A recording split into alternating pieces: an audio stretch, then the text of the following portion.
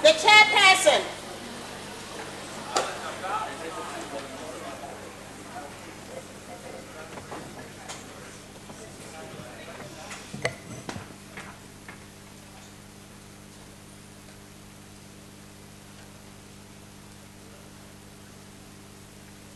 We'll now have a silent prayer and meditation.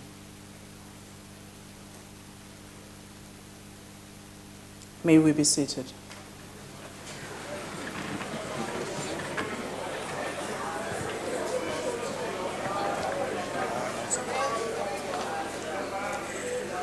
Honorable members, on behalf of the Speaker, we would like to welcome our guests in the gallery, and in particular, the delegation from the Parliament of Georgia, Honorable Mr. Tedo Japaraditse, MP, and the Ambassador of Georgia, Honorable Baka Dvali.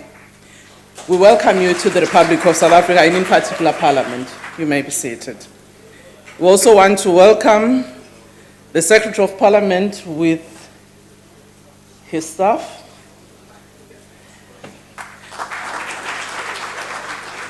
But without honorable members, we won't have a lively debate. So I welcome you too. The Secretary will now read the first order of the day. Debate on vote number 2, Parliament Appropriation Bill. Honorable the Speaker of Parliament, Honorable Baleka Mbete.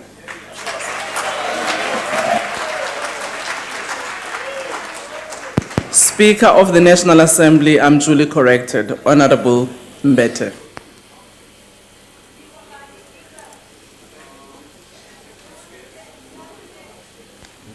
Madam House Chair.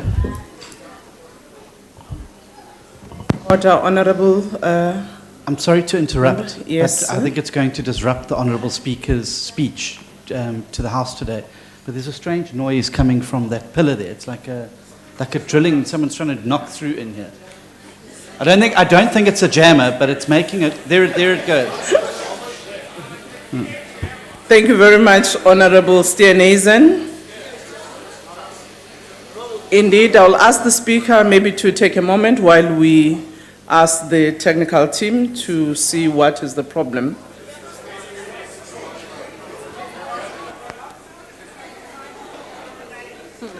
Thank you. I know.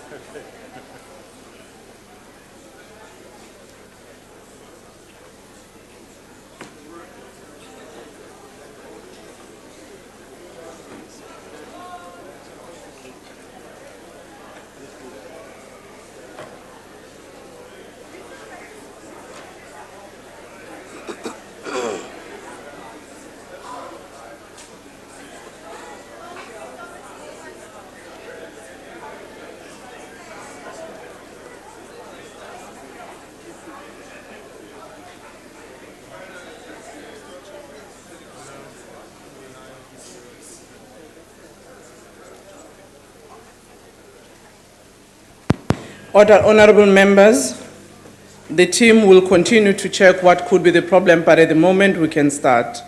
The Secretary will now read the first order of the day.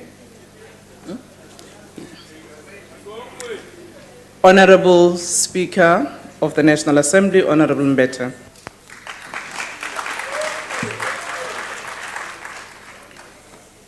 Honorable members, distinguished guests in the gallery, ladies and gentlemen, we have completed the first year of the 5th Parliament, which has been vibrant, robust, and most importantly, a learning experience for all of us to harness, direct, and benefit from. Madam House Chairperson, this year marks the 60th anniversary of the People's Freedom Charter which laid the foundation for our Constitution and the values that guide all of us as South Africans. Today, those values guide the work of this Parliament. Parliament, our People's Parliament, is an embodiment of what is possible when a nation decides to unite and choose a future of hope and progress. Indeed, it is in Parliament where our Constitution, the cornerstone of our democracy, was crafted. It is here where hundreds of laws have been passed to improve the lives and the living conditions of millions of our people. It is in Parliament that oversight of government is consistently exercised. It is here that in all our diversity as a people, we have an opportunity to influence policy and its implementation. This is an opportunity which on its own amounts to a substantive achievement. It is a victory which we should acknowledge, as it did not exist in South Africa before democracy. Honorable members, no democracy can endure and flourish if the mass of our people remain in poverty, without land, without tangible prospects for a better life. Systemic challenges which continue to persist necessitate that we confront the fundamental structural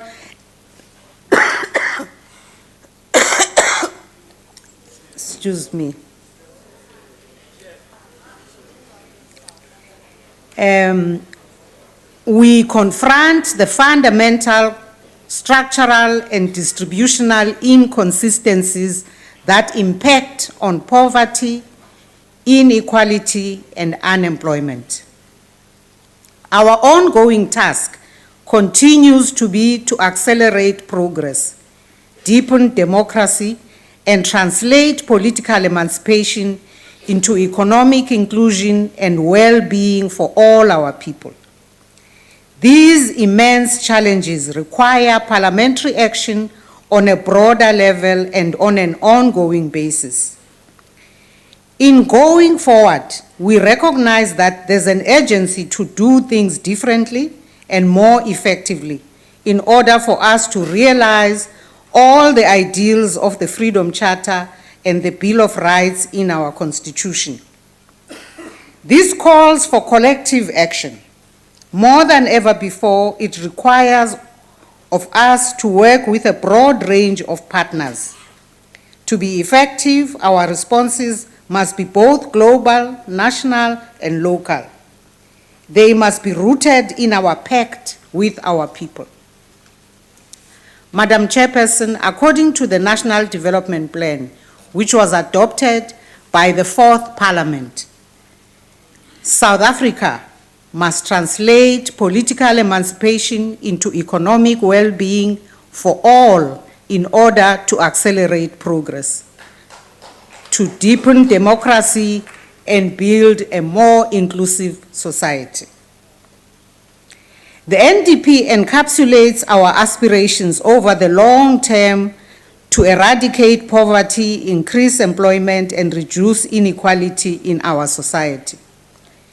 It has elevated the task of building a capable and developmental state to a higher priority. It is our role as Parliament to ensure that the ideals in the Constitution and the vision of the NDP is translated into accelerated action. Strategic plan. Honorable members, our vision for the Fifth Parliament is that of an activist and responsive People's Parliament that improves the quality of life of our people and ensures enduring equality in our society. In providing orientation for our work in the Fifth Parliament and along the development path of the NDP, we have been influenced, among others, by the injunctions of the Constitution, the quest for Parliament to serve the people by supporting the members and the desire to fulfill the needs of our people. This has helped to define the role of Parliament in the developmental state and in this phase of our transition as follows: deepening democracy, improving the quality of life of our people, building a united and democratic South Africa, and a democratic world order. This orientation has informed the Fifth Parliament strategy and objectives, and are aimed at ensuring that we accelerate the pace of development by passing enabling laws, exercising effective oversight of the plans of government, facilitating meaningful participation of the public in the legislative processes, and ensuring that the world supports the realization of our objectives. Honorable members, the pathway towards a developmental parliament requires profound change. The Strategic Plan 2014-19 charts a results-based approach for the Fifth Parliament over the coming years. In this regard, 6 strategic objectives have been adopted, which give priority to the following areas: enhanced oversight and accountability over the work of the executive to ensure implementation of the objectives of the medium-term strategic framework of 2014 to 2019 through, amongst others, a more nuanced role for Parliament in cooperative governance, effective and responsive public participation, enhanced international parliamentary engagement and cooperation, consolidation and implementation of integrated processes to fulfill our constitutional responsibility, and the building of a capable and productive parliamentary service that delivers effective support to members in order to efficiently fulfill their constitutional mandate. The objectives which I have outlined have been carefully considered to enable a process of re-engineering of the parliamentary administration in order to gather the necessary skill sets, provide the appropriate leadership, contribute towards effective policy making, monitoring, and evaluation, and facilitate the implementation of the National Development Plan by exercising effective and rigorous oversight. Notably, the competencies and skill sets required for us to realize our objectives include deepening our approach of integrated planning, or the cluster approach, and enhancing our modalities on monitoring and evaluation across the board in our parliamentary processes. In this regard, the administration is expected to align their annual performing plans accordingly. Taken together, these measures will see Parliament performing its role in leading the rigorous oversight of key government policies through our oversight and accountability mechanisms. On rules and procedures, honorable members, 20 years ago, at the dawn of democracy, we deliberated on the rules we inherited from the old order and started to make some changes. But it was really during the Fourth Parliament that a comprehensive review of the rules was embarked upon.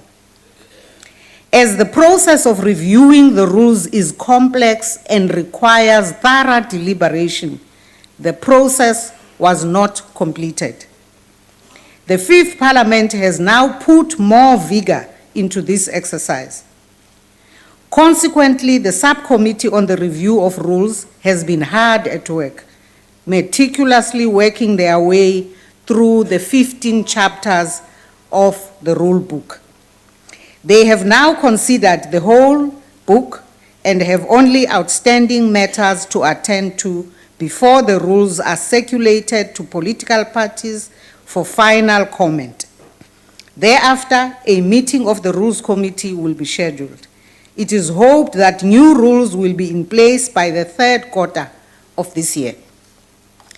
I would like to encourage members to take advantage of the processes underway to contribute towards the review of the rules of the National Assembly. This so as to ensure that our rules are in keeping with our changing circumstances, but nevertheless continue to ensure that the rights and privileges of individual members, as well as the rights of the House as a collective to discharge its constitutional mandate, are protected. I wish to reiterate that the rules are in place to maintain order and foster decorum. The presiding officers have an important duty of not only maintaining order during sittings, but also ensuring that the House is at all times able to conduct itself in a manner that allows it to fulfill its constitutional mandate. As presiding officers, we are, however, also reliant on the cooperation of leaders and whips of parties to assist us by providing leadership and guidance with regard to the conduct of their members in the House. On legislation. The Constitution enjoins us to pass laws. We have, over the last 20 years, passed key laws that we must ensure are implemented and, where applicable, reviewed. An important task that we must undertake during this term is to conduct an assessment of the impact of the legislation that we have passed since the dawn of democracy. Where gaps are identified, these must be brought to the attention of the executive. Parliament, in line with its oversight imperatives, will need to ensure that the necessary interventions are made. Linked to this, we continue to improve our legislative drafting capacity as Parliament to ensure that both committees and members receive the necessary support when bills have to be drafted or amended. Honorable members, we will continue to update you in this regard. On committees, the principle underpinning Parliament's oversight functioning is to ensure that policy is implemented in accordance with the legislative intent and upholds and responds to our people's aspirations. In this regard, committees are the primary vehicles of legislative work and oversight over the executive. Importantly, it is through the work of committees that public participation also takes place. Honorable members will agree that the effectiveness of committees is reliant on the ability of members to engage the executive and any other organ of state systematically and rigorously. In this regard, as an institution, we will display a sharper focus on oversight, which is specifically directed towards government planning, resourcing, and implementation of the objectives of the NDP over the medium and long term. To add substantive value, there clearly is a need to refine the oversight and accountability model as we continue to implement it. Implement the public participation model and explore a legislative model for Parliament to ensure that we demonstrate improved efficiency and efficacy. This is with the ultimate goal being a Parliament that is empowered and capacitated to deal with the acute effects of poverty, unemployment, and inequality that continue to persist. This new approach also requires fundamental changes in Parliament's institutional arrangements related to the functioning of Parliament and the annual program, by, amongst others, undertaking the following measures: mandatory committee oversight program at least once per month when the House is not sitting. The introduction of several focus weeks in plenary and committees on agreed upon and focused topics. In this process, we will also afford civil society the necessary space to engage within the parliamentary precinct on the identified topics, and the introduction of mini plenary debates. We have a phenomenon called extended public committees, which we normally use to expedite the processes of processing budget votes. But mini plenaries would be debates on specific topics where we conduct the debates without speakers lists. So we conduct the debates more like an ordinary meeting, so that people can talk naturally and spontaneously, and therefore in a manner that probably is. Budget and Parliamentary Budget Office. One of the most important roles we are assigned as Parliament is that of the National Budget Review. For legislatures to become more meaningful platforms of injecting the interest and concerns of their constituents into the policy-making process, they must have sufficiently sophisticated and resourceful structures to engage and scrutinize the executive and state bureaucracies. Through the Money Bills Amendment Procedure and Related Matters Act of 2009, we are empowered to amend the budget. In this regard, committees are required to annually assess the performance of each national department and to submit budgetary review and recommendation reports, the BRRRs, to the Assembly after the adoption of the budget, but prior to the adoption of the report on the medium-term budget policy statement. As these BRRRs may include recommendations on the future use of resources, they form one critical part of Parliament's engagement with the budget.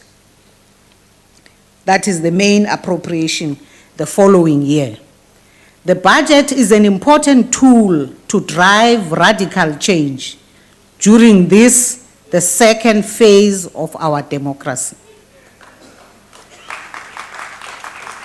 There is a need, therefore, to strengthen this critical area of work, as notable gaps have been identified which must be addressed. Going forward, we will engage the Minister in charge of the National Treasury on the introduction of a more synchronized budget cycle, which integrates the present parallel budget processes. Members will know that Section 15 of the Money Bills Act also made provision for the establishment of a Parliamentary Budget Office. The Parliamentary Budget Office is increasingly expanding its value and reach. In last year's parliamentary budget vote debate, honorable members requested that the PBO be substantively capacitated. In this regard, the PBO has increased its technical staff complement, which have enabled the office to broaden its technical analytical services to committees, and this enables members to scrutinize executive action and engage the executive and state bureaucracy. As we align our oversight responsibilities, the Executive Authority of Parliament has since instructed the Parliamentary Budget Office to assume a central role in oversight of the NDP through the provision of technical analytical work to committees to ensure that Parliament makes substantive interventions in the implementation of the National Development Plan. I come to the legislative sector. Honorable members, the Constitution enjoins us to work cooperatively with the different spheres of government. In my address to the House last year, I asked that Parliament specifically explore and redefine its role with respect to cooperative governance as the existing system can be improved. Thus, in the fifth parliament, we will see more emphasis on stronger and meaningful intergovernmental planning and engagement with the different spheres of government. In the light of the tenuous situation in some municipalities, we must use the instruments of the Intergovernmental Relations Act to engender calm, stability, and ensure a sharper focus on service delivery so that we can all work single-mindedly to achieve the strategic goals of the NDP. For the fifth parliamentary term, we have undertaken to further consolidate and deepen the legislative sector's collaboration and focus, in particular, the implementation of the NDP. We will continue to meet regularly with the provincial speakers and other important stakeholders within the Speakers Forum to promote cooperation and to develop best practice and benchmarks for the legislative sector. In these unfolding processes, we need to pay attention to the legislative sector as a separate arm of government, as well as to matters pertaining to the work of presiding officers. Our partnership with the European Union continues to grow.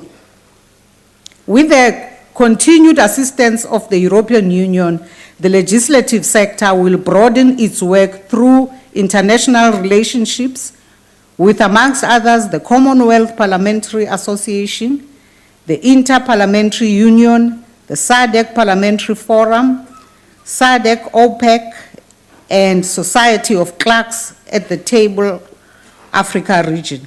I would like to take this opportunity to congratulate 57 members of parliament and provincial legislatures who have successfully completed the program in leadership and the postgraduate diploma in governance and public leadership.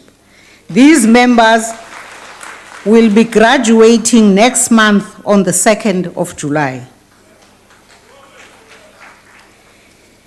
Honorable members, in support of Parliament's oversight role, our Constitution created institutions supporting democracy, ISDs.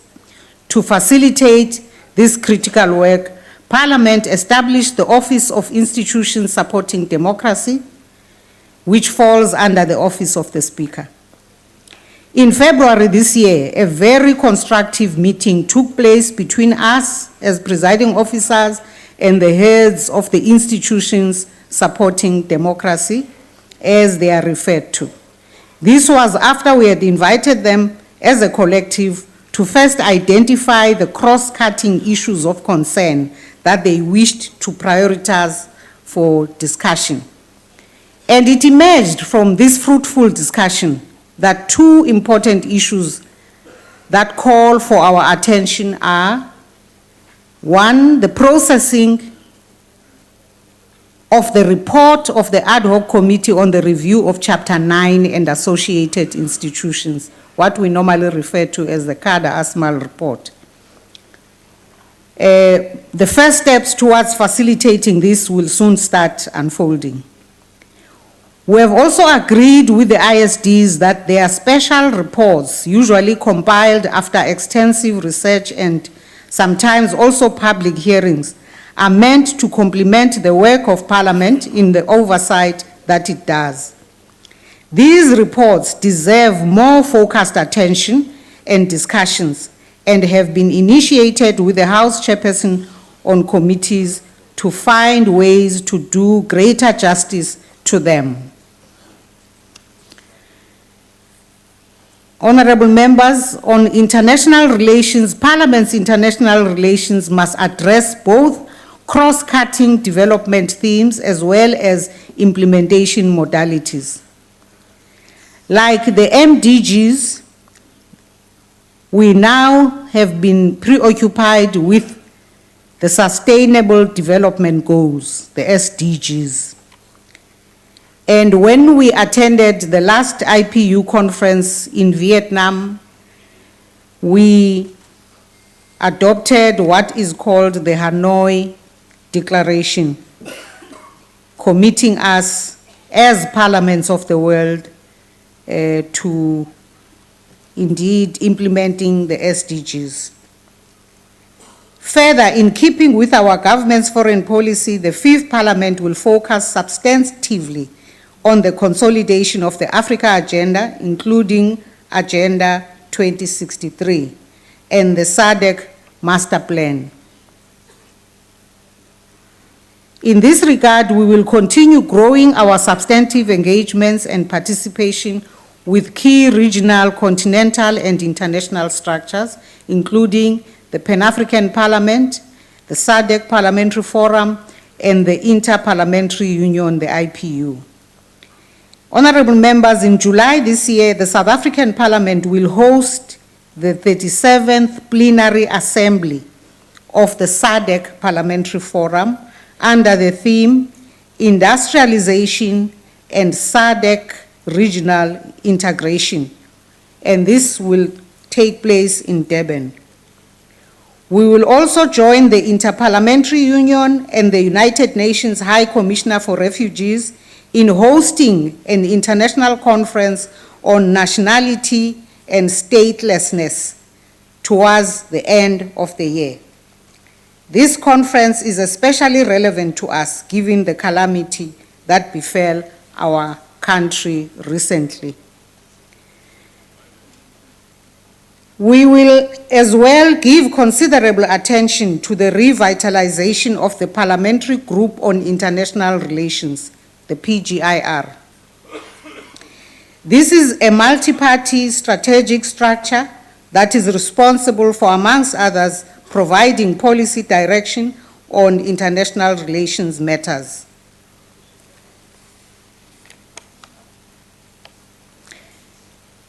Honorable members, as new issues have emerged during this term, it has also become necessary to review our relations with our media to enable them to better understand the work of Parliament and thus better inform our people thereof. In this regard, numerous meetings and workshops have been held between us and stakeholders such as the South African National Editors Forum, the Parliamentary Gallery Association, senior journalists to engage on a range of matters to foster constructive relationships with the media, who have a role to play as much as we have a role to play. And we will continue to do everything possible for our people to access the work of Parliament. To use all media is critical. The use of all media is critical if we are to reach our people where they are and in their preferred languages. Honorable members, as I reported to the House in the last financial year, the Executive Authority has undertaken that the Fifth Parliament must complete the work that was started in the Third Parliament to address the growing need for adequate infrastructure, also known as the Space Utilization Project. This Parliament was designed to accommodate a tricameral Parliament and not the needs of an inclusive government such as ours.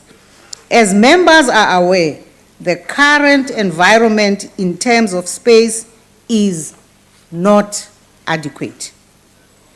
The shortage of office space, parking, and meeting venues and other facilities such as members' accommodation have had negative logistical and financial effects over the past 21 years. This directly affects Parliament's capacity to increase public participation in terms of the public's involvement in parliamentary processes. Currently, we do not have adequate venues and facilities to support these responsibilities. In our endeavor to ensure the timely If you can implementation... round up, Honorable Speaker. Thank you. The timely implementation of the Space Utilization Project. This project will be managed by the Accounting Officer of Parliament and the and the Department of Public Works.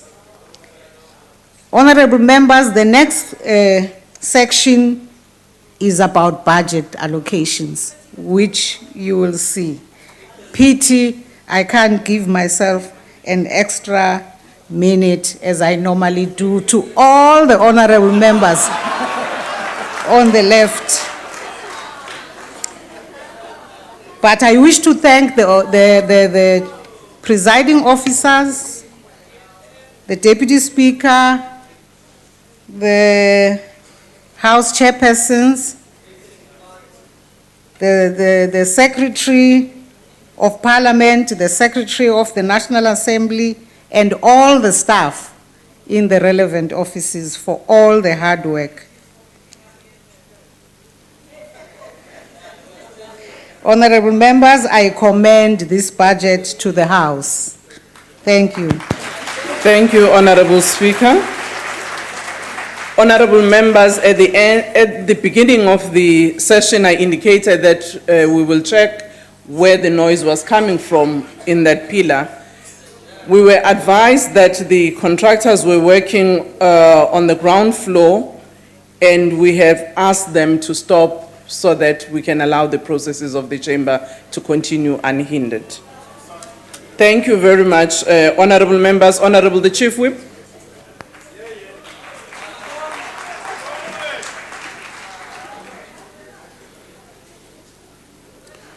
I'm happy I'm not the speaker, because the speaker does not have to say unnice things.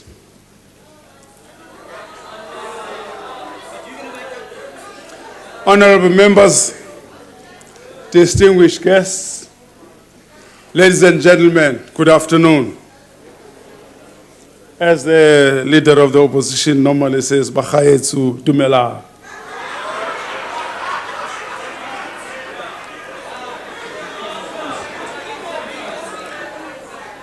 Former President, our icon,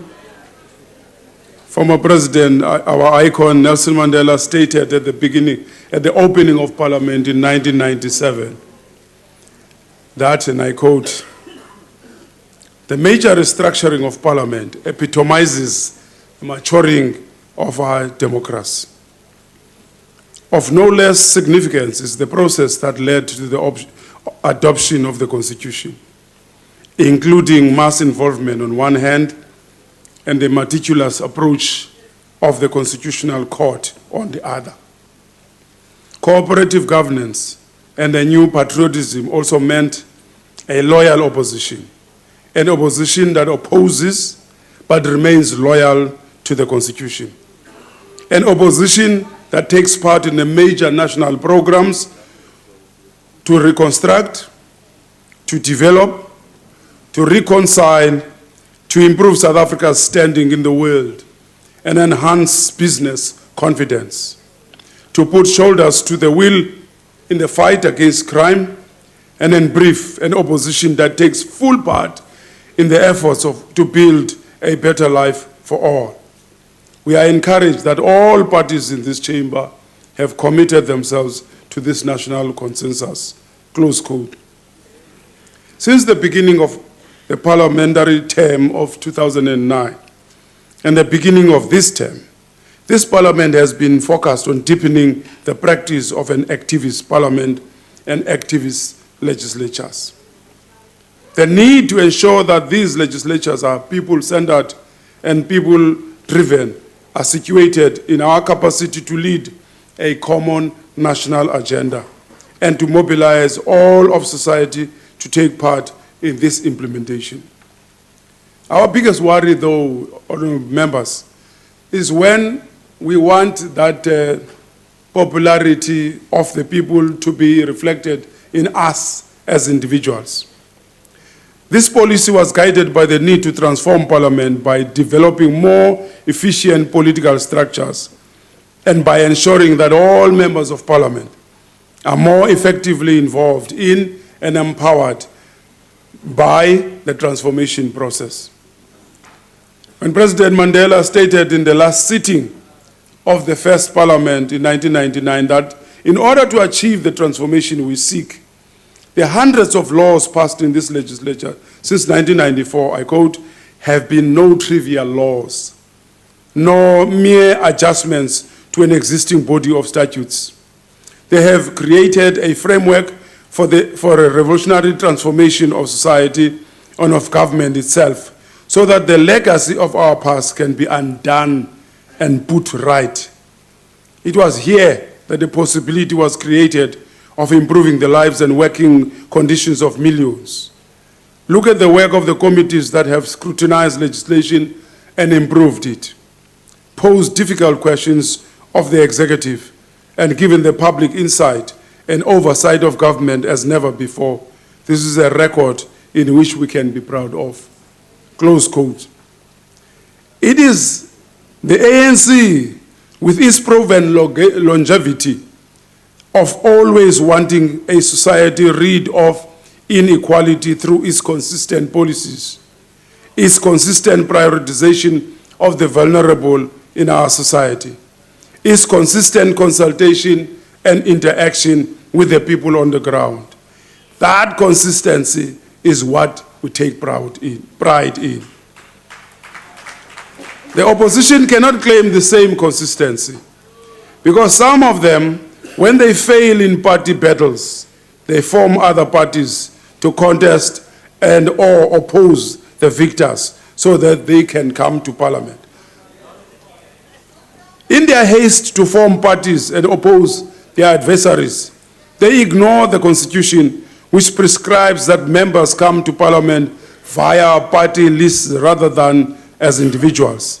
As they campaign, they urge the society to believe that the constitution is not safe in the hands of the ANC.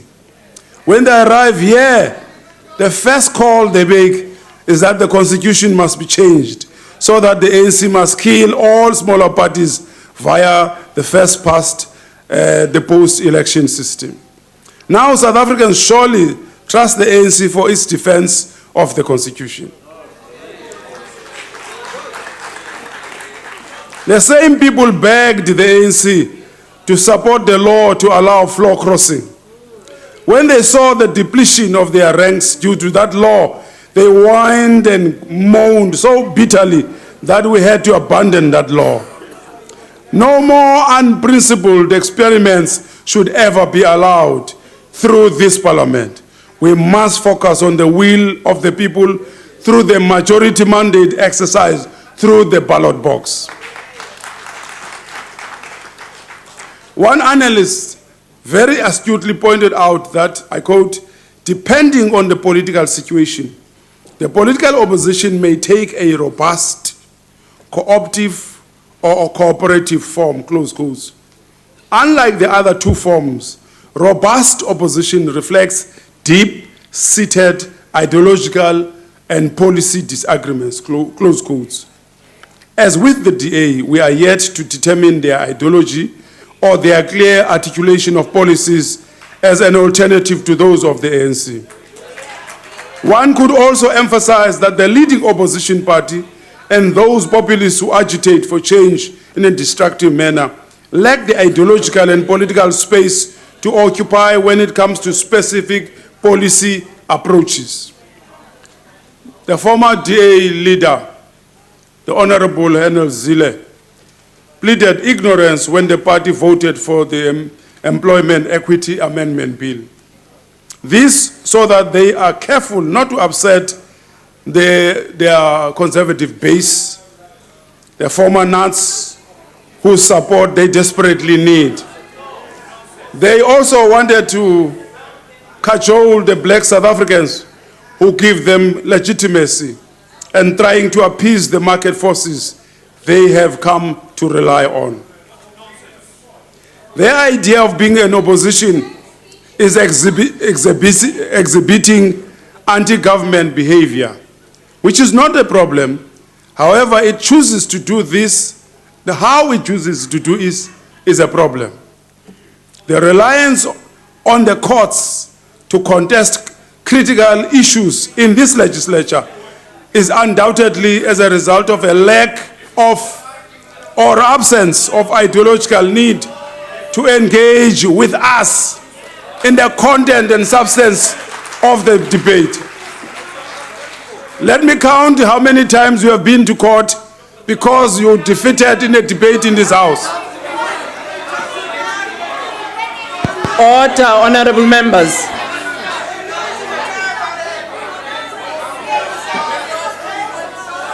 In December 2012, the Constitutional Court dismissed the application by 8 opposition parties to the court, aimed at urgently forcing Parliament to debate a motion of no confidence in the President before the 7th of December 2012. The court says, go back to the House. We can't tell Parliament what to do. The judgment of the Western Cape Court to dismiss an application by the Honorable Khosi Musiwali Court to reverse a decision of the Deputy Speaker of the National Assembly, Noma India Mfeketo, to expel him from the House following his unparliamentary statements on the 29th of May 2012. You say you want freedom of speech, but you do not want to obey the rules that govern the freedom of speech. In 2013, the DA went to court 3 times to challenge matters before this Parliament. The Constitutional Court dismissed with cause the DA's application for court to instruct Parliament on how it should decide its program. The party then went to court again, this time to ask the judiciary to force Parliament's committee to include DA's demands into the draft electoral amendment bill. And the court says, go back to the House, convince your peers there.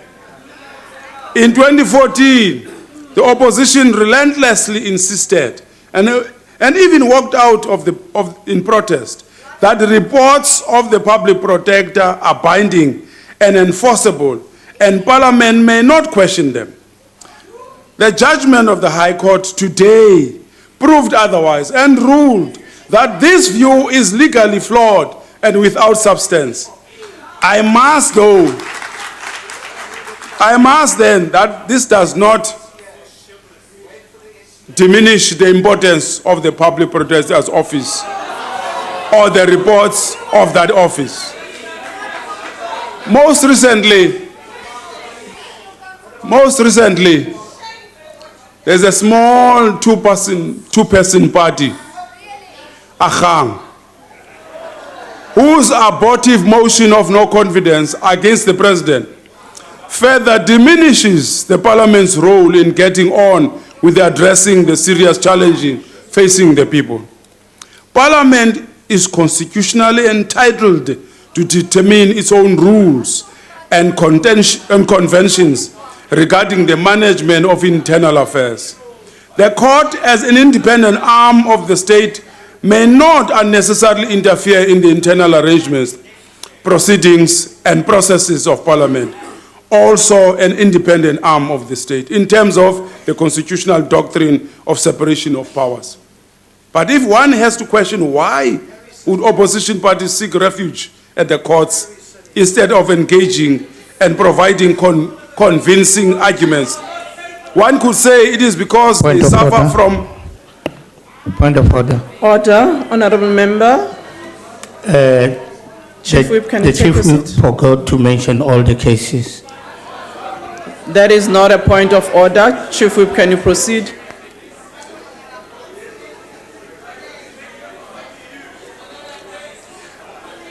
But if you were to ask the question, why opposition parties run to courts all the time instead of engaging us?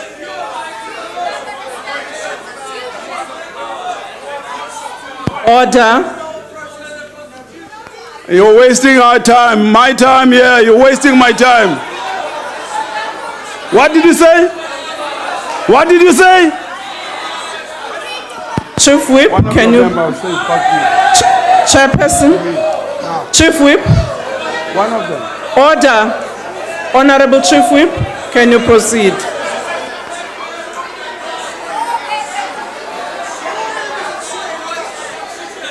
in many, you know, the point I am pursuing in this point is that when the comrades from EFF arrived here, and the Honorable Speaker said, we agreed with them when they said we are elected the same way as you. So I come to up. But the point here is that when you are here in Parliament, you should engage politically. Don't disrespect, don't insult, don't call each other names. We just have to debate. Like now.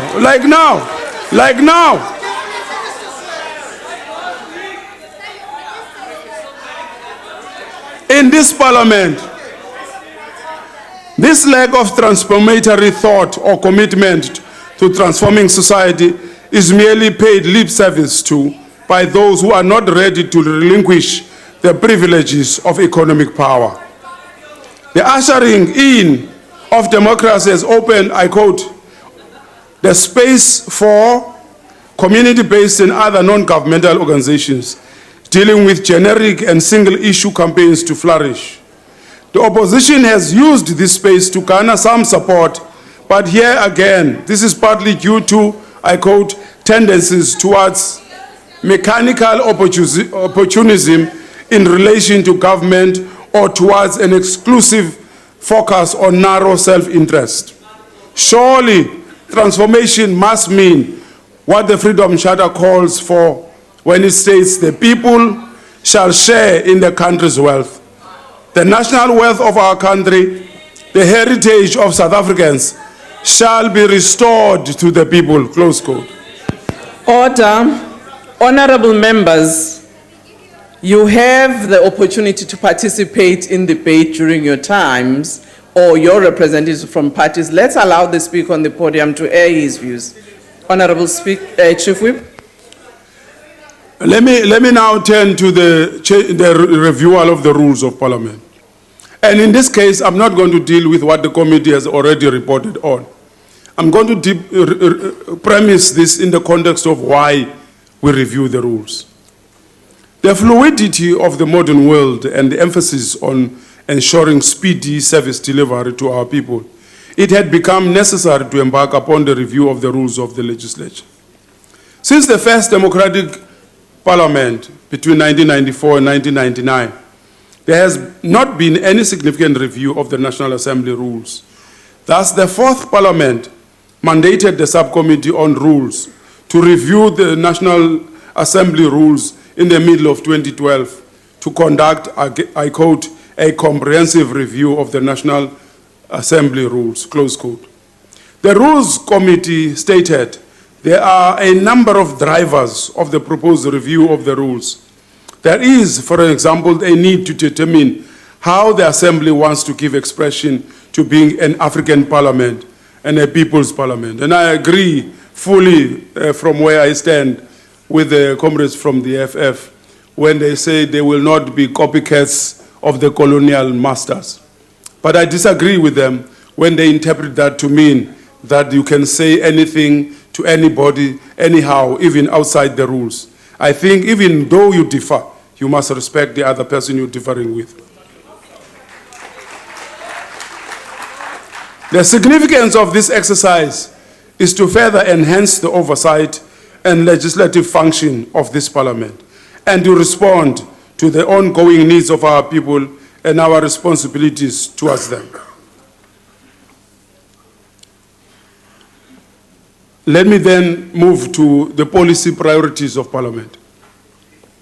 As we near the conclusion of the revision of the national rules and the setting of policy priorities of the Fifth Democratic Parliament takes place within the context of the constitutional role that Parliament fulfills, the prevailing challenges facing South Africa and the backdrop of the evolving world. The main priorities identified in the Fifth Parliament encompasses the following: to strengthen the oversight and accountability. And I think this matter, we should take a common resolve, all of us, in pursuance of the common national agenda that the former president spoke about, that there should be no relenting on the strengthening of oversight and accountability. We must enhance the public involvement, even with that oversight and accountability. We must deepen the engagement in international fora. You see here, the point here, we have international agreements coming here, international conventions coming here, only for us to rubber stamp them. We should not allow this. The government, through its own negotiations with all other countries, must involve its parliament, so that we do not have a situation where after the agreement has already been signed, then it's brought here. Because once we change it, the other parliament must also change it. And that is very, very necessary.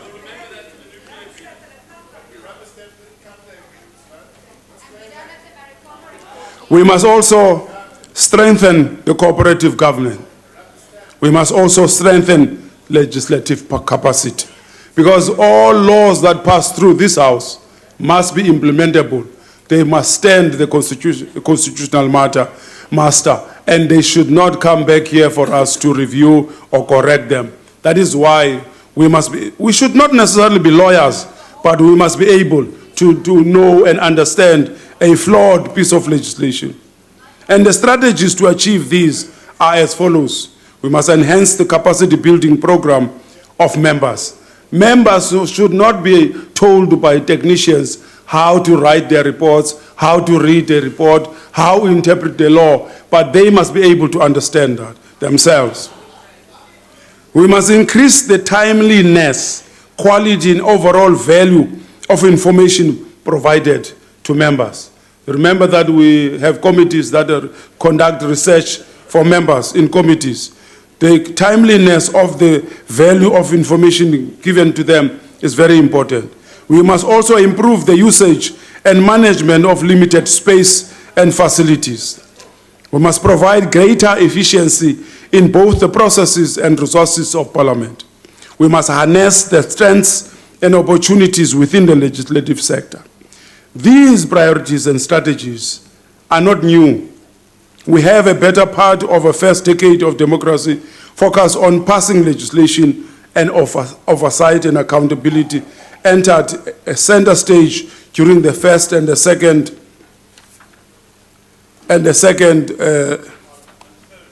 decade of our democracy.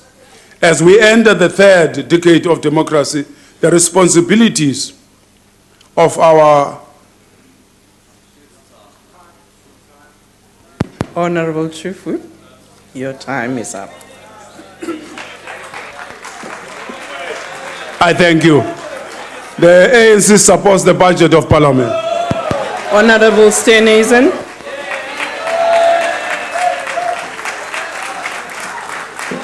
Ngiyabonga Shlalo, Mama Mlomo. It is indeed an honor to speak today in this very important debate. Given the important events that have taken place since the beginning of the Fifth Parliament, this budget debate is probably the most vital. This so especially because, for the first time since the first democratic Parliament, Parliament itself is once again the crucible of the national debate. More people than ever before tune in to watch the proceedings of the National Assembly. Channel 408 is now vying for attention with firm favourites like Siebendelaan, Generations, Muvhango and others. More people are again seeing Parliament as the locus of democratic expression, and more people than ever before are looking to Parliament to debate and discuss solutions to the greatest issues of our time. And that is why now more than ever we should be looking at ways to make Parliament more relevant. We have made some positive steps in this regard, and I believe that the introduction of rotating members' motions has been one of these. Now, for the first time, members are able to bring to the House debates which impact directly on their constituents, that are topical in nature, and stir debates around the key challenges that face our nation and its citizens. This creates both relevance and interest, and together we must look at new ways to do this. One of the basic tenets of a functioning and effective Parliament is ensuring freedom of speech. It is the duty of every single member of this House to protect and defend the freedom of speech in Parliament. It's for this reason that the events of the last year cannot go without comment in this debate. The use of the signal jammer was a blatant violation of Section 16 of our Bill of Rights, which guarantees freedom of expression, as well as Section 59B of the Constitution. It frankly beggars belief that in a constitutional democracy, we are still haunted by an executive hell-bent on control of information to such a degree that they would implement such a regressive and draconian measure to control the flow of information, and then try and cover it up with the most tawdry and farcical Star Wars fantasies of drone threats in this House. This must never happen again, Madam Speaker, and we look to you for that assurance. The events of the House of the evening of Sona last year were shocking and unprecedented.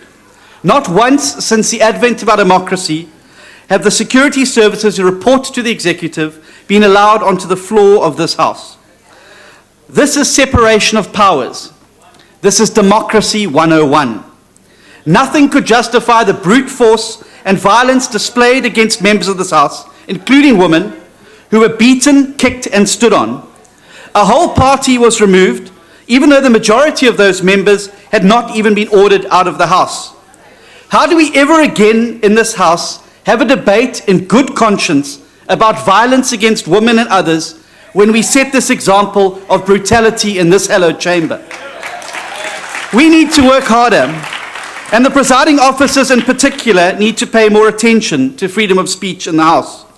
Statements can never be declared unparliamentary simply because they are not to the liking of the executive or presiding officer. The presiding officers have a duty, especially the Speaker, to protect the rights of all members of this House, including minority parties. The DA has on several occasions highlighted the unsuitability of the dual roles performed by the Speaker as chairperson of a party, and we continue to believe that this is unsuitable and actively compromises the Speaker's ability to be impartial. The Chief Whip spoke about a number of the court cases that we've had, and the difference between us and you in the courts is we keep winning and you keep losing. But both the Lakota judgment, the Dalil judgment, and the Mazabuko judgment have again this year been reconfirmed in the courts with the judgments handed out by Justice Bozalek around freedom of speech in this House, and our members cannot be robbed of that, and Honourable Kluti's judgment into how the white shirts cannot be used. But I'm very glad that the Chief Whip focused on the opposition, because it gives me the opening then to speak about the President and his executive. And I must now turn to the conduct of the President, his attitude and approach to this Parliament, its functioning, and his responsibility to it. His performance in the House last week was nothing short of a national disgrace. President Zuma behaves as though this House is accountable to him, when in fact it is the other way around. It took massive pressure from the opposition and public outrage just to get the President to fulfill his simple constitutional obligation to answer questions in this House once per term, as he's required to do. He virtually had to be dragged here kicking and screaming to fulfill this obligation. But colleagues, members, the truth is that President Zuma is a one-man wrecking ball of the institutions of our democracy. These have been well documented. The National Prosecuting Authority, the Hawks, the IEC, the South African Revenue Services, and the Public Protector. President Zuma, through manipulation, maneuver, and malevolence, has built a house of cards around him, purpose designed to specifically serve his own narrow interests and protect him from ever being accountable to the people of this House and the people of South Africa. He has shown in word and deed that he will do anything, violate any principle, double-cross any ruling, betray any oath, including trampling the Constitution he swore to uphold in order to save his own skin. My honourable colleague, Honourable Cardo, last week referred to the President as the emperor without clothes. After last week's performance, he showed that President Zuma has in fact become the jester in his own court. What else could explain away his petty and childish mockery of members of this House? Barely a week ago, the President stood at this very podium and in a sneering tone mimicked, "Ingandla, Ingandla, Ingandla." Look, it was a very welcome relief from his usual line, which is "Hangas, Hangas, Hangas." But it did nothing and it undermined his credibility and authority and trivialized the issue. The President The President criticized members of this Parliament for not being able to pronounce certain words properly. Well, here's some words President Zuma struggles to even say, let alone pronounce properly. Accountability, transparency, responsibility, ethics. I am guilty. Here is the money, South Africa, I'm paying it back. And perhaps the most cynical move, and with the grossest disrespect to this House and its work, President Zuma and his cabinet cohorts clearly withheld Minister Nhleko's report as well as the Marikana report so that they could not be utilized by the opposition in the President's debate. And so I have news for President Zuma today, wherever he may be. He will not wreck Parliament, and he will not tack it to his totem pole of raided and broken institutions. He can try his best to subjugate that side of the House. He can deploy as many automatons as he wants.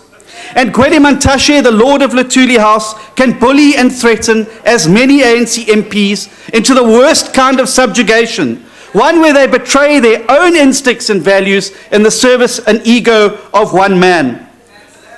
But Madam Speaker, Madam Chairperson, this side of the House that gets bigger after every single election, as that side shrinks evermore, will never surrender the hard-won freedoms of our Bill of Rights. We will not let the executive encroach a single further inch in their desire to control this institution of Parliament. We will not yield in the face of the mightiest unleashing of the state security apparatus against us in this House. And more importantly, Madam Speaker, Madam Chair, we will never, ever turn our back on the Constitution that we stood on this floor and swore to uphold and defend. The President of the Republic of South Africa may have destroyed and cowed every other institution that has got in his way, but we say here loudly and clearly to him today, you will not destroy Parliament. Thank you. Honorable Shibambo.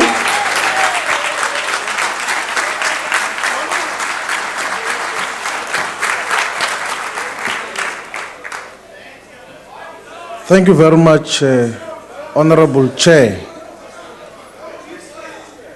You know, yesterday, the 1st of June 2015, the South African Revenue Services brought a court case against the future President of South Africa, Commissar and Commander-in-Chief Julius Malema. They wanted to use the Insolvency Act to sequestrate him. Well, there are so many options that can be utilized from the Tax Administration Act to achieve what they thought they wanted to achieve there. And the court excellently demonstrated and illustrated to them that there's no necessity to use the Insolvency Act, because once you use the Insolvency Act and sequestrate a member of Parliament, a credible leader, a future president of this country, you are going to make him incapable to occupy office, to generate income, which you will need part of it as taxation in the future. So what are you in pursuit of? If you want to sequestrate a leader of a political party, other than politics, it is then that the representatives of SARS withdrew the case because they knew that they were in pursuit of a narrow political program. And why were they doing that? They wanted to make sure that the Commander-in-Chief of the EFF is no longer a member of Parliament, because once you are sequestrated, you cannot be a member of Parliament. They wanted to prevent him from coming here to Parliament to speak on behalf of the workers. They wanted to prevent him to come here in Parliament and hold the executive accountable, to say to the president of the ANC, Mr. Zuma, that he must pay back the money. They wanted to prevent him from stating the obvious fact that the ANC government killed and massacred workers in Marikana for demanding their salaries. They wanted to prevent him from advocating for massive industrial expansion, which is protected here in South Africa and the entire African continent. And why is such the case? Is because this parliament has been turned into a rubber stamp of the executive. In most instances, whatever comes here from the executive is just rubber stamped. It has now even gone further from being a rubber stamp to even becoming a replacement of institutions supporting democracy. How do you explain the fact that after the public protector has finalized their report and given remedial action, Parliament engages in the same activity, recommends a different action, and deploys a minister of police to show some bioscope to say that Mr. Zuma, the president of the ANC, must not pay back the money? How do you explain that? Is this how we have come to as South Africa? We need to deal with those issues differently. Now, the founding values of South Africa's democracy, amongst other things, speak about a multi-party system of democracy, meaning that all of us who are here, who are representing political parties, carry the obligation and right to make sure that we protect the system, we protect this parliament. But the attitude and approach of the ruling party does not encapsulate and understand the meaning of multi-party system of democracy. It does not respect the rule of law. It does not respect the constitution. That is why of the cases which the chief whip of the majority party mentioned here, 80% of the cases which Parliament has been faced with, Parliament has lost. As a matter of fact, on many occasions, Parliament has lost cases against members of Parliament whom they are supposed to protect. It is this Parliament that has rejected that we should utilize a secret ballot to remove a president who was voted by a secret ballot. It is this Parliament which has refused and rejected a motion by the economic freedom fighters that a commission of inquiry should be established to investigate and determine the remuneration and conditions of mine workers in South Africa. It is this Parliament which has replaced the functions of the public protector. And we cannot leave it like that. Now, the most sinful thing that happens about this Parliament, it's its inability to pass proper legislation as it relates to businesses and the corporate sector. Even when they are passed, they are not implemented. We'll give an example, the Minister of Mineral Resources, that there's a Minerals and Petroleum Resources Development Act, which says that all multinational corporations and companies that export minerals should report to you of all their exports. They're not doing so now, and are not doing anything about it. There is an act which has been returned to Parliament by the President. The legal office here in Parliament said there is nothing wrong with that act, but it's still not law. What do you make of this Parliament? 12 months later, there is simple legislation that has to be passed to guide on what is to be done with our mineral resources, but nothing is being done. Now, I'm rushing too quickly to what has to change with regards to Parliament. I think we need to implement a functional proportional representation system with regards to presiding officers. Because all of us have been elected, we must be allowed to be house chairs as well and preside over the sittings of this house, but also we must be allowed to chair committees. I think we must have a proportional system that say we must chair committees. By virtue of being a ruling party does not make you possess knowledge of anything that you're dealing with. I can be a far much better chairperson of the Standing Committee on Finance than the current chair. It's a matter of fact. I mean, and many other useful members of Parliament can contribute to the development of this Parliament. But also the Parliamentary Oversight Authority should be functional honorable members, and must deal with issues that relate to this house, including appointment of researchers and people who support the committees. Because now all those people who are appointed are a product of the deployment policy of the ANC. The last issue, Speaker, this Parliament should ratify the revised protocol of the Pan-African Parliament. You never spoke about the Pan-African Parliament in your international relations perspective. It is one of the most important instruments because once we pass legislation here, we can canvass it with the entire continent in terms of what we need to do. Because if we think that we can act in silos outside of what is happening continentally, we're going to lose direction. Unless all these things have been dealt with, the EFF will never support the budget vote of Parliament. So we don't support it. Thank you very much. Honorable Mponchana.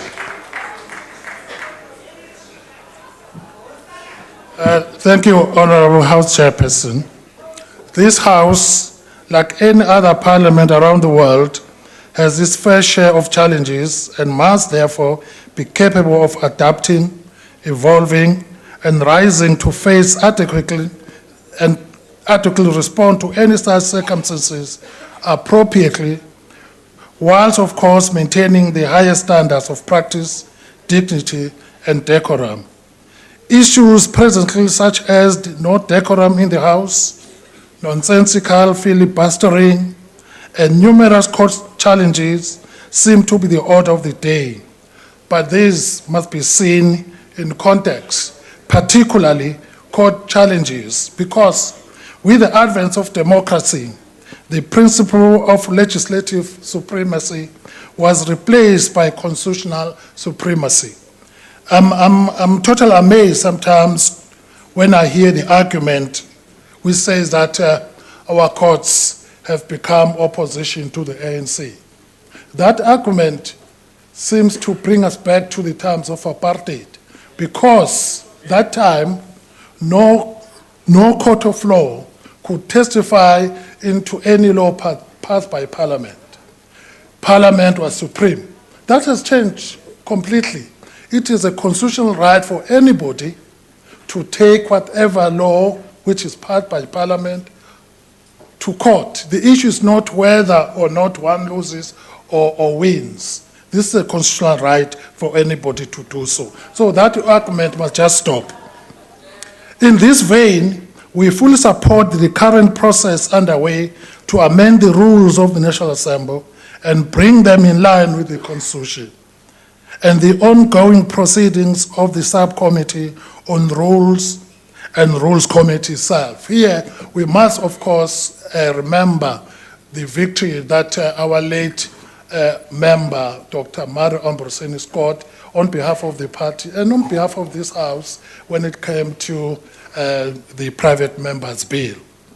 The office of the Speaker, the Secretary of Parliament, and the NA table staff must all be commended for their tireless efforts in maintaining the smooth functioning and integrity of this House. We welcome the Speaker's open door consultative policy, which with parties, and this greatly assists in creating a working parliamentary environment. Great emphasis must, however, be placed on the role, efficacy, and capacity of parliamentary support staff to attend to members and their various support requests. On this note, we ask that careful consideration be given to parliamentary IT services and its current technician contracts, which come to the end on the 10th of June. In regard to parliamentary refreshment and expansion, would like further details as to intended dates, costs, and plans of the same. We currently find some committee rooms to be too small to accommodate portfolio committees, stakeholders, and media.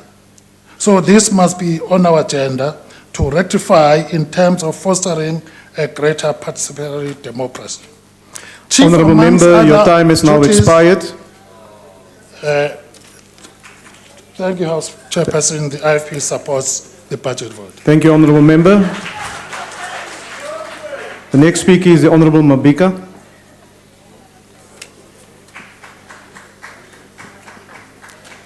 Honorable Chairperson, members and distinguished guests.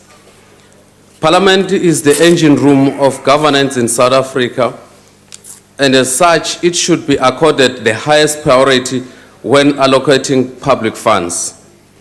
The NFP notes that 1.56 billion rand allocation for 2015-2016 represent a nominal increase of 3.95%, which is below the inflation rate, but in effect represent a reduction of 0.86% in real terms over the 2014-2015 budget. The budget represented for 2015-2016 is somewhat vague on what the allocations for the various programs are to be spent, and we are left to assume that the spending patterns will be similar to that reported for 2014-2015. It is noticeable that the 2014-2015 report indicates that the bulk of expenditure in virtually all the programs have been for employee remuneration. We acknowledge that the functioning of Parliament is entirely reliant on the services provided by its employees. Hence, our concern, which the real reduction of 1.5% in the allocation for Program 1 and the real reduction of 2.05% for Program 2. The reduction, Chairperson, may well have a negative effect on the morale of Parliament's employees and reduce the capacity of Parliament to attract and employ people of high caliber to fulfill the very important work that is being done here. In addition, of particular concern to NFP is the real reduction of 1.93% in the allocation for Program 3. We believe that this reduction might impact negatively on the proposed rollout of Parliament democracy offices to the remaining 6 provinces where such offices have not been established yet. Chairperson, public participation in the functioning of Parliament is utmost importance if we truly wish to claim that our democracy is grassrooted based. It is not enough for citizens to go to the voting polls once every 5 years and then claim that there is democracy. No. Democracy is much more than merely drawing a cross on the ballot paper every 5 years. Real democracy means that the people shall govern not only through their elected representatives, but also through mechanisms which will afford them a direct voice in Parliament. To this effect, the Parliament democracy offices are supposed to facilitate direct participation, and we are concerned that the reduction on the allocation for Program 3 will have an adverse effect in creating the platform for our people to participate in the functioning of Parliament directly. Honourable Member, your time is expired. Thank you very much. Thank you. The next speaker is the Honourable House Chairperson Boroto.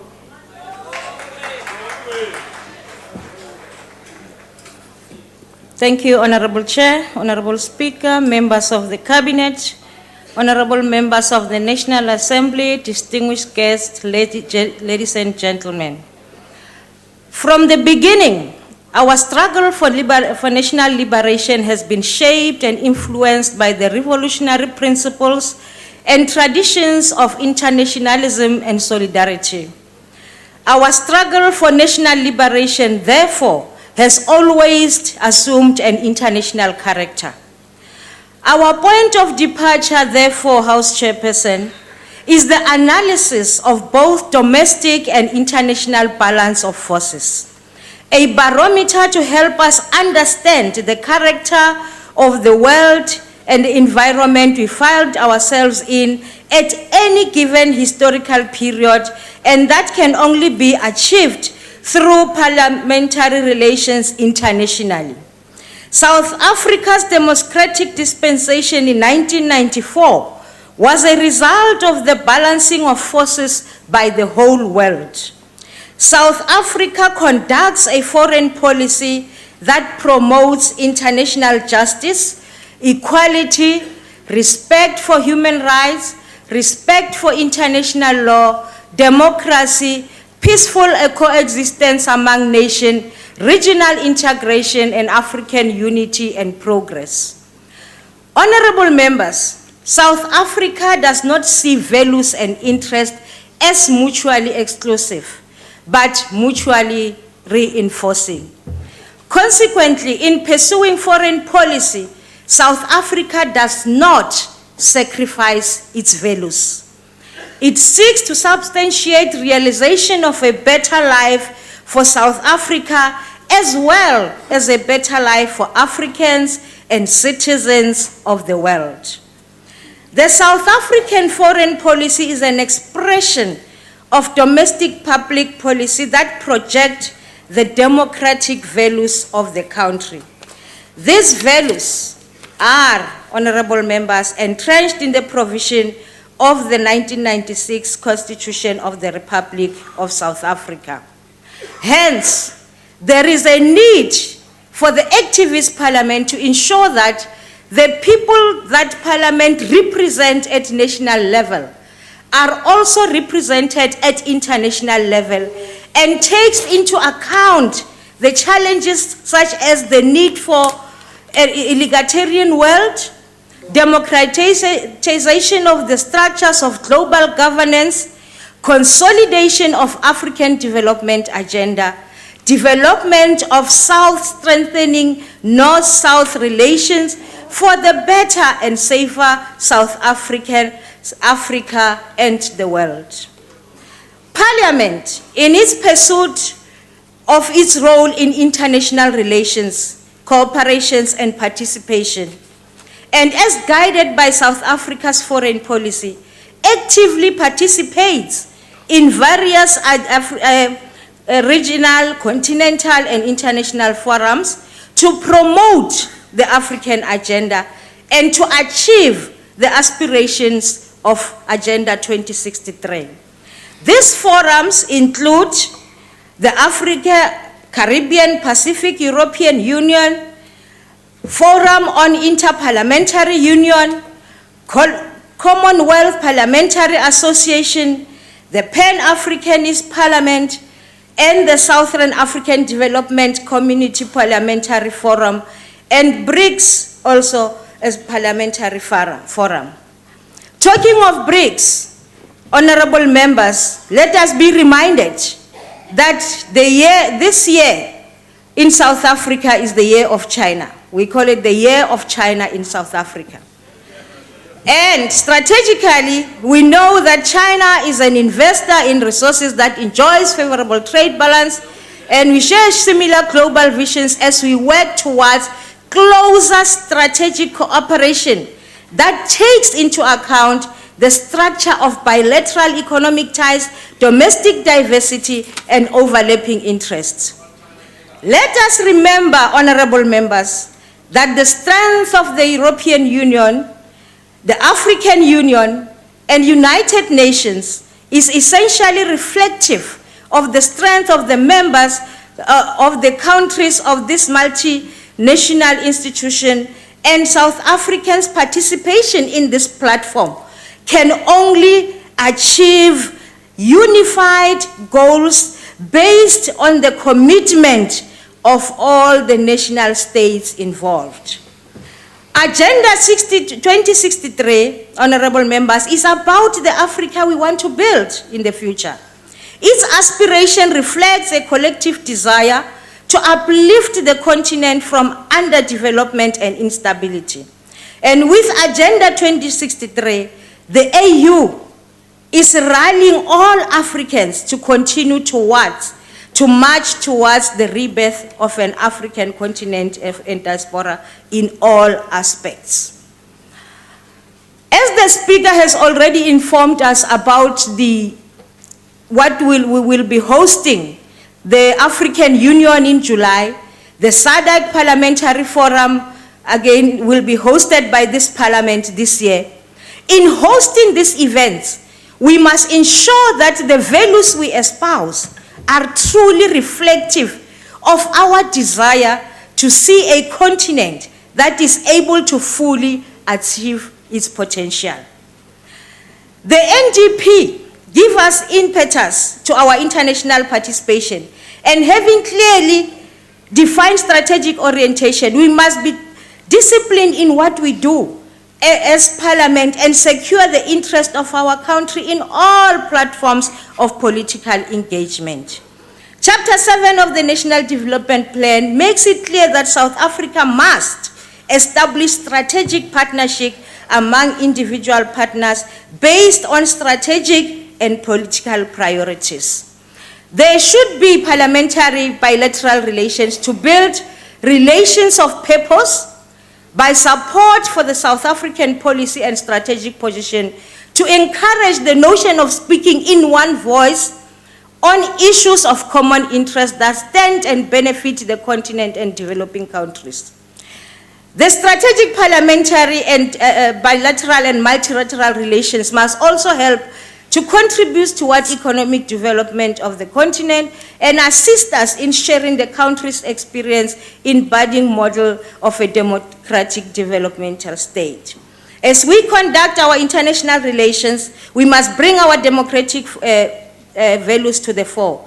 In addition, we must work with our partners around the world to ensure that sustainable development goals find expression in our deliberation at all international platforms, including IPU and CPA. This task we can only do if the sustainable development goals are intertwined with our own aspiration in the interest as a country. As you all know, democracy and sustainable development cannot be there under the condition of instability and lack of peace. In promoting and strengthening peace and security on the African continent, our parliament participate in the observer election missions, election observations in the region. We need to the resources to adequately prepare our members attending international conferences. We must ensure that delegations representing our parliaments in these international forums are mandated to promote our national interest, which is premised on the ruling party's steadfast pursuit for better life for all. The proposed budget of international relations in Parliament reflects a focus on ensuring that Parliament achieves its priorities regarding parliamentary diplomacy. To conclude, honorable members, I wish to remind honorable members that international system is dynamic and it will be a vital importance that Parliament is able to adequately adapt to these changes. We must be strategic in our international participation and remember that parliamentary international relations give us an opportunity to implement the vision of freedom, of the Freedom Charter. When we together adopted the Freedom Charter, we did not say we want to reform apartheid, but we said we want to abolish it entirely. So as we celebrate the Freedom Charter, the 60th anniversary of the Freedom Charter this year, we must urge all patriotic forces of our country with the task of observing this year with courage and determination. And let us remember that as the African National Congress, we have emerged as the undisputed voice of the majority of our people. And hence, that says we must march on. Honorable Steenhuisen and the leader of the EFF, the majority of this country said, "Siyaraga, siyaqhuba." I thank you. Thank you, Honorable House Chairperson. The next speaker is the Honorable Kwankwa. Well, Madam Speaker, I think we have a crisis here. I cannot imagine a House Chair telling another House Chair that she's run out of time. Maybe we should get the opposition to preside over such debates. Madam Speaker and Honorable Members, House Chair, namhlanje ndizobukelwa ngumama uthe phamba dithethe wathi ungakulinga uthetha unobenane ndikhona ndakungomba. Inywebe enkulu uhleli pha kwi-public gallery. Usaliwa. House Chair, Race to the Bottom is currently underway in our Parliament. Today in this House, we engage and deal with our nation's challenges less according to national interest and the need to create a better life for all, but more according to cheap political point scoring and vote maximization at all costs, and mostly according to the primitive doctrine that might is right. Naturally, this approach causes us to miss countless opportunities to use our people's boardroom as an important space in the public sphere for debates and contestation of ideas. Instead, we more often than not allow debates to descend into an orgy of insults and counter-insults, put bluntly, into an orgy of nonsense that our nation can ill afford. We have to arrest this problem if we are to bequeath to our progeny a vibrant parliament that is a voice of the people and not one that is thick with the wreckage of failure. Madam Speaker, recently I attended a conference on illicit flows, transfer pricing, and tax evasion in Malawi. While we were there, we also got an opportunity to attend the sitting of the Malawian Parliament, and we discovered the following. Parliaments of Malawi and Kenya always endeavor to give as much speaking time as they can, and sometimes even more time, to the opposition than they do to ruling parties. The rationale behind this principle is that they believe that opposition parties must have, or the opposition rather, must have its say, while the ruling party will ultimately have its way through, obviously, the use of its majority during voting times in terms of disagreements. This does not by any means imply that ruling parties are not given enough time to articulate their policies and programs, but that opposition parties are also given ample time to articulate their alternative policy proposals and to scrutinize as well as constructively criticize the work of government. As a result, our counterparts were shocked to hear that Africa's model democracy, South Africa, gives opposition parties 3 minutes speaking time during public debates. They call it a joke. We have to do something about our speaking time in order to ensure or to give us an opportunity to contribute meaningfully to debates which would enhance the decorum of the House. Lastly, I believe that there is scope for our parliament to partner with sister parliaments on the continent in the campaign against illicit flows, financial flows, transfer pricing, and tax evasion, and other problems that confront and face the African continent. The United Democratic Movement supports budget vote 2. Thank you very much.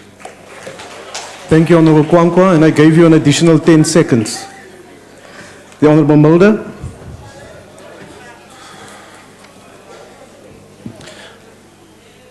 Honourable Chairperson, today we are talking about Parliament, and I think the fundamental point of departure is the acceptance that Parliament does not belong to any specific party. It can never belong to the majority party, as many members on my right side think.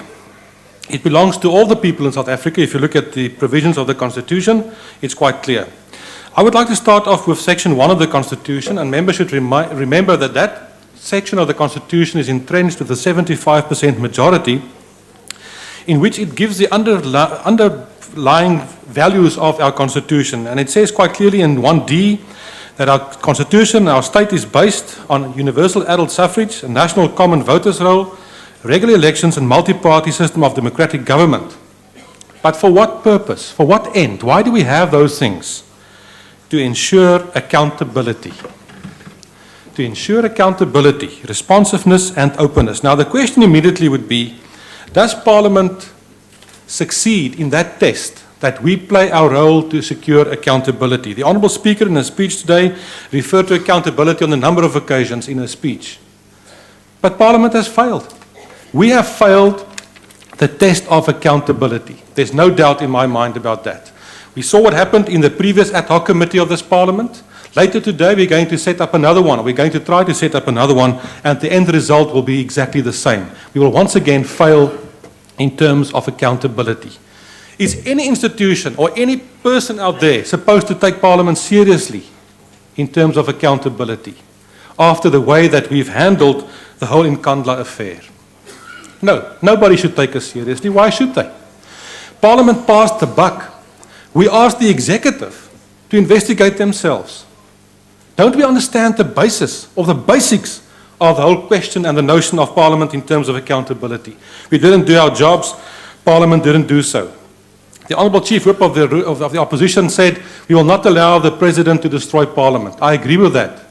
But the President would not have to do that, because the loyal cadres of the ANC is doing it on his behalf. They are doing it on his behalf. Parliament's got all the powers in terms of the Constitution to keep the executive to account. Are you doing that? No.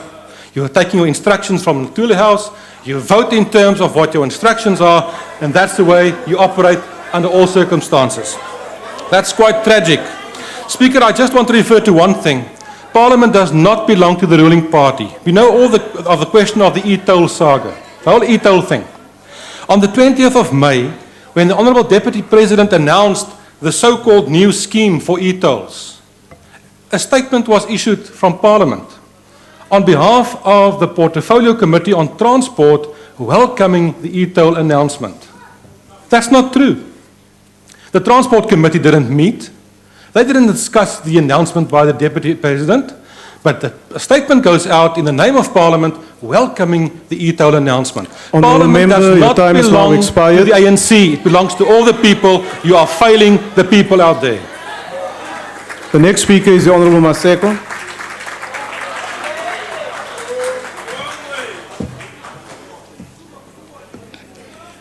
Thank you very much, Mr. Chairperson, Honourable Speaker, honourable members. This debate takes place in an important month in the calendar of the African National Congress. It takes place at the beginning of the Children's Week. Let us protect and take care of our children. It takes place a day after the launch of the Youth Month by the Minister in the Presidency under the theme, Youth Taking South Africa Forward, which day will be celebrated on the 16th of June. It also takes place when we will, on the 26th of June, celebrate 60 years of the Freedom Charter, which documents the foundation of our Constitution. The Freedom Charter states that we, the people of South Africa, declare for all our country and the world to know that South Africa belongs to all who live in it, black and white, and that no government can justly claim authority unless it is based on the will of all the people. That our people have been robbed of their birthright to land, liberty, and peace by a form of government founded on injustice and inequality. That our country will never be prosperous or free until all our people live in brotherhood, enjoying equal rights and opportunities. That only the democratic state, based on the will of all the people, can secure to all their birthright without distinction of color, race, sex, or belief, and therefore, we, the people of South Africa, black and white, together, equals, countrymen and brothers, adopt this Freedom Charter, and we pledge ourselves to strive together, sparing neither strength nor courage until the democratic changes here set out have been won. After that preamble, the Freedom Charter declared that the people shall govern, that every man and woman shall have the right to vote and to stand as a candidate for all bodies which makes laws. All people shall be entitled to take part in the administration of the country. The rights of the people shall be the same regardless of race, color, or sex. All bodies of minority rule, advisory boards, councils, and authorities shall be replaced by democratic organs of self-government. The Constitution of the Republic of South Africa, 1996, has its foundation built on the principle and ethos of the Freedom Charter, with the Bill of Rights enshrined in the Constitution. Although it ensures these rights, Section 36 cautions us that there are limitations to this right, and in exercising them may not infringe on the rights of others. This is what is expected of us as representatives of the people. It is our responsibility to educate the people we represent and their rights, and of what is it that they can do, and ensure that the democratic parliament that they have voted us to is a real tribune of the people, and it is indeed a people's parliament that progressively realizes the Freedom Charter's call that the people shall govern. The parliament budget vote 2, led by the able Speaker, Honourable Baleka Mbete, makes it possible to ensure and realize this important objective. This parliament has evolved through several phases since 1994 to be where it is today, and those who have been there from the beginning appreciate these phases as they were hard-earned. Parliament has undergone changes and transformation in pursuit of its constitutional obligations within an evolving democratic state. At the center of these changes and this transformation was the desire of the members of Parliament to build a democratic state that is non-racial, non-sexist, united, and prosperous.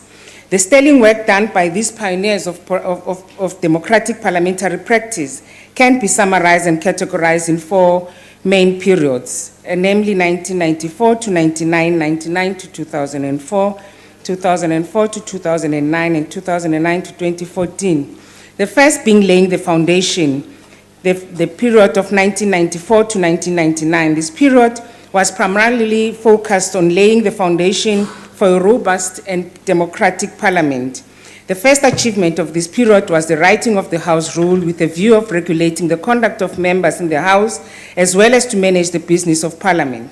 Secondly, Parliament established committee systems that would drive the core mandate of lawmaking, oversight, and public participation. And thirdly, Parliament started to involve citizens of the Republic in order to solicit their views on matters under the committee's consideration, thereby achieving the institutional arrangement as the constitutional provision. The second phase, installing the tenets of the robust and democratic Parliament, that is 1999 to 2004. This period was a period of examining and developing oversight methodology for Parliament whilst improving public participation. The period was also characterized by the call to increase the involvement of our citizens in the work of all committees in Parliament. This period was therefore aimed at installing the tenets of the robust and democratic Parliament. The end of the first and second periods concluded the era of laying the foundation and installing the institutional arrangement for an effective Parliament. The third phase, consolidating oversight and accountability, 2004 to 2009. This period was focused on consolidating the gains of the past 2 periods and moving forward, defining the posture of Parliament within the evolving democratic state. Parliament was ready to position itself as a tribune of the people whose achievements include but not limited to the following: the implemented House rules that were focused in ensuring that all organs of the executive, departments and government agencies are accountable to Parliament. That the rules further promoted robust debates in the House among members of Parliament whilst ensuring that privileges and ethics of parliamentary practice are upheld. Passed laws that were designed to improve the lives of the people of South Africa as well as to entrench democracy, pioneered strategic oversight work on issues of women, children, and people with disabilities by establishing Office of the Status of Women, and amongst others.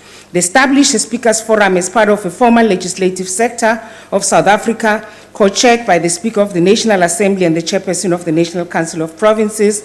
This was to ensure sharing of best practices on parliamentary business and contribute towards deepening democracy and improving accountability at national and provincial levels. To mobilize civil society organization to define the parameters of public participation. This was because whilst the Constitution of the Republic of South Africa recognizes the need for public participation, there is no agreed universal definition of what public participation means. At the very least, the Constitutional Court has held that, I quote, public participation in a lawmaking process is an opportunity for the people who are likely to be affected by the proposed legislation to make representation either orally or in writing, close quote. And also, this Parliament positioned the Office of the Speaker to assume overall responsibility for the strategic leadership of Parliament. The fourth phase, building an activist and transformative Parliament. 2009 to 14. This priority in this term was to build an activist and transformative Parliament whilst deepening democracy. While Parliament had not defined for itself the meaning of an activist and transformative Parliament, it however espoused characteristics that are normally associated with such concept. In that regard, the characteristic of an activist and transformative Parliament can be summarized in the following statement.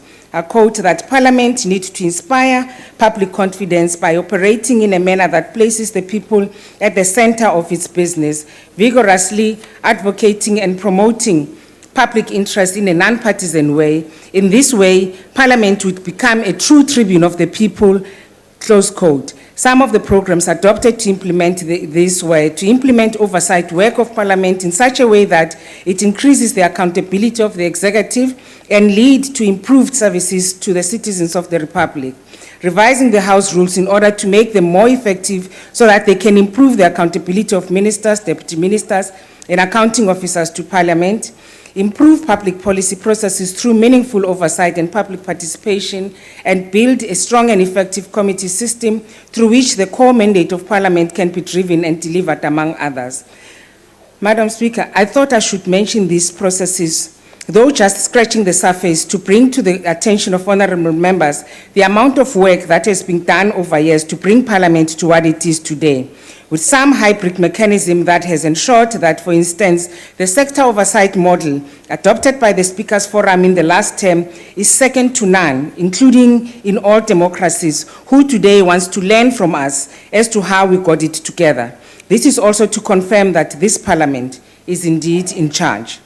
This budget vote debate has indeed shined the light on one of the important establishments of our constitutional democracy, the Parliament of the Republic of South Africa. Our people have been afforded an opportunity to understand the work that Parliament does and how it affects their lives. Honorable Chairperson, in his discussion of institutions of representatives and accountable government in the context of Parliament and democracy in the 21st century, David Betham, 2006, makes an observation that within the traditional separation of powers between the executive, legislature, and judiciary, Parliament, as the freely elected body, holds a central place in any democracy. It is the institution through which the will of the people is expressed and through which popular self-government is realized in practice. Further, Betham denotes Parliament as agents of the people, which represent the people in dealing with the other branches of government. Thus, at all times, parliaments must be and should be seen as actively engaging in those activities which increase the confidence of our people in institutions of democracy and democracy itself.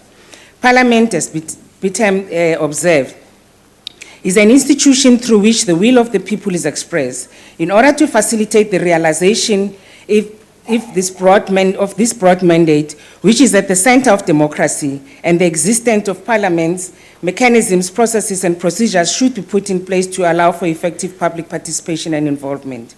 In this regard, the South African legislative sector makes a distinction between the two concepts, as it were, in accordance with the SARS public participation framework, which has been adopted by the Speakers Forum and Parliament through the able House Chairperson responsible for committee, Honorable Frolick, where working on the final mechanism of its implementation. It defines public participation as the process by which Parliament and provincial legislatures consult with the people and interested or affected individuals, organizations, and government entities before making a decision.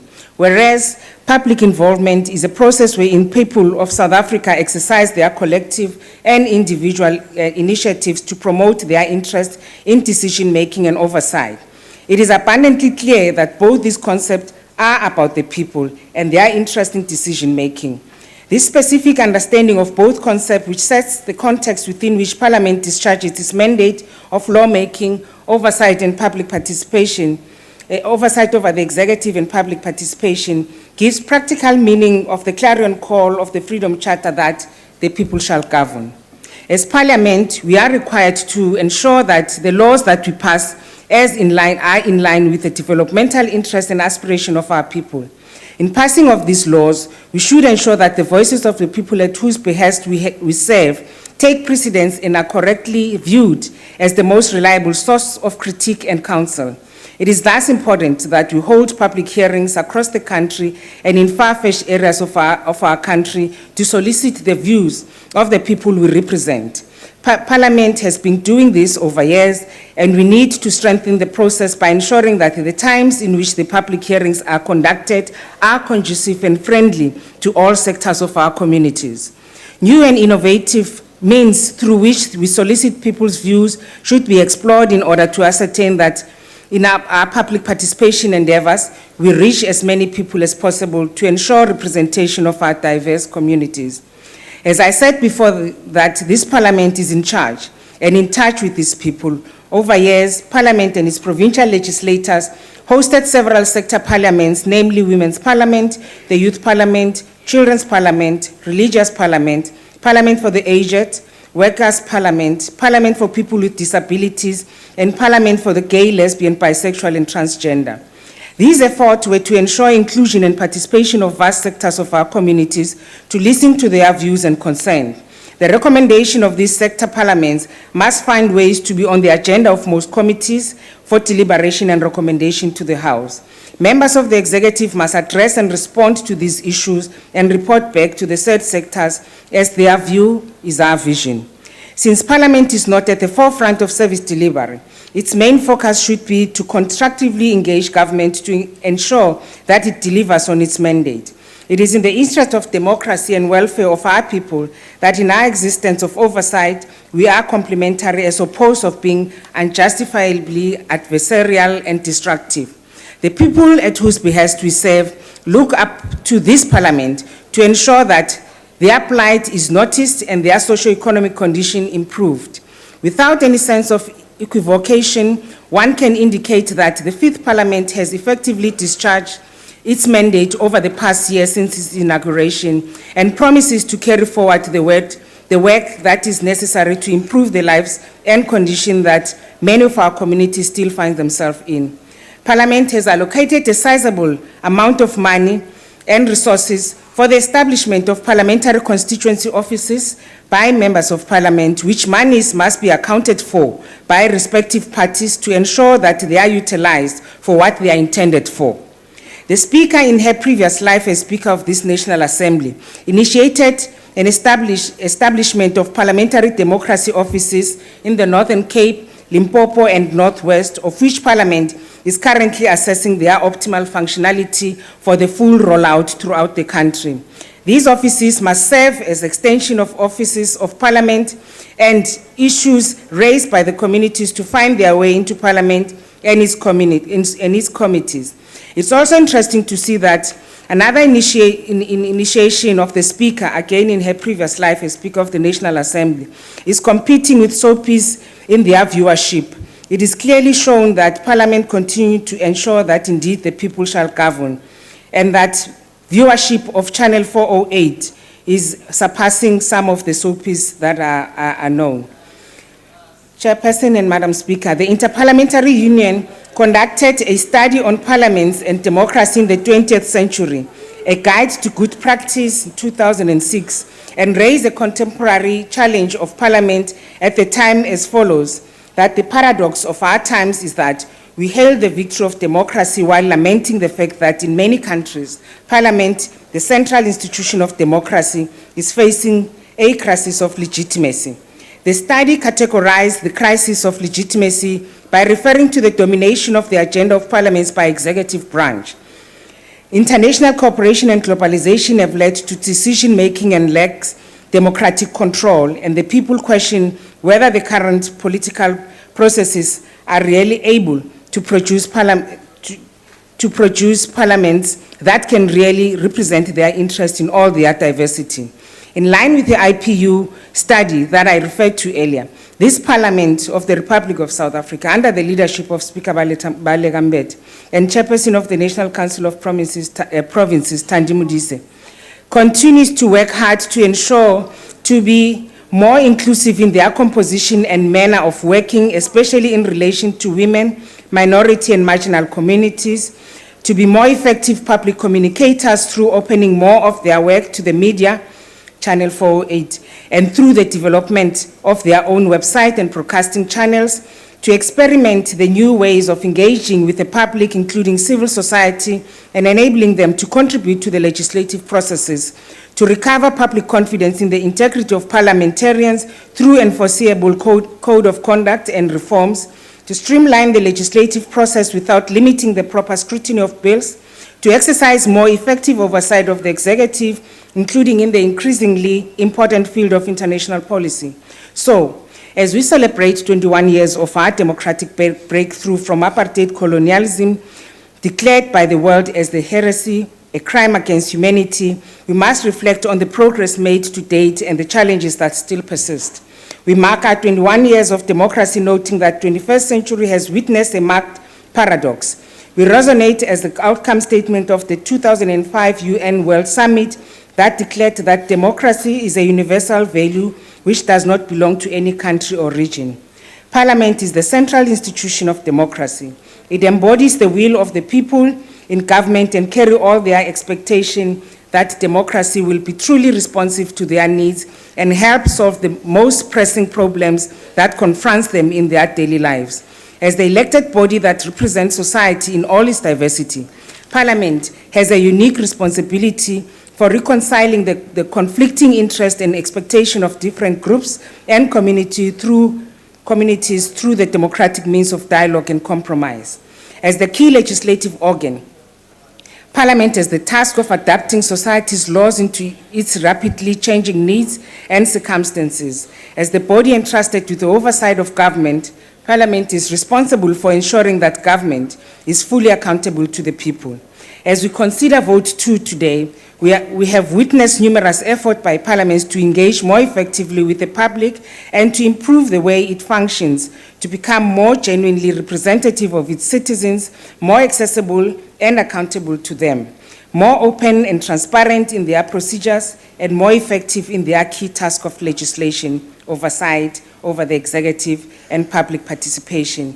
We can say with confidence that we have indeed built a people's parliament, a true tribune of the people. The African National Congress supports vote 2. I thank you. Thank you, Honourable Member. Honourable Members, business will now be suspended Chair. for 10 minutes for Chair. a comfort break. Chair, Yes, Honourable Member. Yeah. I'm busy addressing the House. I want to say something. Why are you rising? Okay, Chair. Thank you very much, Chair. Chair, would it be better if we were just being thanked officially rather than this wheezy thanking us? The Honourable Member was just supposed to say thanks to EFF. Do you want royalties, Honourable Member? Yeah. There's no royalties at stake here, sorry. Honourable Members, business will now be suspended for 10 minutes. Bells will be rung 5 minutes before the resumption of business, and business is suspended.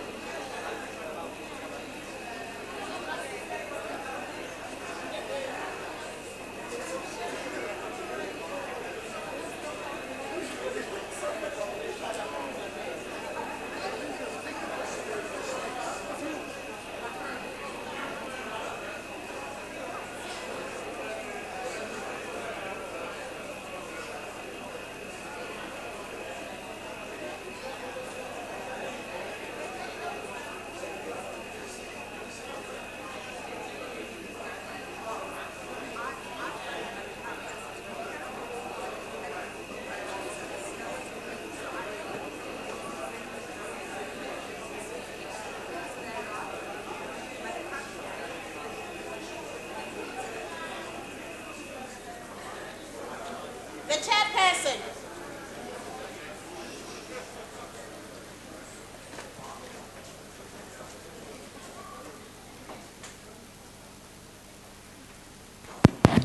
Please be seated.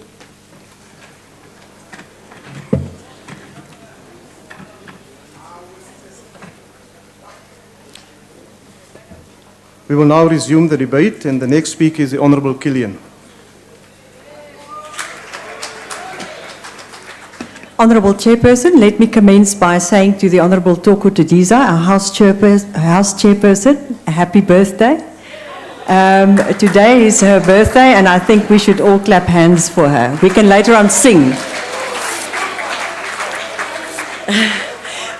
Chairperson, with distinct and clearly defined responsibilities, the National Assembly, as the House elected by the people, has a unique constitutional mandate to represent the people by electing the President, by providing a forum for national public debate, by passing legislation, and by overseeing executive action. As body representing the people, the NA is responsible to ensure that public policy reflects and meets the needs of the people, and we should hold all executive organs of state in the national sphere accountable. This includes our oversight obligation to ensure that government policy is properly implemented and delivered to the people. After more than 300 years of oppression, dispossession, and humiliation at the hand of our former colonial masters, followed by 40 years of then institutionalized and brutally imposed apartheid, South Africa finally became a democracy in 1994, the last on the African continent to obtain its freedom. In 1994, the majority of South Africans who had been excluded for generation upon generation were finally able to begin restoring their dignity by electing the National Assembly to form a government of their choice. They voted for fundamental transformation of our country. They voted for a better life. In 1994, South Africans pledged to take hands to build a united country that belongs to all who live in it, black and white. Political parties across the political spectrum committed themselves to working for reconciliation, nation building, reconstruction and development, all of that to eradicate the historic legacy. Our peaceful transition from the apartheid state to an inclusive, non-racial democracy received international acclaim and is often used as a model for conflict resolution in other parts of the world. The Constitution paved the way for the dismantling of the apartheid state and the establishment of an inclusive society founded on the values of human dignity, human rights, freedom, non-racialism, non-sexism, and the rule of law. Looking back, however, it is clear that in the wake of high expectations, the task of dismantling the apartheid state and its governing apparatus was probably underestimated. The sheer magnitude of the process to institutionalize an inclusive democratic order with accompanying administrative capacity was perhaps not fully appreciated at the time. After the 1994 election, the two houses of parliament and legislatures were established. Interim representative local government structures were established in 1995, and apart from removing rafts of apartheid laws from the statute book, the first parliament had to enact laws to establish the other key constitutional structures: the Constitutional Court, an independent judiciary, and Chapter 9 institutions. A credible independent reserve bank, Chairperson, and credible independent reserve bank was established, and an efficient tax administration was put in place. A new highly transparent budget process was also developed. In fact, already in 2010, our country ranked first in the Open Budget Transparency Index, and we came a close second behind New Zealand in 2012. The USA was ranked 7th on both occasions.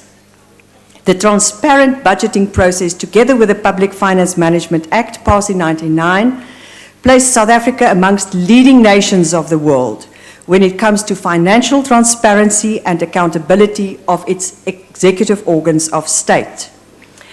Parliament had to simultaneously address the needs of all marginalized South Africans, particularly the poorest of the poor. Several pro-poor programs were introduced and access to services expanded. Let me just list a few. Child support grant system was expanded. Beneficiaries increased from 22,000 in 94 to more than 11 million today. Housing subsidies were rolled out, resulting in an increase in household living in formal dwellings from 5.8 million in 1994 to more than 11.5 million today. Households with access to potable water increased from 61.7% to 96%. The percentage of HIV-infected persons with access to antiretroviral drugs increased from 13.9% in 25 to 75.2% in 2013. The percentage of qualified teachers increased from 64% in 94 to more than 98% today. Learners enrolled in no-fee schools increased from 0.4% in 22 to 65.4% in 2014. Percentage of learners enrolled in secondary schools increased from 51% in 94 to more than 80% today. The National Student Fund started in 1991 as TEFSA with 21 million rand.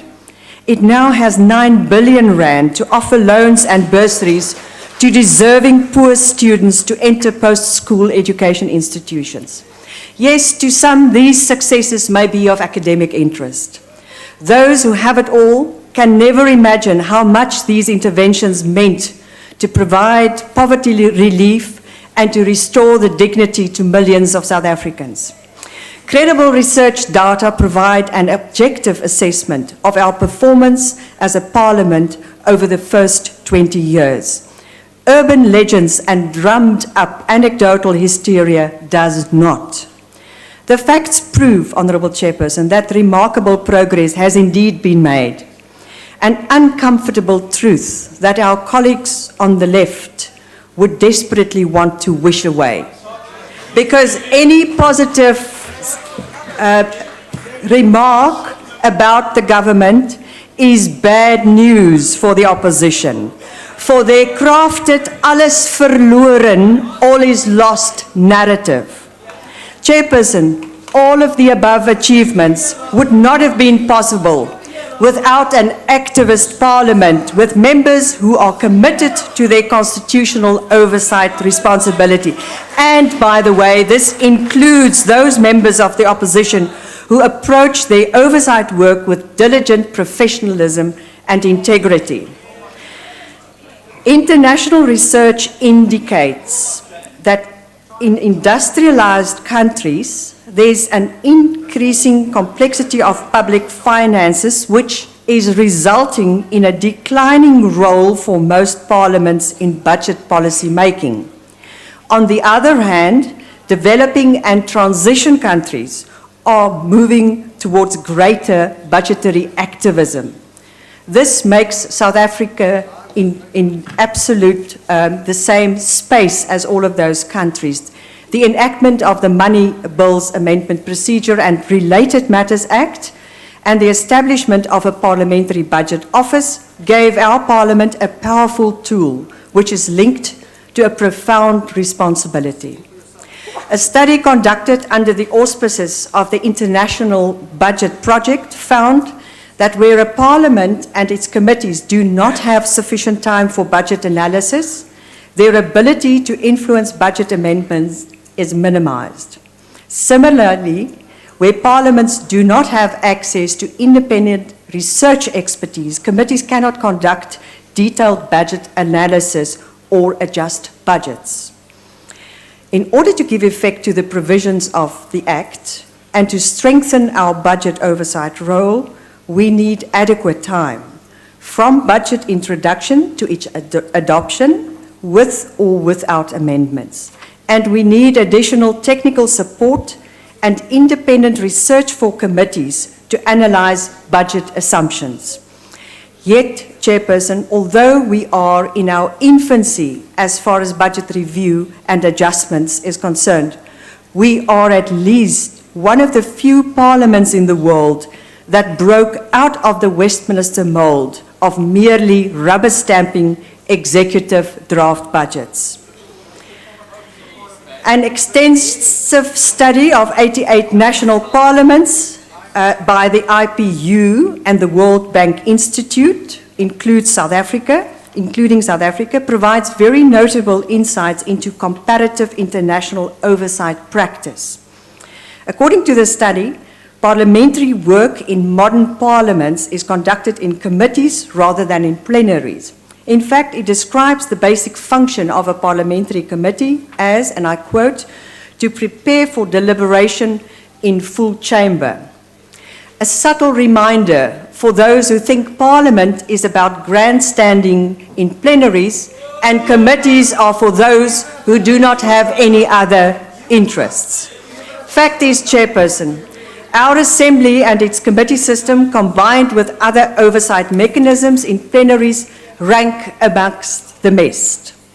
Over the years, portfolio committees of this House have established good oversight practices. They scrutinize departmental annual reports and strategic plans to ensure alignment with government objectives. They also conduct oversight visits to service delivery points, and which is an important mechanism to monitor, expose, and correct poor or unresponsive service delivery by departments.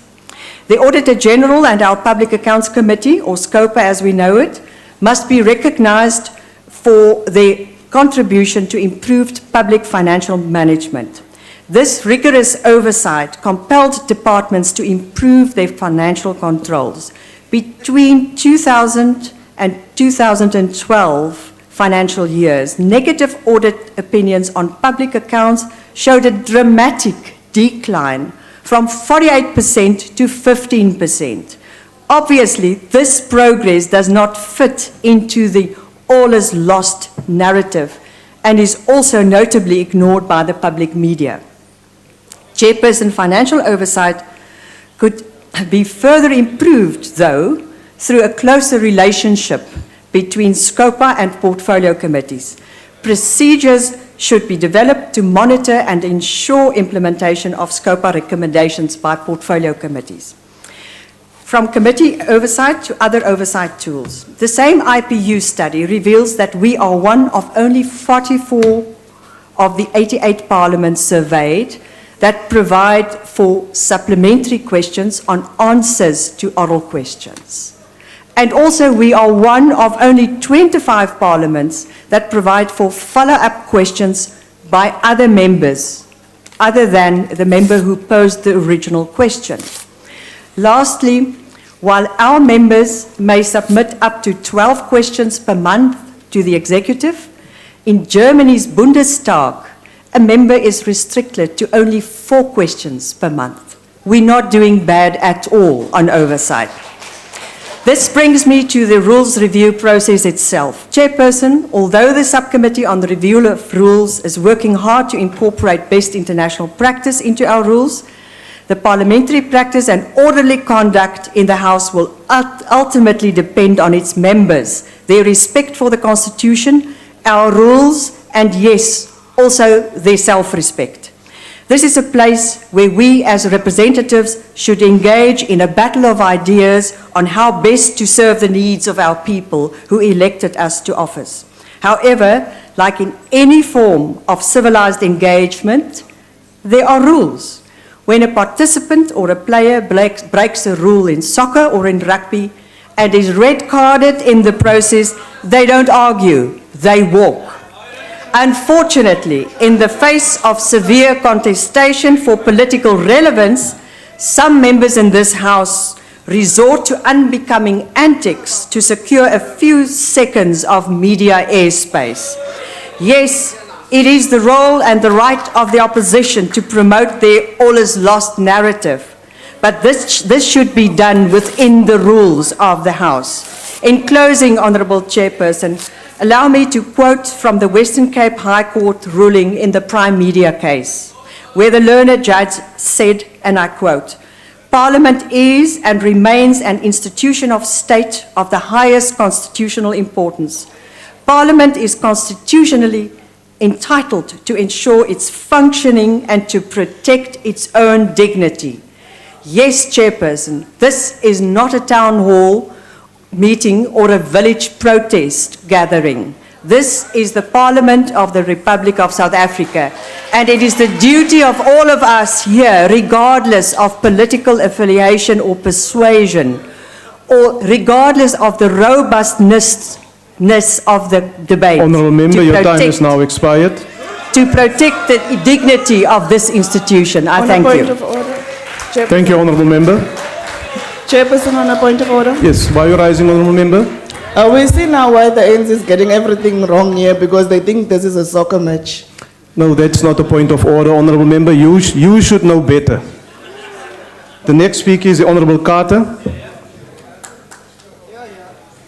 Thank you, Chairperson. In the E&E, Parliament seeks funds from South African citizens to fulfil its obligation under the Constitution, namely to represent the people, to ensure government by the people under the Constitution, to provide a national forum for public consideration of issues, to pass legislation, and to scrutinise, oversee, and hold the executive to account.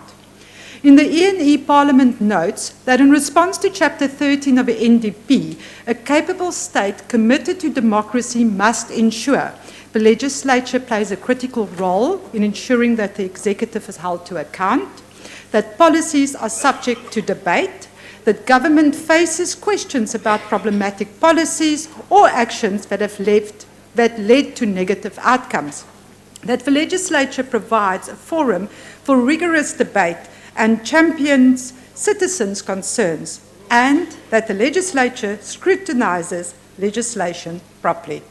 Parliament has had 21 years to strengthen its oversight function, to ensure that it holds the executive to account, and to improve public participation. Yet, against the above, Parliament is not only regressing, it is failing. Failing as an institution and failing the nation it is expected to serve. To its dismay, the nation has seen mayhem in Parliament and a loss of decorum. Party loyalty has often trumped attempts to hold any of the executive accountable, let alone the number one executive. Corrupted patronage has rooted a fawning attitude to the president from ruling party members. Signal jamming, the sight of police forcibly removing MPs was a low that will forever blot the reputation of this Parliament. The fact that opposition parties have sought to move a motion of no confidence in the Speaker and had to go to court on the matter is a disgrace. Speakers should have a commanding presence. Unfortunately, this is no longer the case in our Parliament. At a future date, under different circumstances, today's ruling party will sing a different song if a national chairperson of another party were to become the Speaker of this House. This is a horrible precedent willfully intended to subvert the function and the status of Parliament. While Cabinet approved budget reductions of 27.4 million this year, it would not have mattered one iota if Cabinet had actually reduced Parliament's budget by 50%. Which taxpayer will want to fund the Parliament as dysfunctional and partisan as this Parliament? And as I am running out of time, Honourable Kilian, we might ask the questions, but are they even answered? Our state is collapsing, our government is collapsing, the fifth Parliament is collapsing, and our Madam Speaker are conflicted and failing this Parliament, our state and our people. I thank you. Next speaker is the Honourable Dudley.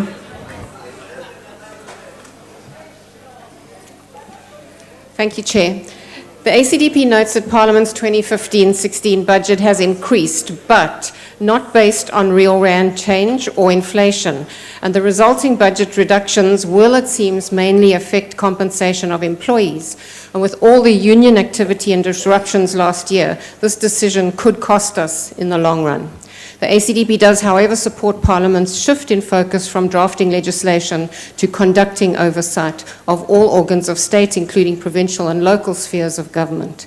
Something that should be concerning members more than it is the attack on PARMED The Parliamentary and Provincial Medical Aid Scheme Act was first enacted in 1975, but was amended in 1996 by this democratic parliament.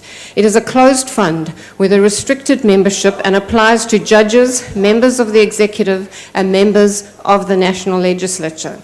The state must ensure that members of these entities have adequate access to medical assistance so that they can perform their duties to the best of their ability, which is a condition of service. Optional membership would create uncertainty as to the number of members, making the scheme less viable and unstable.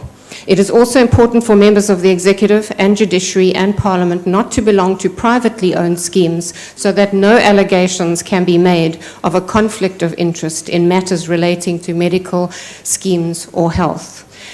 With the Parliament AGM soon, I am reminded of the demands of sitting MPs in terms of Parliament, constituencies and party work, leaving little time to give the necessary attention to these matters. Inclusion of ex-members with valuable experience is very important. On the subject of ex-members, Madam Speaker, what has become of the matter regarding flights approved by the POA? The media had a field day reporting on the cost to the public, while it is our understanding that the task team that reviewed the travel policy did not envisage any increased budget, but a more equitable situation between former MPs presently entitled to 4 single tickets per year and former members and deputy ministers presently entitled to 78 single tickets per year.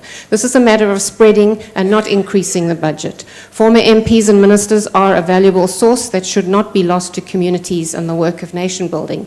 As the idealism of the young and less experienced enters Parliament, the realism of maturity and experience is needed in society to bring a balance. Communities have also been disadvantaged when their MPs do not return to Parliament, as ex-members are no longer commissioners of oaths. This, of course, can be easily remedied through a simple amendment to the Act of Parliament.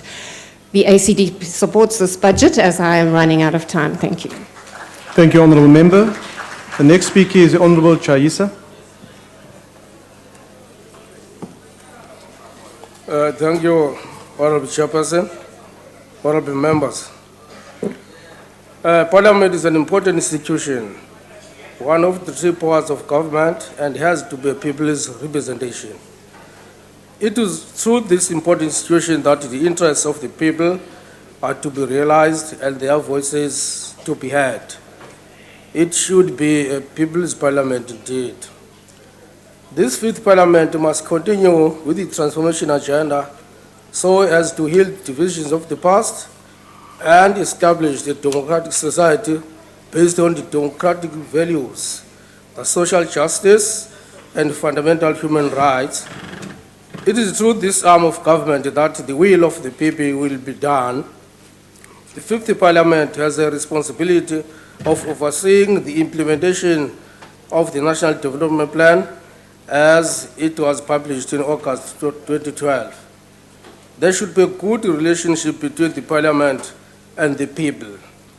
2015, as it is the year of the Freedom Charter, and the 5th Parliament should see people taking center stage in governance. The people shall govern as stated by the Freedom Charter. Indeed, the people must govern. The budget allocation to this Parliament is quite satisfactory, little bit. The estimated national expenditure is in line with the priorities that have to be put forward. Honourable Chairperson, still faced with the 3 challenges of unemployment, inequality, and poverty, this budget still has to improve the lives of the people. Transfers, of course, have to be made to provinces and municipalities. We are aware of the financial crisis of 2008 and 2009 that had indelible impact on South Africa and in other countries. While playing its oversight role, the Parliament should make it a point that more resources are spent in investment than in consumption. It is the duty of this 5th Parliament to see that there is cooperation among the 3 spheres of government: legislative, judiciary, and the executive. Honourable Chairperson, in accordance with the Public Finance Management Act of 1999 the Speaker of the National Assembly and the Chairperson on COP have the powers vested in them by National Treasurer to control and supervise the functions of the National Treasurer in their respective institutions.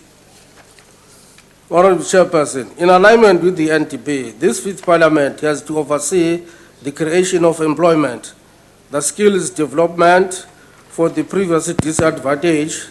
Then it has to see the creation of quality education and access to affordable quality health care, the food security, and Honorable the protection of the Shaisa, poor. your time has expired. Thank you very much. AIC supports the budget. Thank you very much, Honorable Shaisa.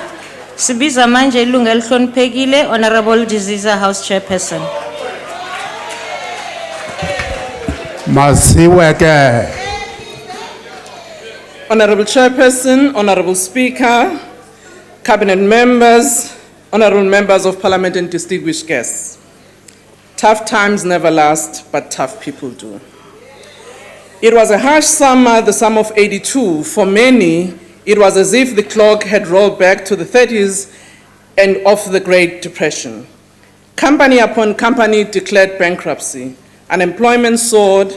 The severe and prolonged recession, as it was dubbed by the media, sent ripples of depression across America. Politicians used the depressed state of the country to their advantage. It provided a great opportunity to highlight the failures, shortcomings, and faults of the opposite political party. Democrats found in it an opportunity to blame the Republican administration that created the problem, which actually the Republicans had inherited. Everybody was fixing the blame, nobody was fixing the problem. The problem persisted. They grew, the recession ran rampant across the country until nearly everyone was affected by it. No one was immune. Honorable Chairperson, Honorable Speaker, and members, I've quoted extensively from Dr. Reverend Robert Scala in his book titled Tough Times Never Last, but Tough People Do. Deliberately because in the past months, since the commencement of our Fifth Democratic Parliament, an impression might have been created that in what we do or say, that this Parliament is non-functional, and that we are in a state of paralysis and failure, and that maybe we have tried to fix, but nothing seems to work.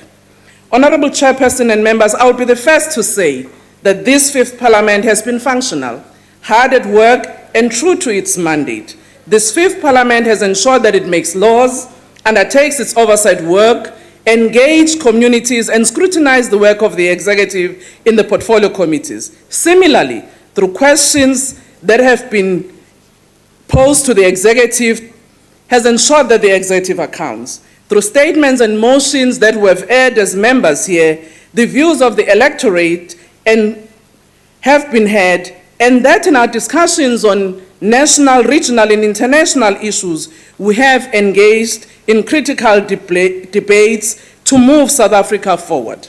Yes, at times we may not agree with one another on the approaches we employ, but we have executed our mandate. It may be that at times we get easily exhausted and think we've done everything that needs to be done and become despondent. Scala reminds us in this book that when you have exhausted all possibilities, remember you haven't. As South Africans, we can attest to what Scala says in this book. Recently, with the attacks that we have experienced meted out on foreign nationals, as South Africans, true in our spirit of solidarity, we work tirelessly to deal with the challenge. We have never been known to shy away from difficult questions that our country faces. At every given time, we have dealt with the challenge we face, no matter the time it takes to resolve. Our own liberation struggle took us time, but we triumphed at the end.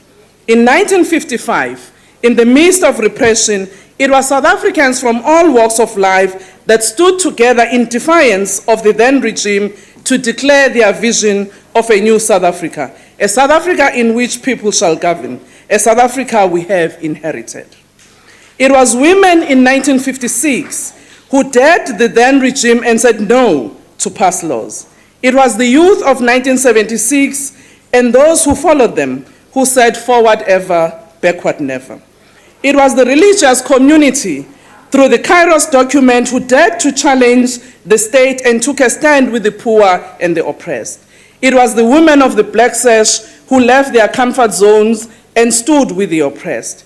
Honorable Chairperson and members, it was this bravery that made it possible that even in the early 90s, when we negotiated a democratic transition from our apartheid past, we were never shy to face our problems. It was this conviction of finding new possibilities that were able, through the Constituent Assembly, to draft a democratic institution in a manner that allowed for participation of the majority of South Africans. This is a tradition we have continued with. Yes, it had been this motivation, drawn from the Freedom Charter that the people shall govern, that made it possible that the foundations of a people's parliament were laid in the early years of our democratic transition. Honorable Chairperson and members, it was the wisdom of women in the 90s, led among others by our Speaker, Honorable Baleka Mbete, Nosiviwe Mapisa Ngagula, and others in this House and others, who in the 1990s brought women from all political persuasions and different backgrounds to contribute to the constitution-making process of our country and ensured that indeed our constitution asserts that we are equal to any other citizens and that women's rights is a human right. These and many other examples yet to be narrated speak of the South African that worked tirelessly to resolve whatever the challenge. I'm therefore convinced that under your leadership, Speaker, this Parliament will make its contribution in making South Africa a better place for its citizens. 5 years later, we all will look back and say we have done it. In executing our work in the Speaker's office and through her leadership and guidance, we have understood that in order to give meaning to the mandate of Parliament and to ensure that members of Parliament undertake their work as representatives of the people, an enabling environment must be created through necessary support and administrative systems to discharge their responsibilities. Honorable members, we have put in place mechanisms that will build the capacity of members to do their work. Through the learning and development policy, we have ensured that members of Parliament are supported to improve their academic qualification, which in turn will ensure building capacity of our members as we do our work and similarly contribute in improving the human resources that our country needs. Because I must say, honorable members, we are not only ending in Parliament. At times, some of us, through the democratic process, may not come back to Parliament. But with those skills, we can employ them in improving our society in the various spaces where we may be working or deployed. We have and continue to provide custom-based training that support members in their work. In 2014, Honorable Speaker had referred to it. We ran training on the budget review and recommendations report to ensure that we capacitate our members, refresh the memories of the old ones who were here, so that indeed, as they examine the work of the different departments, they can do so meaningfully. We have also supported portfolio committees training programs that are specific in the work that they do. We have also had sector-specific program that is delivered in partnership with some of our higher education institutes to familiarize members with the work of the legislature. I must say, Honorable Speaker, we are proud, as you have said, that we will graduate some of the members who have gone through this program. We then had to do a bit of marketing, I'm proud to say that, to ensure that members understand what is this legislative sector program, the Graduate Certificate in Governance and Leadership and the Postgraduate Diploma in Governance. So to date, we have got 73 members who have enrolled, and would like to remind you members that on Friday, the 5th, this Friday, at the Good Hope Chamber, we will have an orientation program for yourself. Honorable members, working with the House Chairperson of Committee, we will endeavor to ensure that chairpersons of different portfolio committees structure plans for their committee training, but also share the training where there are cross-cutting issues. An interesting issue that we had to deal with is to look at how we support members in other areas of their work by providing space, both in terms of office and accommodation. However, as the Speaker has indicated, we're the first to admit that this is not enough. But as Honorable Minister of Finance said here, we need to do more with less. We have tried to ensure that each member does have an office and at least have a roof over their head. But the issue of security in the parliamentary villages continue to be a challenge. And this is a matter we endeavor to engage Public Works Department together with the South African Police Service so that the members can indeed be secure. We will also ensure, through you, Speaker, that as the Commission for Remuneration of Public Office Bearers do their work in reviewing the circumstance, or rather the conditions of services and salaries of parliamentarians and public office bearers, we engage with the legislative sector through your office so that this work can indeed be done. There are many other issues I would have liked to say in what we have undertaken as the Office of the Speaker on internal arrangements. However, members, I want to say, working with yourselves, united in our diversity, we will ensure that we draw on the inspiration of those who went before us. We owe our gratitude to the veterans and stalwarts like May Ruth Mompadi, Cedric Mason, and others who, together with their generation, were convinced that tough times never last, but tough people do. Thank you. Thank you, Honorable House Chairperson Jijiza. We now call on Honorable Ella Binda.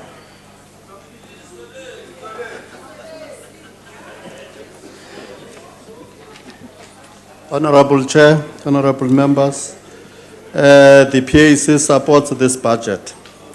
The objectives as stipulated in the vision of Parliament are conducive for a society that can mature in its culture. Furthermore, the intent as put in the strategic plan of the 5th Parliament is noble. If Parliament can achieve those objectives and focus on the strategy intent as it is put in paper, it will be applaudable. Nevertheless, as the PAC, we are already seeing signs that are contrary to the spirit of the strategic plan 2014-19 to 19. We see Parliament being unable to do its oversight and accountability function. The presiding officers of Parliament seem to be hell-bent on protecting the executive rather than making them account to our people, except to Mamu, Honorable Didiz, of course. We were highly surprised by the behavior of the presiding officer in and around the discussions of the Nkandla saga. The presiding officers seem to drive the issue under carpet rather than putting a platform for it to be dissected by Parliament. The presiding officers of Parliament were even willing to collapse democracy in favor of the interest of one man. And we ask ourselves, how can one individual's interest collapse such an institution of this magnitude? How can security apparatus which are part of executive be allowed to cajole the debates in the assembly? In that we are talking about the jamming devices and the boxing that we saw being dealt on parliamentarians in the opening of this Parliament. In the enhancement of public involvement, the PAC is of the view that greater efforts must be made to get our people to participate in a legislative manner. The legislative process remains very elitist and very foreign to our people because we have decided to continue with the European protocol. We do not understand whose witch doctor is walking in front of the president during the opening procession of Parliament. What motive does the stick that he is carrying with him possess? It is important that we quickly rid ourselves of all these protocols that bewitched us not to listen to the will of our people. The Parliament must strengthen its work to unite Africa in line with its strategic objective of deepening engagement in international foray. The PAC means complementary endeavors must start taking legislative functions rather than continuing being an advisory and talk shop. The PAC looks forward to support strengthening of this Parliament. Thank you, Honorable Chair. And you must learn to stop howling. Siyabulela baba. Learn to stop Siyabulela, howling. Don't listen to yourself only. Honorable Goji.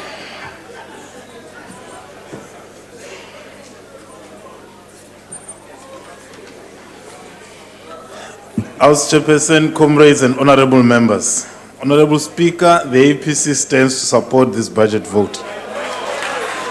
We are satisfied that Parliament has for years been able to account properly for its expenditure management.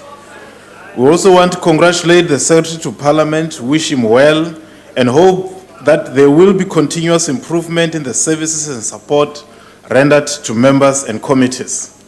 Parliament, as an important arm of the state, must continue to enhance its capacity and focus to serve as a repository of our people's wishes and interests. This House is constitutionally mandated to oversee the executive, ensuring that government policies and public resources are used to improve the lives of our people. The National Development Plan calls for the building of a capable state. Parliament, through its oversight committees, must play its role and contribute to building that capable state. The state of public administration screams for improvement. Insufficient qualified officials, leadership instability in departments, poor management of public funds, etc. Our oversight work must be alive to these challenges.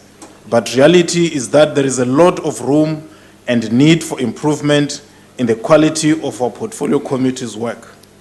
Our work methodology is insufficient and less effective. Departments and other public institutions get away with murder as we continue to work in silos. There is no utilization of information and insights generated by such transversal committees like the Portfolio Committee on Public Service and Administration, the Standing Committee on Appropriations, and the Public Accounts Committee. Madam Speaker, there is need for Parliament to increase the financial support for parties. The current funding levels are simply not enough. In the fourth Parliament, there was an agreement in a meeting of parties with the then Deputy President that, led by the Chief Whip, there is need for a review of party funding, which got nowhere. Lastly, we would like to thank and appreciate the parliamentary staff who serve us with courtesy and diligence. Thank you. Your services are greatly appreciated by the APC. Thank you. Thank you, Honorable Godi. House Chairperson, Honorable Floric.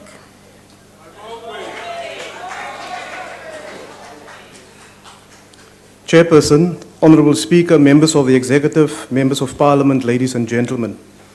In his State of the Nation address to Parliament on the 25th of May 1994, President Mandela said, in referring to a poem by the well-known Afrikaans poet Ingrid de Jonker, he said, and I quote, "In this glorious vision, she instructs that our endeavors must be about the liberation of the woman, the emancipation of the man, and the liberty of the child." And then very importantly, President Mandela concluded by saying, "It is in these things that we must achieve to give meaning to our presence in this chamber." These visionary words are especially appropriate as we conduct our business and deliberate on important matters affecting our people in this chamber. And these matters deals with the triple challenge of poverty, inequality, and unemployment. The strategic priorities of the Fifth Parliament that the Honourable Speaker earlier referred to, and that have a direct bearing on the committees, are strengthening oversight and accountability and enhancing public involvement and participation. However, honourable members, the business of Parliament can only be effectively conducted when we take a long-term view on what needs to be done and plan accordingly. Working with the programming whips of both houses of Parliament, a detailed parliamentary program was developed for the period 1 April this year until the 31st of March 2016. Planning for the entire financial year is thus possible and creates greater certainty in the parliamentary program which should enhance the coordination between the National Assembly, the NCOP, as well as the executive. As a result, question days to the President, the Deputy President, and the executive has been identified, and all the important days on the parliamentary calendar have been finalized. Parliament exercises its oversight mandate primarily through committees, which are correctly referred to as the engine rooms of Parliament. It is in these committees, honourable members, where the hard work is done through the lawmaking process, public hearings, oversight visits, scrutiny of legislative proposals, scrutiny of international agreements, and so forth.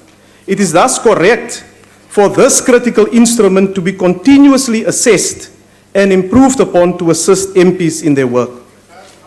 Honourable Chairperson, speakers in this debate have once again reflected on a range of matters that influences the functioning of Parliament and challenges that the institution face.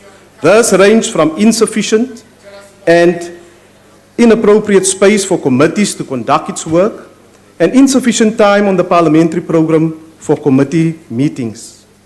Honourable members, Honourable Speaker, the following steps are being implemented to make committees and Parliament function better. From now onwards, we'll follow a clustered approach to committee work and oversight. This will lead to the implementation of the social services, economic governance, and peace and stability clusters in all our work. All strategic plans of committees of both houses have now been aligned to the concrete goals and objectives of the NDP. Further, the realignment of committee support to a one-stop shop facility that supports every committee and cluster is being implemented.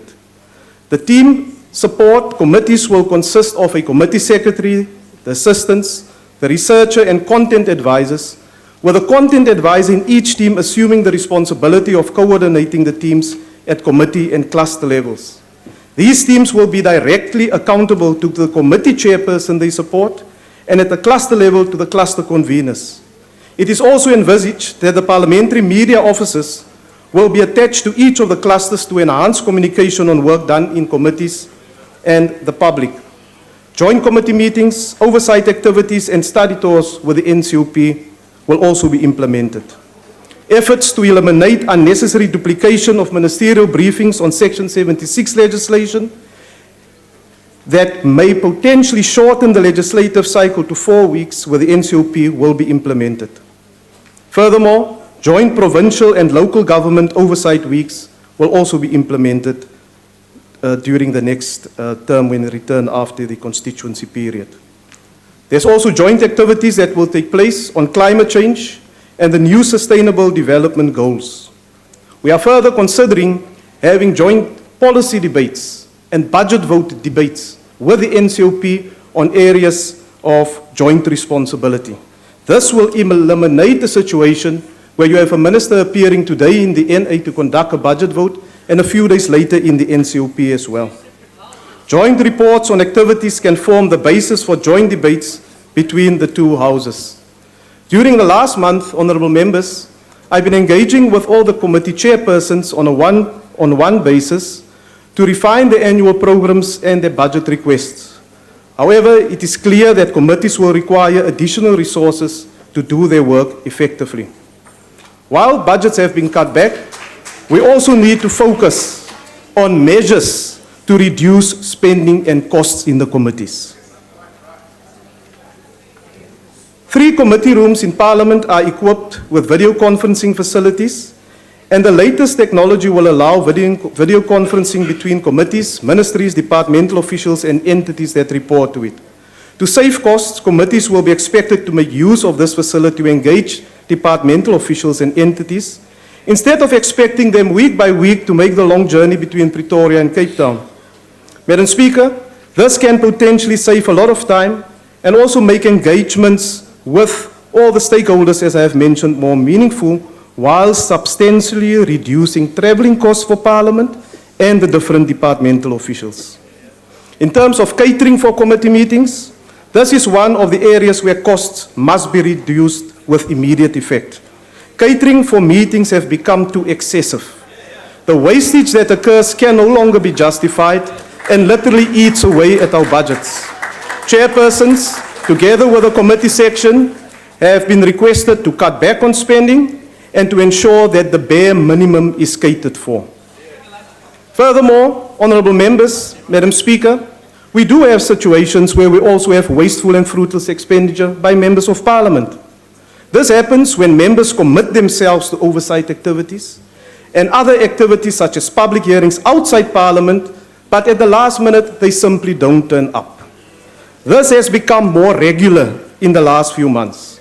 From now on, the names of these members will be forwarded to the chief whips of their parties, together with the amount of money that the institution lost or is penalized with for no-shows. Honourable Chairperson, the phased implementation of the space utilisation project is now long overdue, and the need for committee rooms cannot be further emphasised. The cost of conducting a meeting outside of Parliament averages 60,000 rand for a 2-hour meeting, and in just 3 months last year, Honourable Speaker, we've spent more than R500,000 rand due to insufficient meeting rooms in Parliament. The Speakers' Forum of the 4th Parliament adopted the public participation framework that contained the minimum standards for public participation by Parliament and the provincial legislatures. The Joint Political Task Team have started its work towards the finalization of the parliamentary public participation model and is due to complete its work by November this year. A series of interactions are planned with MPs to ensure that the final product responds to the needs of the institution, its members, and the public, whilst being consistent with the Constitution. In terms of ICT, our Parliament, as a member of the IPU, are involved with the Global Centre for ICT and the International Telecommunications Union. The rapid advancement of ICT and its widespread adoption presents a unique opportunity for Parliament to be more effective and efficient in how we manage our internal activities, political processes, and engagement with our citizens. Effective use of ICT has the potential to enhance the participatory and representative capacity of members in the discharge of their duties and to strengthen participatory democracy. There can be little doubt that ICT are now an essential and integral component towards any organization wanting to realize its goals. We can proudly say, Chairperson, that the South African Parliament is one of the leading parliaments in the world in the development and application of new technology. The Parliament of South Africa, through the implementation of its strategy, has successfully implemented a number of solutions to support members in doing their work. I won't go into all the detail, but just to refer to an important one that will be rolled out in August this year. It will entail phase 1 of the development of the Parliament mobile application for members, dubbed My Parliament, which is an application and is being completed so that it will enable members to be presented only with the information from their respective committees, the respective houses, as well as a personalized parliamentary calendar of entries. This will include committee meetings, minutes from committee meetings, the ATC, and so forth. The app is currently in its final testing phase. Furthermore, electronic newspapers, periodicals, and other journals have also been made available through the press reader application for members. Parliament further provides access to fast, secure, reliable, and state-of-the-art electronic communication network and infrastructure, the result of which is an audio and video feed of high-definition quality to our broadcast partners and on the YouTube channel. Members of the public are able to follow proceedings and participate in Parliament via video streaming, the parliamentary YouTube, as well as Parliament social media platforms such as Facebook and Twitter. In order to realize the mission set for the 5th parliamentary term, the following key ICT initiatives has been envisaged for this financial year. One of the solutions that we will be implementing is to offer Wi-Fi access to all members of Parliament from the respective parliamentary villages, and also to expand the My Parliament mobile application to phase 2, where members will be able to track House resolutions, questions asked to the executive, as well as responses received. Members will further be able to do their flight bookings via this application and will no longer have to wait for lengthy periods of time to get confirmations for flight bookings. Due to the prevailing economic conditions and competing priorities, Parliament and the other arms of state have been requested to do more with less resources. It is incumbent on all of us to make optimal use of the ICT equipment given to us to reduce costs and improve our efficiency. In this year, we should focus our efforts on reducing our printing and traveling costs by accessing information online and using audio and video technology to facilitate meetings and conferences. This, Honourable Speaker, has the potential to reduce the printing budget of Parliament by at least 15 million rand. The Speaker has referred to the Parliamentary Budget Office, and the office this year will focus, as they did previously, on reports on the national budget and medium-term budget policy statement, economic and fiscal briefs, research reports, and other requests from committees. Honourable Chairperson, I will fail in my duty if I do not respond to some of the issues that has been raised in terms of ICT specifically first. The Honourable Ponchana raised the issue of contracts coming to an end. Now, Honourable Member, the contracts that will expire is still part of the establishment of the 5th Parliament. Additional staff was brought into Parliament to assist members and to familiarize themselves with the equipment that is there. This function of support to members will now be provided by the IT team. However, we will keep a very close eye on the capacity that is required, because at times there's a certain employee here in Parliament, I think that everyone basically knows, called Sally Smith. And then sometimes I hope, Honourable Speaker, that I can almost clone Sally Smith to have more Sally Smiths. But we will monitor the space, Honourable Member, and see that we do not negatively impact on the support that members will require. Mention was also made of the Mineral Resources Bill that has been returned to Parliament by the President. There's two areas of concern that the President raised. One is of a substantive matter, and the second one is more of a procedural nature. The rules of Parliament is very specific in terms of dealing with bills that are returned to Parliament, and it confines us to the areas that has been raised. However, as far as the procedural issues are concerned, and it deals with public participation, it potentially can open up the entire bill, and we are interacting with the legal team to ensure that we deal with this matter according to the Constitution and expeditiously. The UDM has raised the issue around time allocation, and honourable members will recall that not so long ago, the smaller parties in the House had 1 minute to participate in a debate. It has subsequently increased to 3 minutes, and in other debates even up to 5 minutes. It is a matter that, however, can be further discussed in the Chief Whip's forum. In conclusion, Honourable Chairperson, Parliament employs a range of highly competent citizens who are experts in their different fields. You will find them, young people, very well qualified, in the Secretariat, the table staff, the Budget Office, Committee Section, researchers and content advisors. Without their support and dedication, it would not have been possible for us to execute our mandate. Madam Speaker, Parliament is functioning. Our Parliament is held in very high regard, both inside and outside of our borders. This is no coincidence. What else would you expect with the number of icons that have graced these benches? Some of them, Nelson Mandela, Frene Ginwala and others. Madam Speaker, you thus stand on the shoulders of giants. We are unshaken and steadfast in our support for you to take this Parliament to even greater heights. And I thank you. Thank you.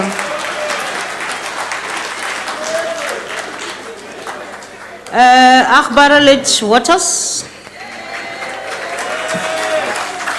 Kiela Borja, Chairperson. Chair, the Honourable Chief Whip of the ANC quoted former President Nelson Mandela, and he said, we need an opposition party that is committed to the Constitution. Well, my message to the Chief Whip of the ANC is we need a government that is committed to the Constitution as well, equally. The Honourable Chief Whip also complained of the fact that we go to court a lot in order to exercise our rights and to hold the government to account. Well, every time the Constitution is trampled on, we will use every means available to hold you to account and for you to stop trampling on the Constitution just like the National Party did. Talking about Nats, Honourable Killian changes her political colours more than a chameleon does these days. She talked about the past, and remember, Honourable Killian, you were on the wrong side of history in the past. And history will judge you going forward when we look back that you are again on the wrong side of history today. Honourable Barotto, I know you're in the chair. You talked about the year of China. I don't know if they're aware of it, but China has just cancelled all its flights to our country. I don't know what kind of a year we're going to have with China. But, Chairperson, the parliamentary budget for the current financial year is just over 2 billion rand. And it is bigger than 14 other budget votes, including that of the Departments of Public Enterprises, Economic Development, Mineral Resources, Small Business Development, Communications, and 9 other departments. I wonder if anyone can guess how many minutes were spent scrutinising the parliamentary vote where MPs could ask questions and interrogate the budget. 0 minutes for 2 billion rand. This, honourable members, is a serious indictment of how our very own institution is run. How can it be that the very people for whom this institution should be working for are totally sidelined in how the budget is spent? In fact, the failure to have a proper committee which oversees the functioning of Parliament is giving the Speaker of the National Assembly and the Chair of the NTOP a blank cheque. Examples of how money are being wasted are lavish workshops at venues at the Taj Hotel, the intention to spend 8 million rand on gym facilities, which were not budgeted for in the medium-term expenditure frame, and a proposed 1.4 billion upgrade to the parliamentary precinct. We've heard a lot about that today. Why do we need an upgrade to the parliamentary precinct? Parliament hasn't expanded. We still have 400 members like we had 21 years ago. But what has expanded is the size of the cabinet. We have the biggest cabinet in the world, and what that means now, we have more portfolio committees. So therefore, now we have to spend 1.4 billion rand to accommodate a bloated cabinet. As a signature to the Parliament's budget, the Speaker has neglected to inform the opposition of all these spends, as well as other financial developments via the Parliamentary Oversight Authority. The Parliamentary Oversight Authority should meet at least monthly. It is Parliament's Oversight Committee. It meets at best once a quarter. And with a budget of 2 billion rand, it should be functioning like a normal portfolio committee. As members of Parliament, we simply do not have free access to information, documents, explanations and motivations stemming from the presiding officers, the Secretary to Parliament or the AG. There is no legislative imperative for the Secretary or presiding officers to accommodate the views of members on how Parliament's operations are resourced, and MPs are disempowered in carrying out effective oversight of public money and preventing potential corrupt activities in Parliament. Repeatedly, we've written to the Speaker and the Secretary's office requesting itemized breakdowns, cost-benefit analysis and justification for some of Parliament's questionable purchases. However, we have not received a single response to date. Chair, the Finance Management of Parliament Act of 2008, that's 7 years ago, dictates that quarterly financial reports should be tabled before Parliament and published in the ATC. To date, not one of those reports have been tabled or published. It's a shame, Speaker. Parliament's core functions are represented in 2 programs, namely legislation oversight as well as public and international participation. These make up a mere 25% of the budget. When one compares that to the figure of administration, where we spend another 25% on employees' salaries, we can see that the Parliament bureaucracy is becoming bloated and in the wrong places. I say in the wrong places because many of the staff here do work very hard, but they're not being supported enough. The criticism that Latuli House is placing pressure on Parliament for certain connected people to be appointed is gaining ever-increasing traction. A particular failure in the current financial year on Parliament's part has been the number of oversight visits undertaken by the committee. In the last financial year, 60 oversight visits were conducted. In this coming financial year, only 35 are planned or projected. Not a very activist Parliament, I would say. Chair, written questions to ministers is one of Parliament's most important oversight mechanisms to obtain information on critical issues facing the country and to scrutinise the Executive's action. The Executive continues to allow questions to lapse or provides incomplete or incoherent replies with impunity. Oral question sessions are few and far between. We have only had 4 oral questions this year. And on those occasions, ministers from critical portfolios provide apologies for their absence instead of explanations for their department's shortcomings. In several instances, neither the minister nor the deputy minister attended these sessions, leaving a different minister to reply to the follow-up questions in the House, essentially rendering the opportunity for accountability null and void. When the ANC overruled the question time in this House in 2000, which the DA strongly opposed, it claimed that the system of rotation for oral questions requiring ministers to be present only when their cluster of portfolios is dealt with would ensure full executive presence on each occasion. That was a commitment. It has not happened. Omission of critical information and attempts to withhold so-called classified information and documents are all tactics which are increasingly being used by ministers and even the Office of the Presidency in replies to some parliamentary questions. So we've had 4 oral days for 5 different clusters this year, meaning that one cluster has not even had the opportunity to be held accountable, and we're already in June. Compounding the problem of accountability is that often the Deputy President's question time erodes into that of ministers' question time, leaving only 1 hour for ministers to be held accountable. The DA will be pushing for the Deputy President's and the ministers' questions time to be separated through the review of rules of Parliament. Chair, what is equally outrageous is the number of ordinary sitting days Parliament has actually had since the beginning of the year. I wonder if anyone can guess how many times we've sat in this chamber for ordinary business. Well, let me put you out your miseries. 11. 11. That's all we've had. And 4 of those days, as I mentioned, were for oral questions. So we've had actually 7 days in which members to submit member statements to deal with current issues that are affecting the electorate through debating and to deal with legislation. And can anyone guess how many joint sittings we've had this year?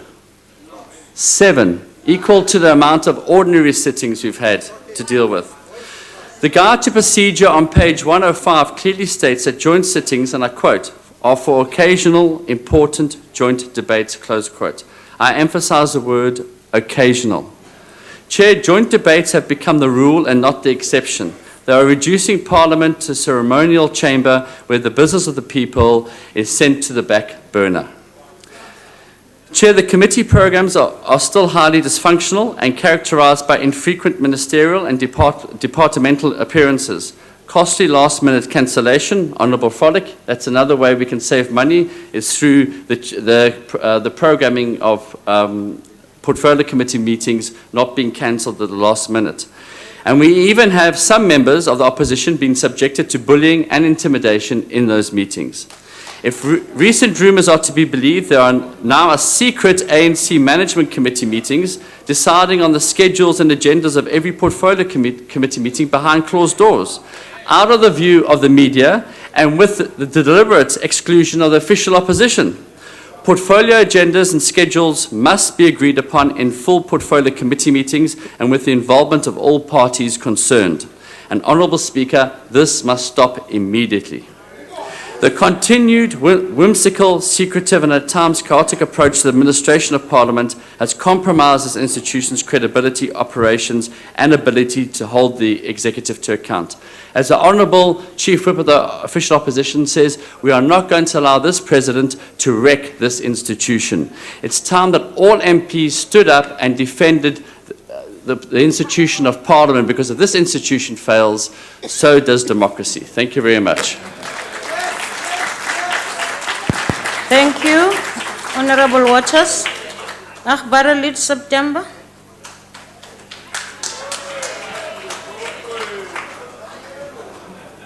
Dankie, voorzitter.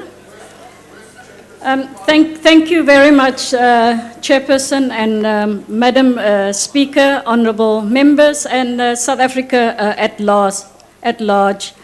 I rise on behalf of the African National Congress in support of Budget Vote 2 and indeed in support of the Strat Plan as outlined by yourself here today, Madam Speaker. True to our responsiveness as the ANC to the mandate the people of South Africa gave us in 1994, our preoccupation immediately became the realization of the Freedom Charter the implementation of the RDP, and of course we came here ready to govern. We wasted absolutely no time in this parliament in ushering a new dispensation through the adoption of South Africa's new constitution. It was the ANC that made sure that we had a constituent assembly. We gave true meaning to reflect our policy of non-racialism, non-sexism, and class representation in this parliament. We never, as the ANC, saw the need to hire anyone to reflect our race and our gender representativity.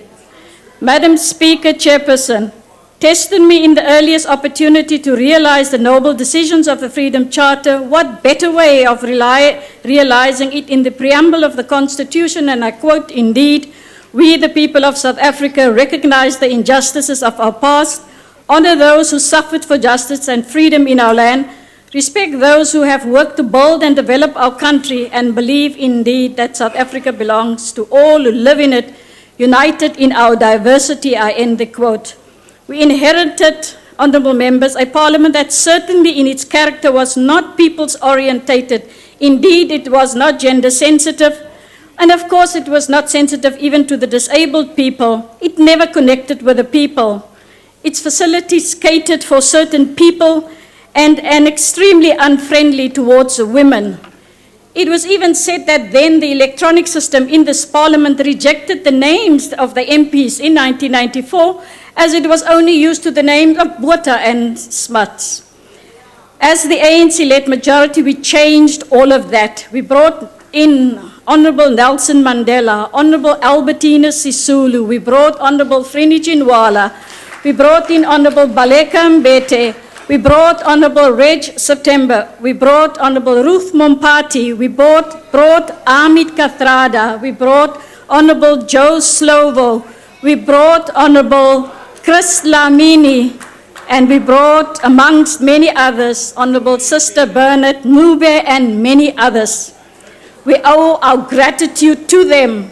They are our leaders who did not rest to ensure a sound foundation to this democratic parliament we now have today, and this freedom of speeches that we have.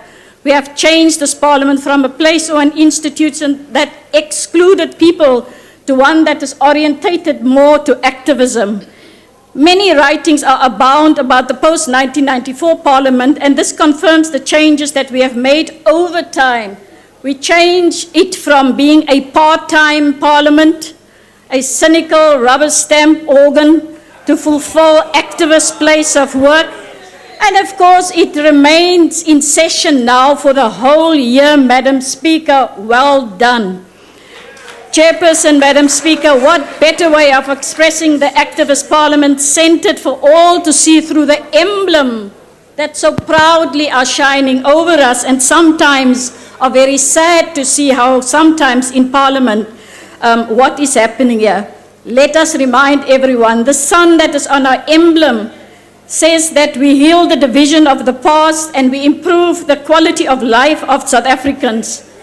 That the protea that we have in their leaves, that depicts the building of the foundation of democracy and openness, and of course the drum that calls all of us into parliament, and indeed our constitution, the foundation of democracy and openness, that predicts the values, the social justice and human rights. Indeed, parliament is an organ of people's power. We are meant to reach people through parliament to advance our national democratic goals.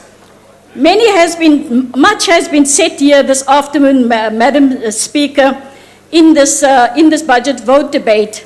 Honorable Chief of the DA, Honorable Steenhuisen, we were looking forward to another quote that you were going to give to us from Alexander Herzen, a Russian writer and thinker known as the father of the Russian socialism.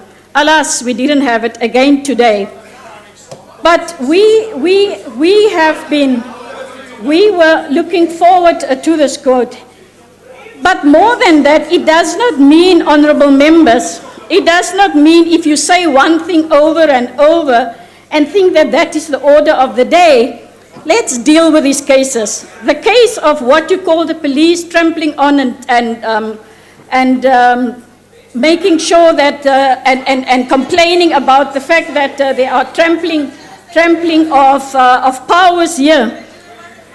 Please be reminded that the court looked at the technicality and the court looked at the definition of disturbance in that it is very wide. And of course, the matter have been sent to the Constitutional Court. And of course, if you are so happy and gloating about it, why are you appealing, honorable members of the DA? And indeed, on the Prime Media case and the jamming case, we remind you that the case was lost from the beginning. The interdict that was asked for was never ever granted, indeed. And of course, we heard what the outcome of the rest of the case was. And again, some of the other cases in relation to the Economic Freedom Front, the final case must still be heard in the Constitutional Court, and there has been no decision on fairness and discipline. And indeed, let's not talk about the motion of confidence. Every attempt that was made was dead in the water. On the matter, of course, on the Speaker, very shamelessly, again, shame piece, the court sent them packing a hang. You were sent packing, I'm sure, where you were so disorganized and so embarrassing Parliament and the people. Please take your seat. Oh, sorry. Honorable Member, what's your point of order? I'm just checking, do we have a new party in this house called Economic Freedom Front? Honorable Member, I don't know of that party, if you're asking me. Thank you. Continue, Honorable Member. Honorable Steenhuisen, it is not hangas, it is angas.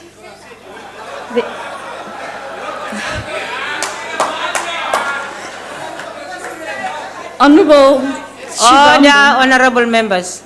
Honorable Shivambu, please be reminded that the role and function of the Institute and us allegedly trampling on the powers.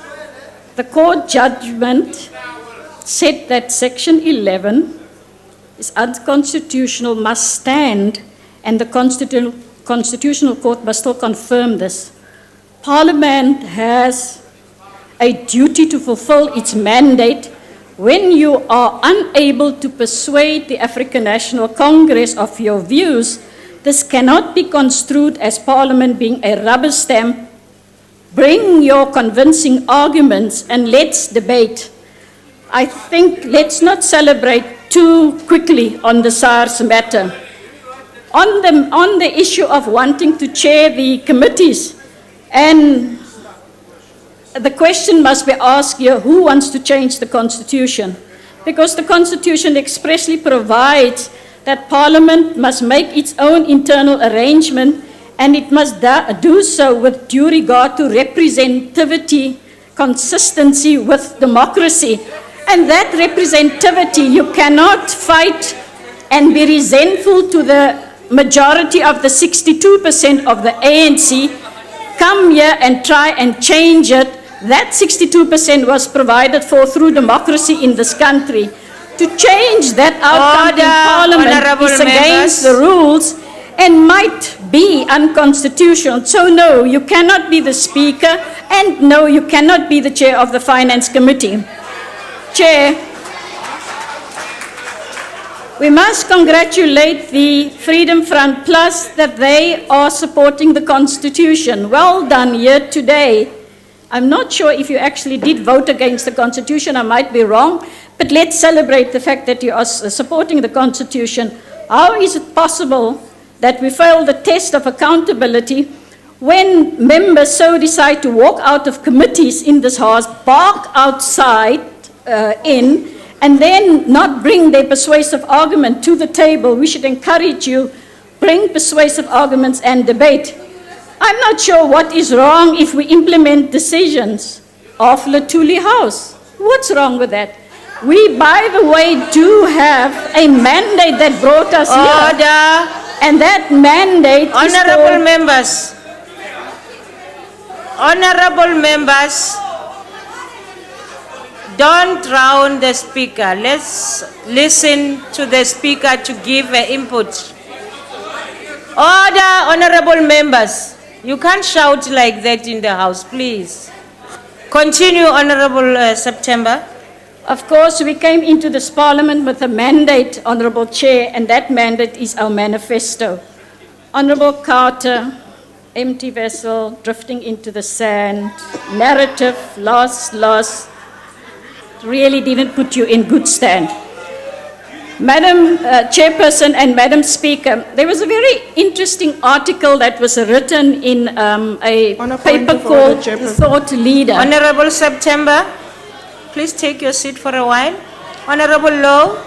Honorable Chairperson, I just want to check with you, is it parliamentary to call another member that they are empty vessel? I will never allow another person to call another person like that. That's why I'm standing. Honorable member, I didn't hear her referring to a member of this house. She did say so. No. Honorable member, you cannot call a member of this house an empty vessel. She but did. I listened to the context into which she said that. And I don't think it was referred to any member. Thank you very much. Continue, honorable member. Order, honorable members. Honorable Chair, on a point of order. Yes.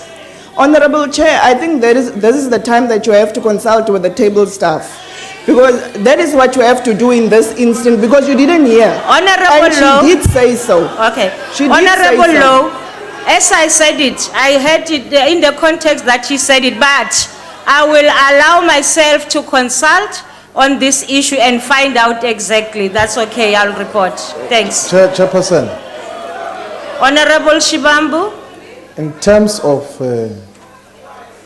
proper presiding from there, is that you must check with the member if she indeed said what we said she did say. Honorable Shibambu. Let me finish. Honorable Shibambu, that's not a point of order.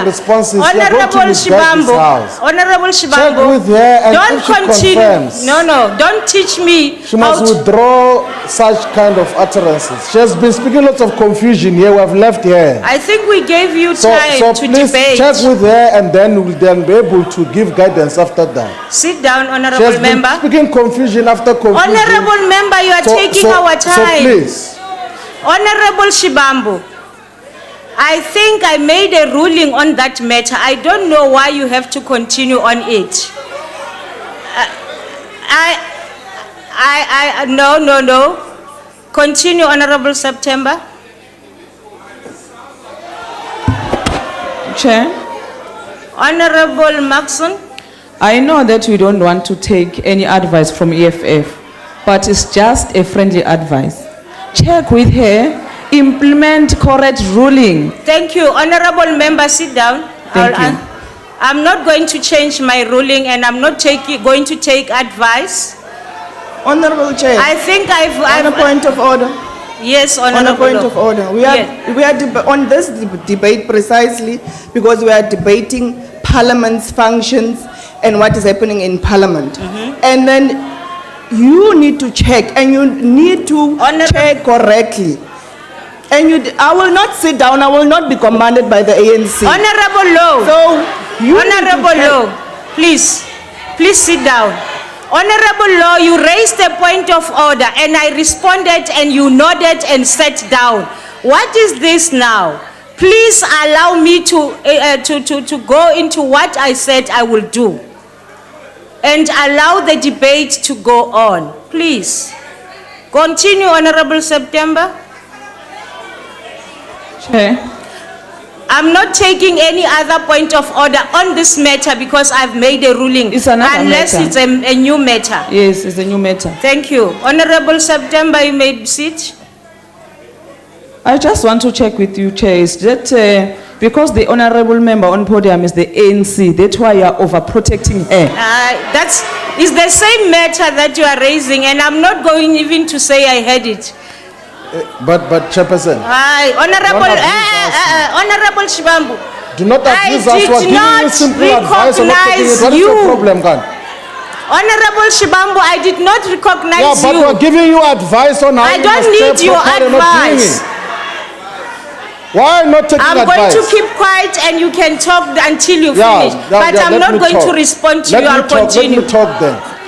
We are giving you proper advice that if a member has made a reckless statement, you must check with them if they did that, and then they must withdraw if they admit that they've done such a reckless remark.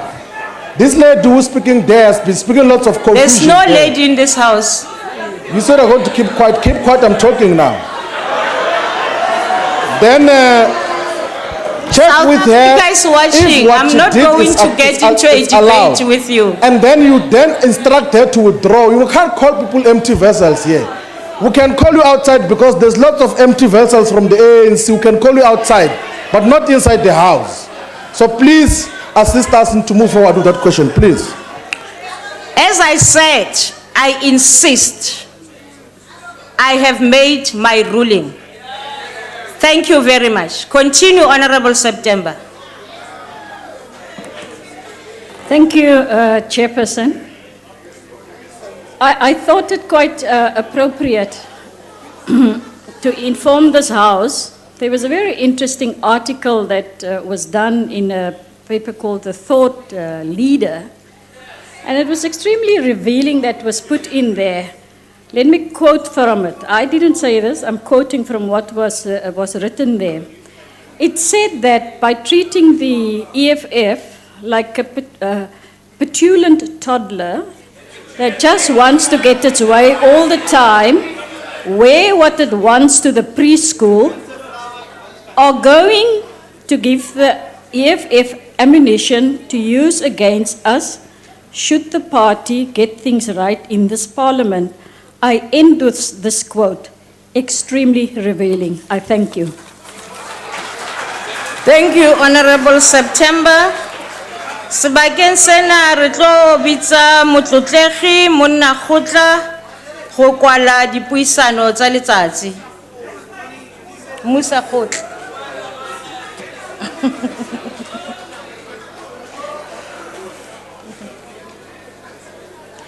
Motlotlegi Musa khotla Membethe.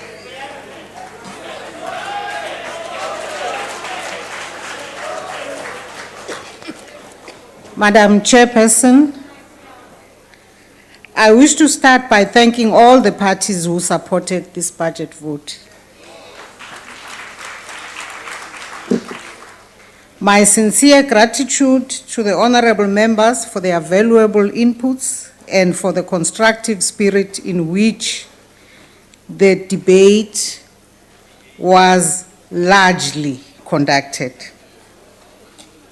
I assure you that the issues you have raised will be duly considered.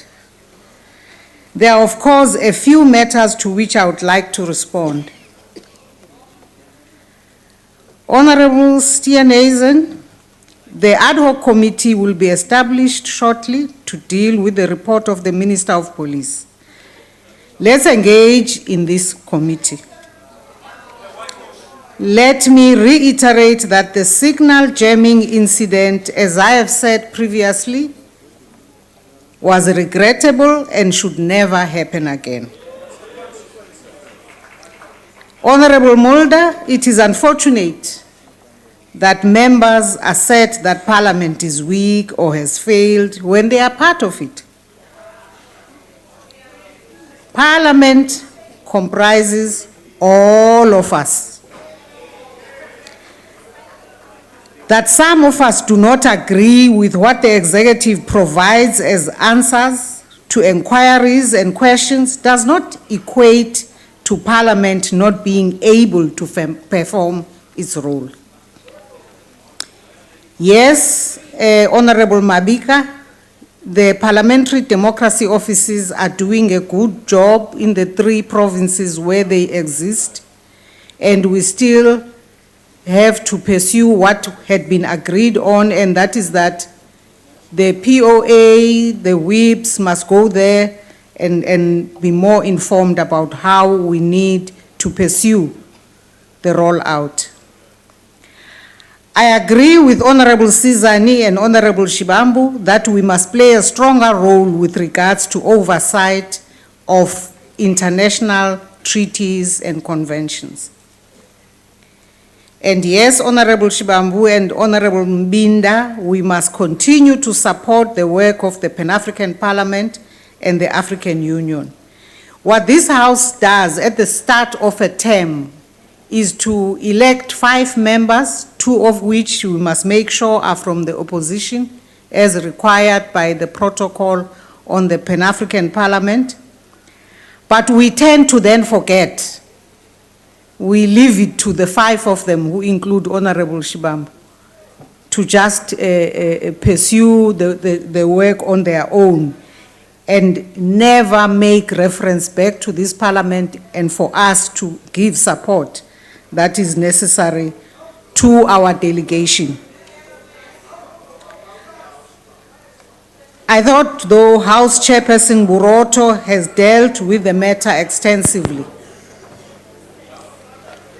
Honorable Kwankwa, I have continued with the practice established in the 4th Parliament to afford parties an extra minute, actually. And the more I feel under attack from honorable members, the more I feel I shouldn't perhaps give this extra minute if people are not even appreciating it.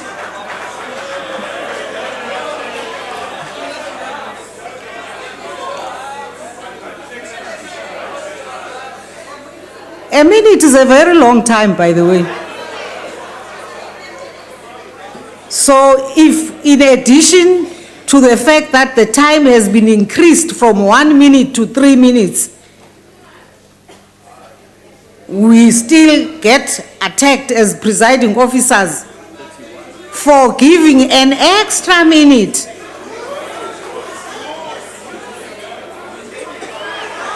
I don't want to agree with the calls to reduce. Order, members, order. But I am really saying, Honorable Speaker, I really want to say that Honorable people must appreciate what they get given.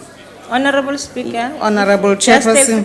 Just a minute. On your seat, please. Honorable Melda. Honourable Chairperson, is the Honourable Speaker prepared to answer a question? I am only left with 2 minutes, so I can't.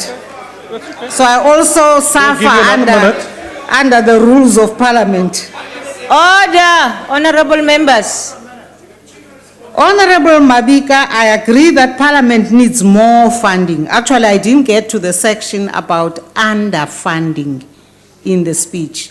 It's an issue that perhaps we should pursue maybe in the POA.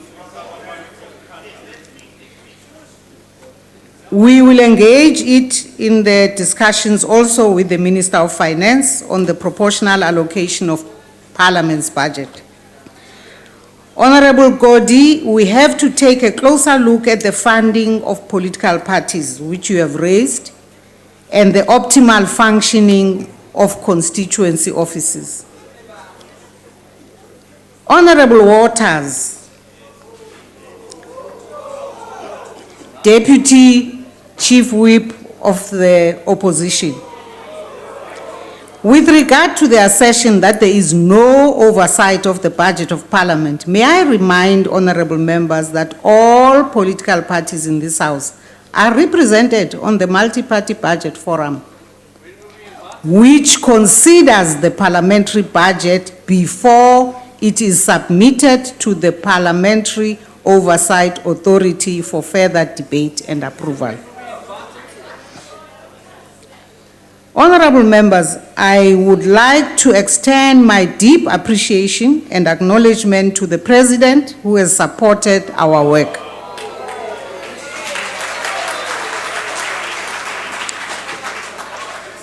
A big thank you to the Deputy President, who's the leader of government business,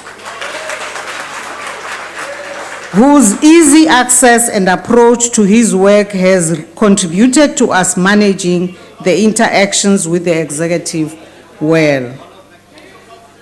Honorable members, I concur that the needs of our children need our special focus in Parliament. We must not forget that today's children are the future adults and leaders of tomorrow. In closing, honorable members, to borrow from the African Union anthem, I quote, open quote, "Let us all unite and celebrate together the victories won for our liberation. Let us dedicate ourselves to rise together to defend our liberties and unity." I still have 20 seconds. I thank you.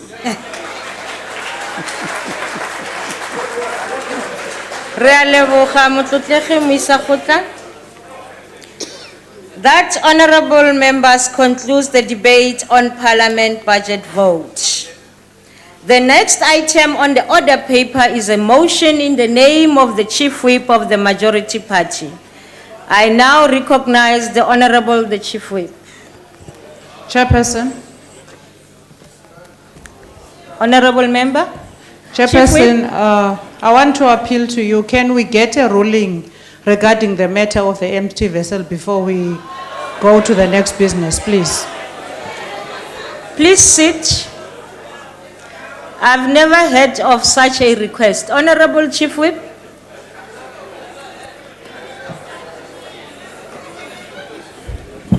Honorable House Chair, I move that the House establishes an ad hoc committee, the committee to consider the report by the Minister of Police tabled on the 28th of May 2015 and reply to recommendations. You see, House Chair, this time I have no time limit.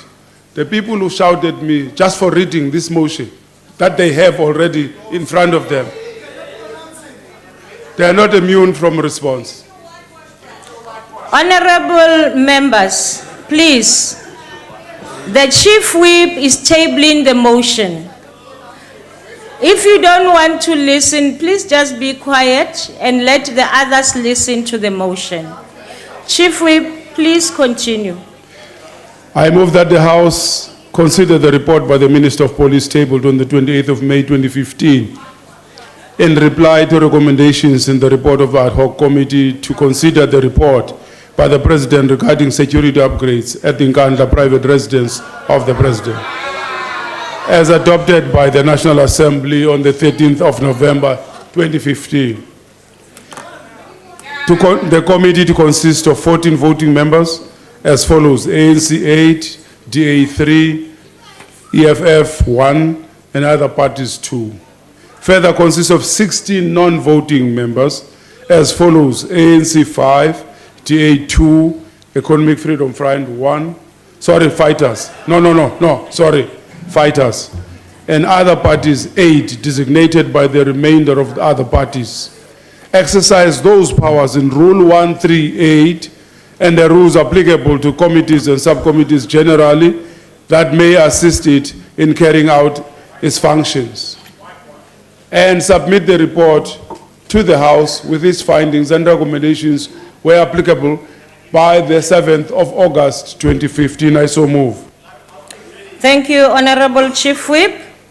I now put the motion. Chairperson, is it possible I'd like yes? I'd like to move an amendment to the resolution.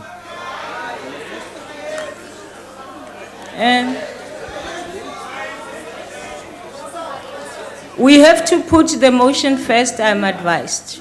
No. I mean, we've got to put the amendment first. Otherwise, how will we agree on a motion? Marina? Please assist here.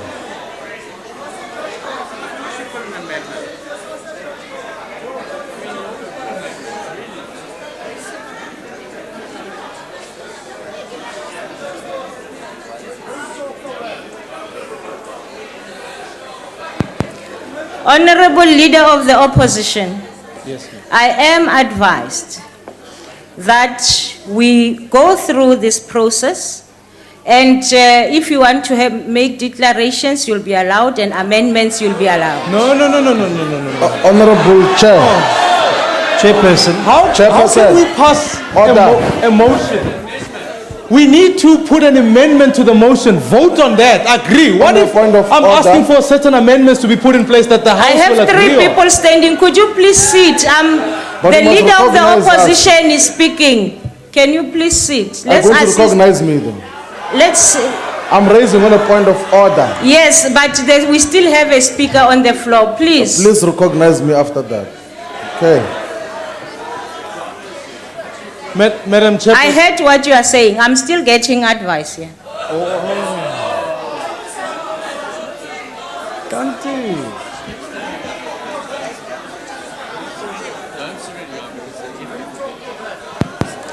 Thank you very much. I think now is the last time I come to you. And don't say, "Whoa," because we have to understand that we're working here with processes of parliament. Now, in accordance with the rules, Honorable Mbata, I can't take that. Would you please stand? Honorable Mbata, would you please stand? Honorable Musi, please sit down. Honorable Mbata, please stand.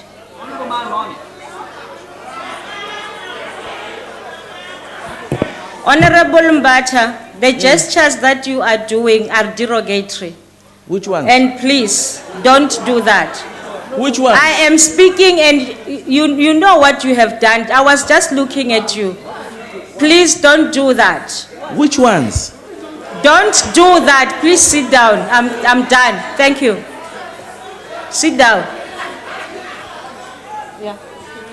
The question is so that we can allow for declarations of vote as well, on the amendments and on the... Honorable members and Honorable Musi, to you, my money. Sorry, Honorable my money. The reason that you are bringing the question is that you are able to either agree or object. And you will be allowed to either declare or bring a motion of amendment. Your objection. It's not an objection. No, let me say this, please. If you want to object, you will be allowed. If you want to declare, you will be allowed. And if you want to bring in an amendment later, you will be allowed. Sorry, Madam Speaker. Thank you. Thank you. Let me clarify. I welcome your decision to say, no, it's fine. If I want to object, I can object. If I want to declare, I can declare. That's not what I'm doing. We have a motion in front of us. If I wanted to ask that we amend the date of the motion so that the House says the report must come at such a date, I must do that prior to it being tabled in the House. I'm asking that an amendment be tabled with the motion so we can agree on that first before we can vote on an entire motion. So, Madam Chair, can I request that I table the amendment to the motion on the table? Otherwise, what are we voting on to start off with?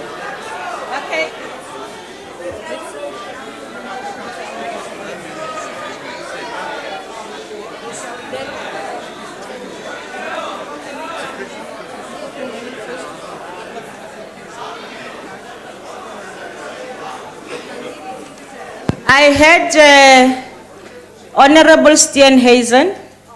You will follow Honorable. Madam House Chair, thank you very much. You asked the Chief Whip of the Opposition, whose name the motion is on the order paper, to table the amendment. The Honourable Chief Whip has tabled the amendment by reading it out.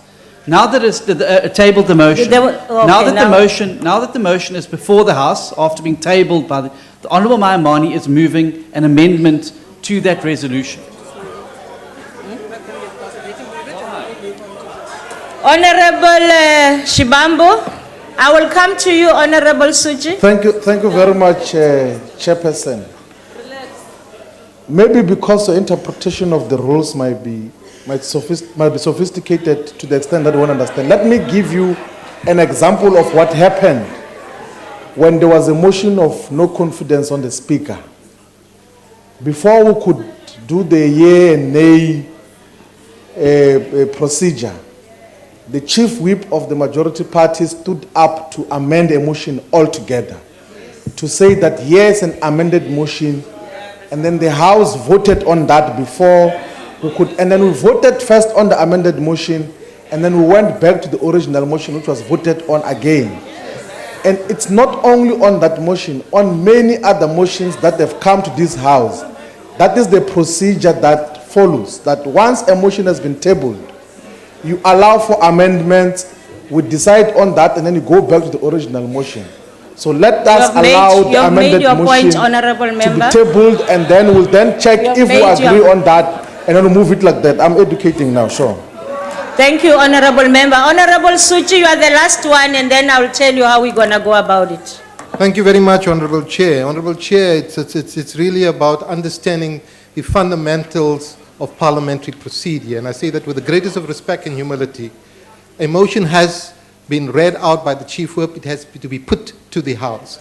Once it is placed, this boorish and belligerent behavior on the part of certain members really undermines the integrity of this House and its esteem. Honorable Chair, once the motion is put, the opposition can then object to the motion, or they can propose an amendment to the motion. That is procedure, that is convention, and indeed the objections of the Honorable Leader of the Opposition and the Honorable Members is what in legal parlance, because they do love going to court, would be certainly vexatious and irrelevant. Thank you, Honorable Surki. Chair. Honorable Members, I'm going to deal with it in this way. Honorable Members, I'm going to allow the Leader of the Opposition to raise the amendment. And after that, we will vote on both the first motion and the amended motion. Thank you. Honorable Chair, Yeah.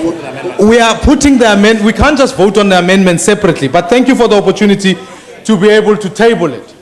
Because I think I, like many South Africans, take great exception to the insult that says a swimming pool is a fire pool. So without us here in Parliament trying to insult the people of South Africa, I want to propose this amendment. Because critically, no, I can wait. Honorable Maimani, please put I'm your reading motion. the amendment, but the members here. Order, honorable members. Order, honorable members at the back. House Chair, House Chair, House Chair. Honorable. Please attend to that corner of the ANC. Thank you, Honorable Masuku. Honorable members, let's give the Leader of the Opposition an opportunity to give the amended motion, to read the amended motion. So noting the draft resolution by the Chief Whip that the House establishes an ad hoc committee, we want to replace section 1 that says that we need to consider the report by the Public Protector secure in comfort, because we believe the Public Protector is supreme in this particular result, that it must be read together with the report tabled by the Minister of Police on the 28th of May 2015 in reply to the recommendations in the report of the ad hoc committee to consider the report by the President regarding security upgrades at the Nkandla private residence of the President as adopted by the National Assembly on the 13th of November 2014. And then I request, Honorable Speaker, that we insert the following, and this is absolutely crucial if we're going to proceed with this ad hoc committee in J, that we summon the President of the Republic, the Public Protector, the Minister of Police, and the Minister of Public Works to appear before the said committee. Everyone has spoken except the President of the Republic. He must come. And that ultimately, that we amend the original section 5 to become section 6 as follows, that this report, because the people of South Africa want the President to pay soon, that it must submit a report to the House with its findings and recommendations, where applicable, within 30 days. I so move. Can we table that amendment? Thank you, Honorable Musi. Can we have the signed amendment, please? Can we have a signed copy of the amendment?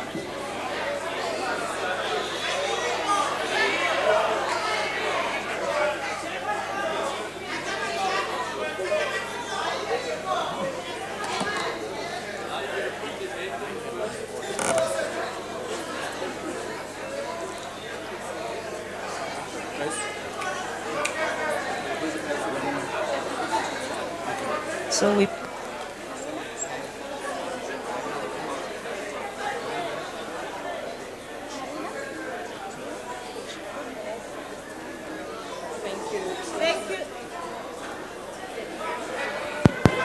Thank you, honorable members. Can we come back to order? Order, honorable members. The signed motion by the opposition is here and has been signed, the amendment.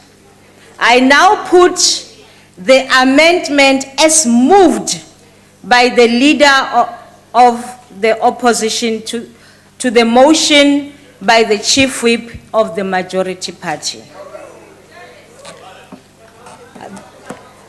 Are there any objections to the amendment? In light of the objection, I now put the question.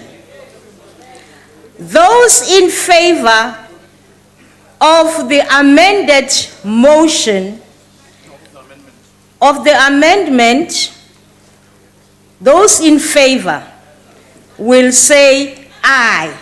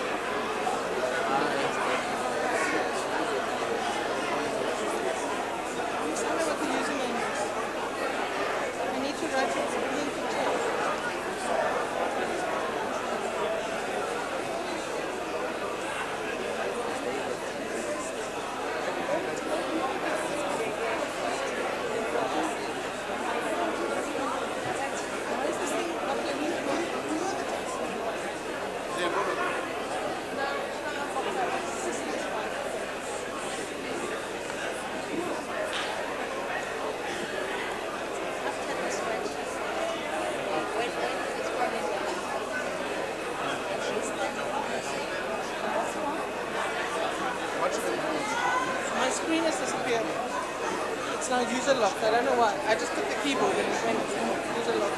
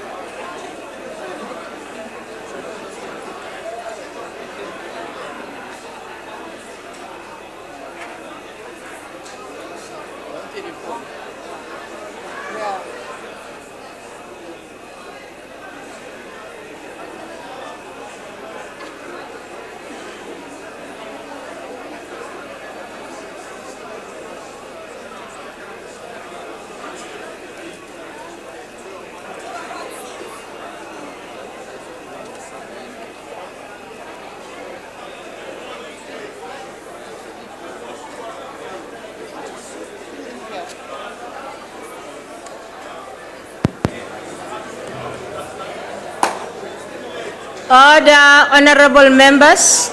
The House is now in session.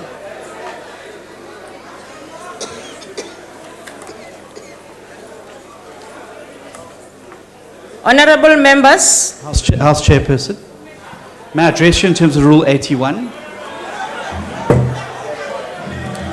Please do. The Democratic Alliance would like to request a declaration, with your indulgence, on the matter to explain the amendment that's been put. What is it? Before. Okay.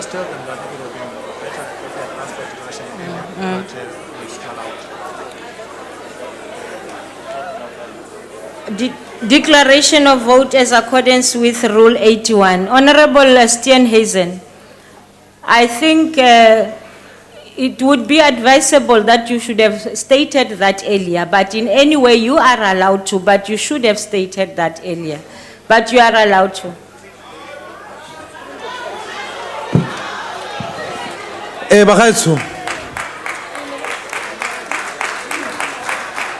The fundamental reason why this ad hoc committee cannot be the same whitewash as it was the last time, it has to be that, A, the president must come to parliament to account. We've just voted, we just spoken on vote 2. If we're gonna reclaim parliament as the apex of accountability, we have to ask the executive, who is led by the president, to come here and account. That's the first thing. The second is that the president is intent on reducing the role of the public protector simply to an ombudsman.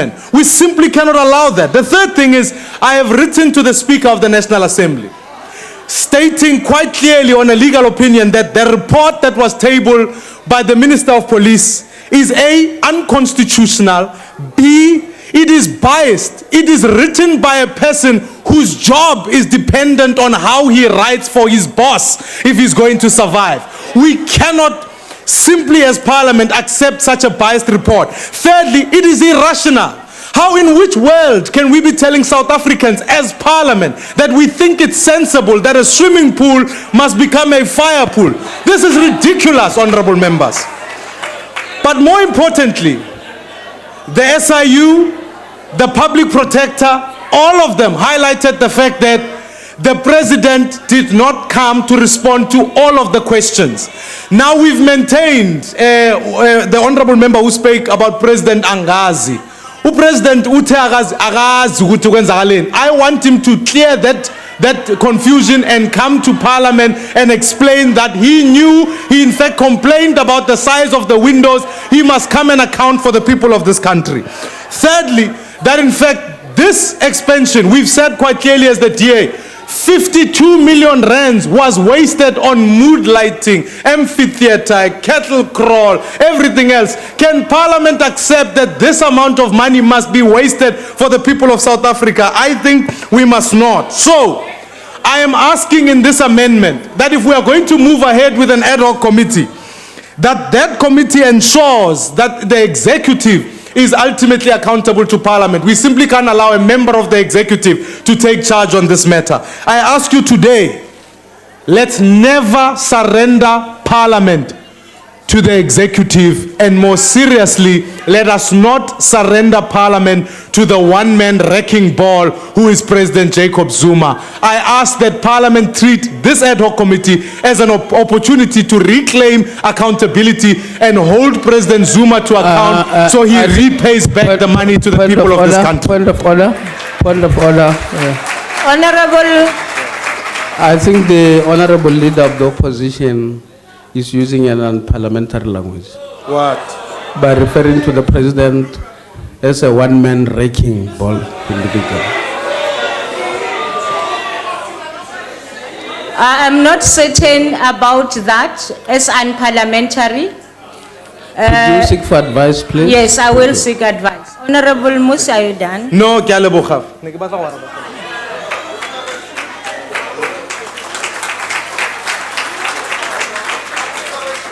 Honorable Milda, you can speak from where you are. You don't need to come. Okay. Oh.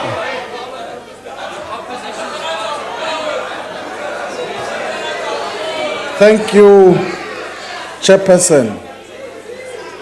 as the EFF, we stand to reject with contempt the executive which is investigating itself without mandate. There was never an instruction that the executive must go and investigate itself.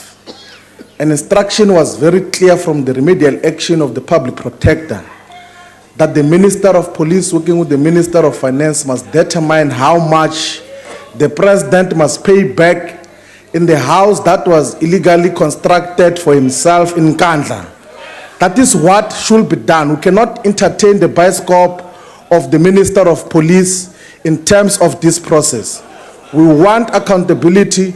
We want the President to pay back the money as is instructed by the public protector. We must not undermine the sanctity of this institution. We must not undermine the sanctity of the separation of powers. If you do this, it is not just an insult to this particular process. It's an insult to the constitutional democracy. It's an insult to future generations who will do as you are doing, because they're going to undermine institutions that are supposed to support democracy and hold the executive accountable. We must reject a proposal that the executive can determine how and whether it is wrong on certain questions. We must reject with contempt an attempt by the executive and the ANC to undermine our hard-won and hard-fought democracy. I think that is a clarity we must move forward. Thank you.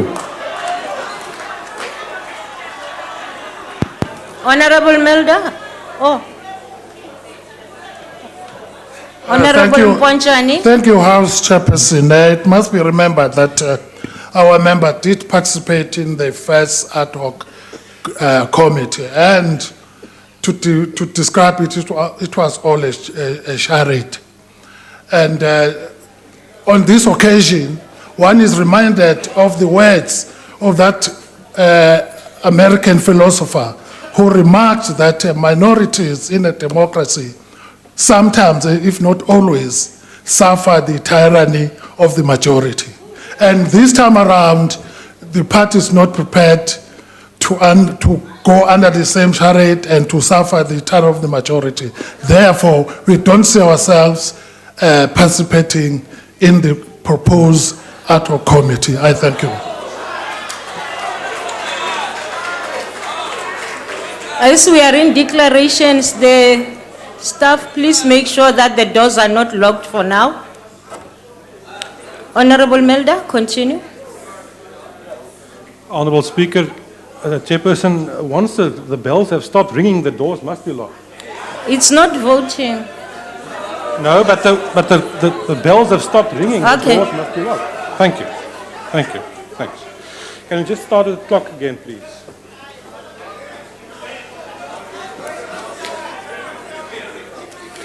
Honourable Chairperson, I would urge all of us to step back for 1 second and just to think what we are doing today. Because we must understand what we are doing today is going to have consequences. And we all know that. And we may all be convinced that what we are doing is absolutely right. But in the end, are we acting in the best interest of Parliament as an institution? Are we acting in the best interest of the public that we say we all serve?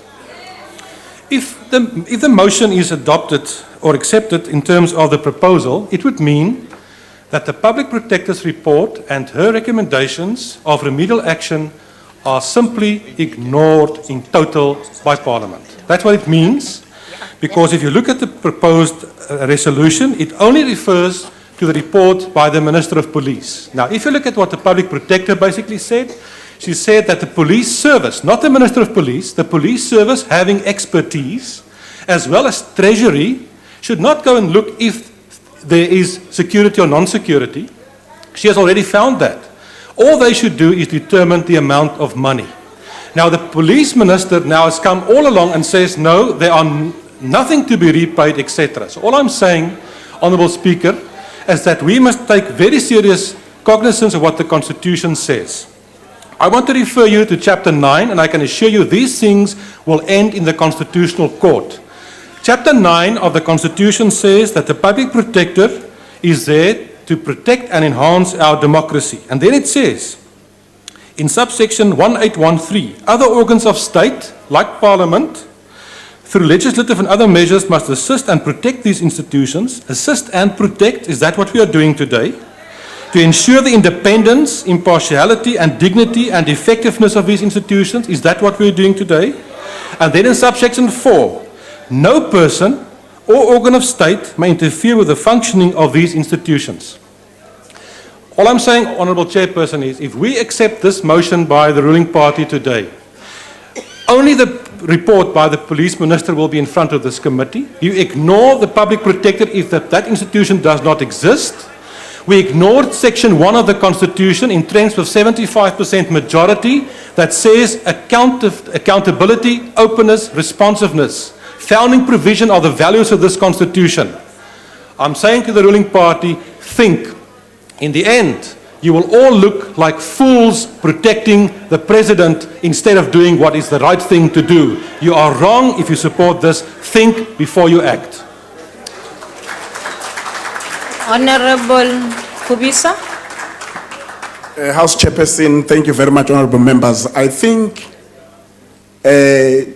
we are missing an opportunity here by subverting and warping Chapter 9 institutions, particularly the public protector.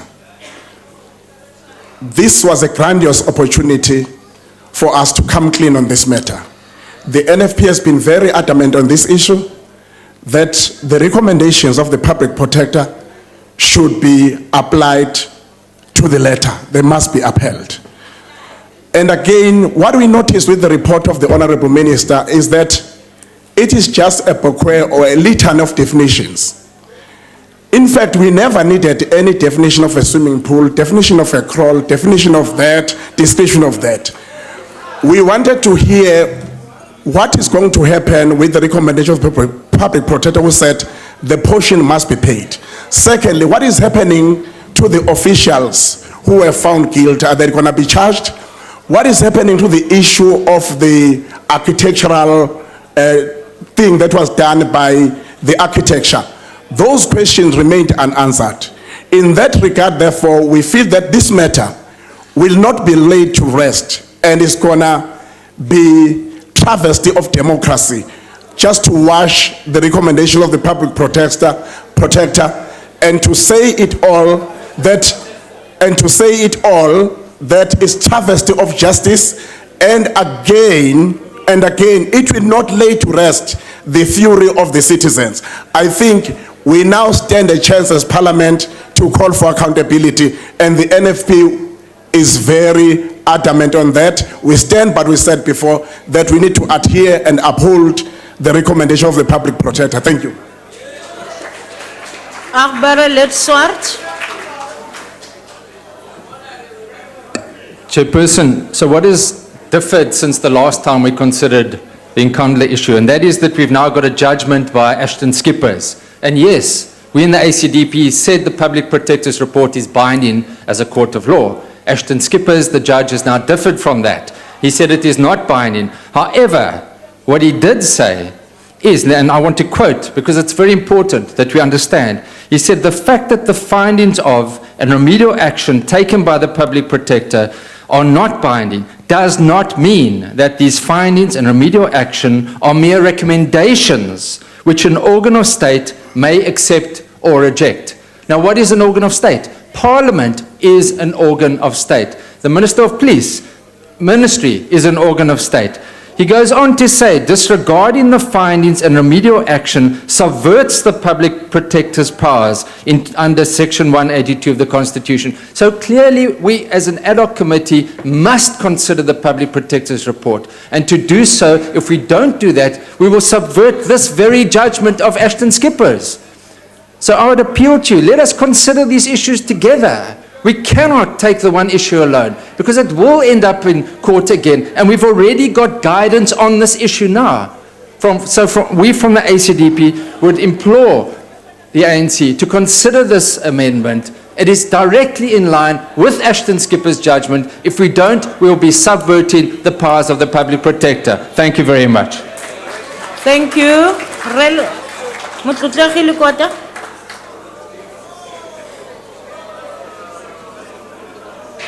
Madam Chairperson, the first issue we must decide is what is the issue before us, this Parliament, this National Assembly now? Is it that we discuss the merits and demerits of the matter now, here and now, or whether we must set time aside for the discussion of this matter? That's a procedural issue, but it's important because other people are talking now to substance, others are talking to procedure.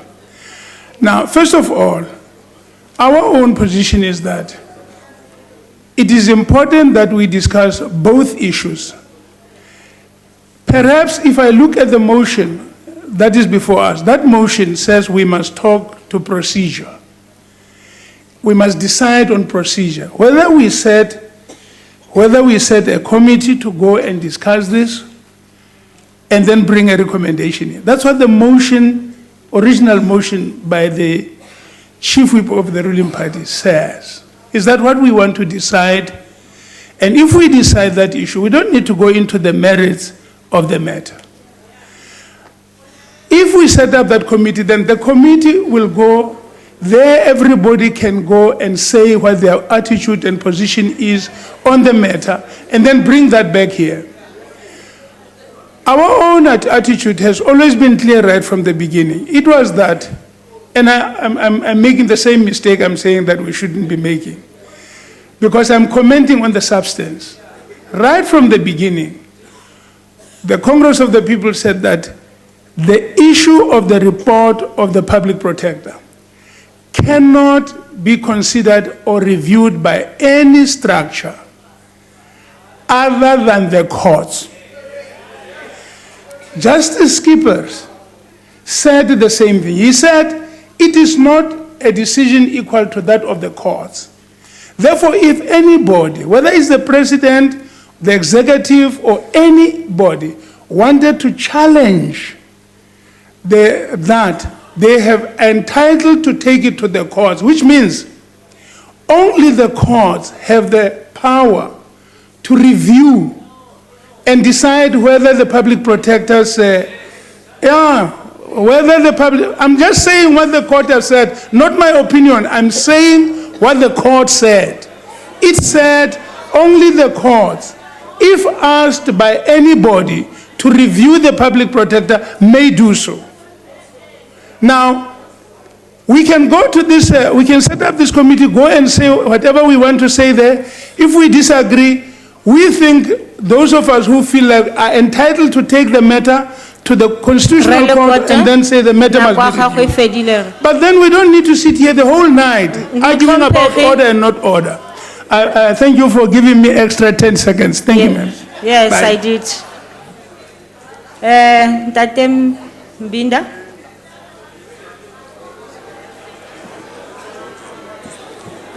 Hello.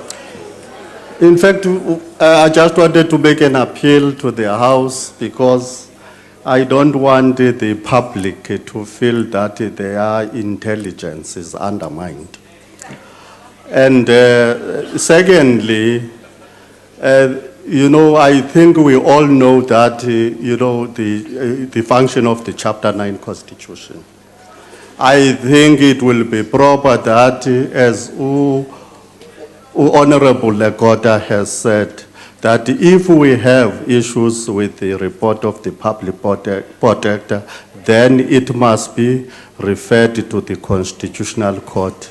We cannot interfere with the Chapter 9, with the public protector's report. So the PAC, as the Pan-Africanist Congress of Azania, maybe I must say it all, we would rather prefer that we uphold, because my understanding is that the security, the police, or Honorable Nhleko,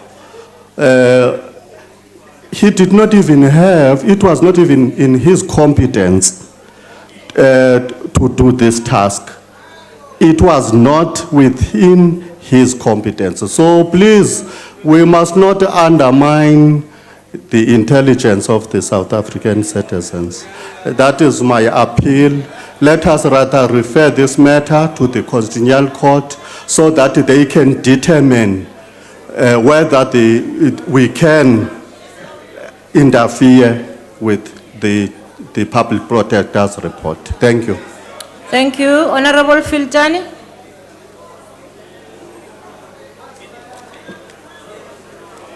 Thank you, Honorable Chair, Honorable Ministers and members. First, my message is we need to show respect for the judiciary and their pronouncements.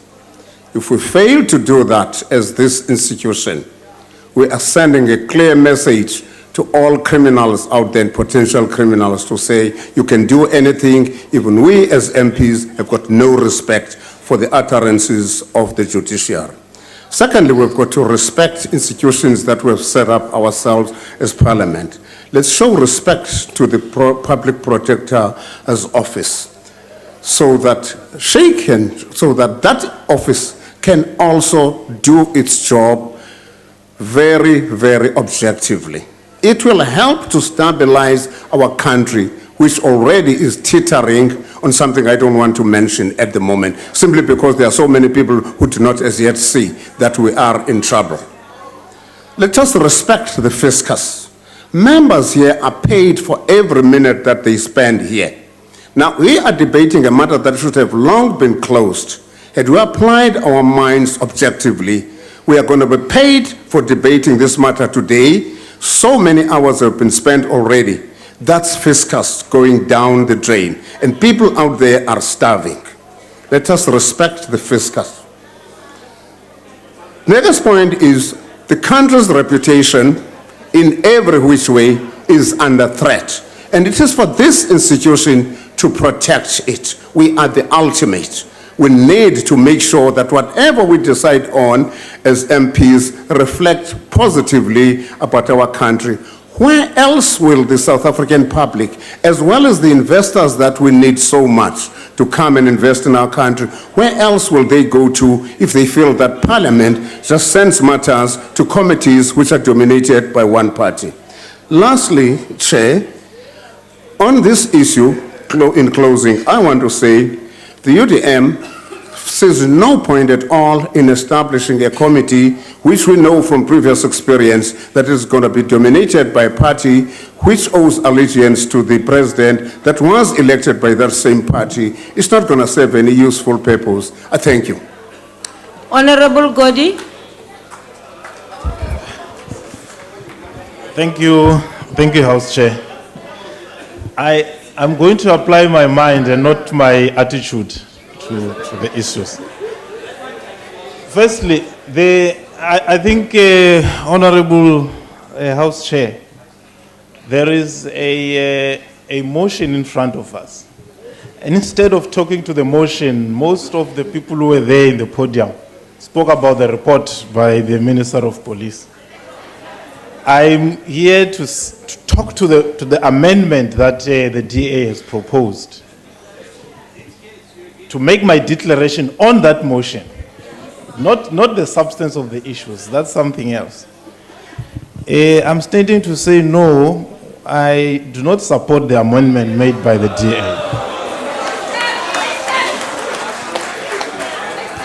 House Chair, because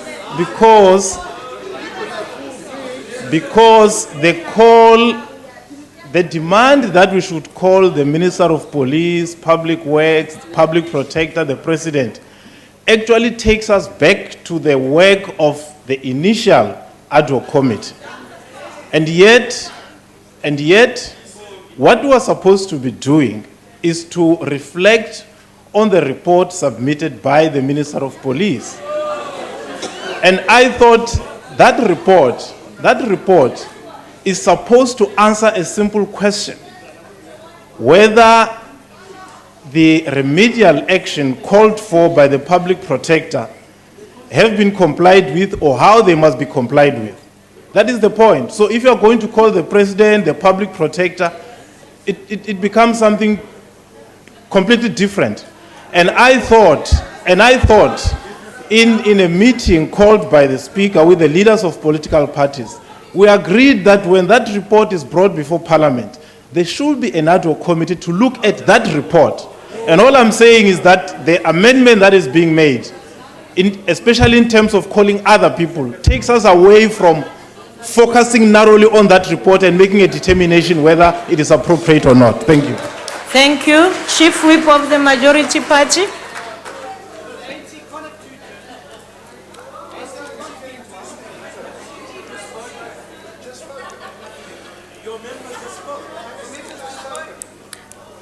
Honorable House Chair, the members who spoke here are making 3 big mistakes. Sometimes when you listen to them, you think, oh, then they missed an opportunity the first time around. So because they never had a bite on the first ad hoc committee, and they're kicking themselves, why did we lose the opportunity? Because Rule 138 allows for all these things they are talking about. They can call anybody. They walked off that committee. And they lost the opportunity to call the people they want to call. But now we are dealing with the report of the Ministry of Police. Why would they call other people? The report is the owner. You call the owner, not somebody else who did not author the report. But let me correct the second problem. That's fine. You know, they also scared that it will be a whitewash. Again, I must point at your flawed reason. Order, your flawed honorable logic. members. I'm left with little time, so I must rush. Because, you see, they suggest that it will be a whitewash. But they do not want to say to the public, to the voters, I was there, I did this. They want to run away from it again so that they can blame somebody else for it.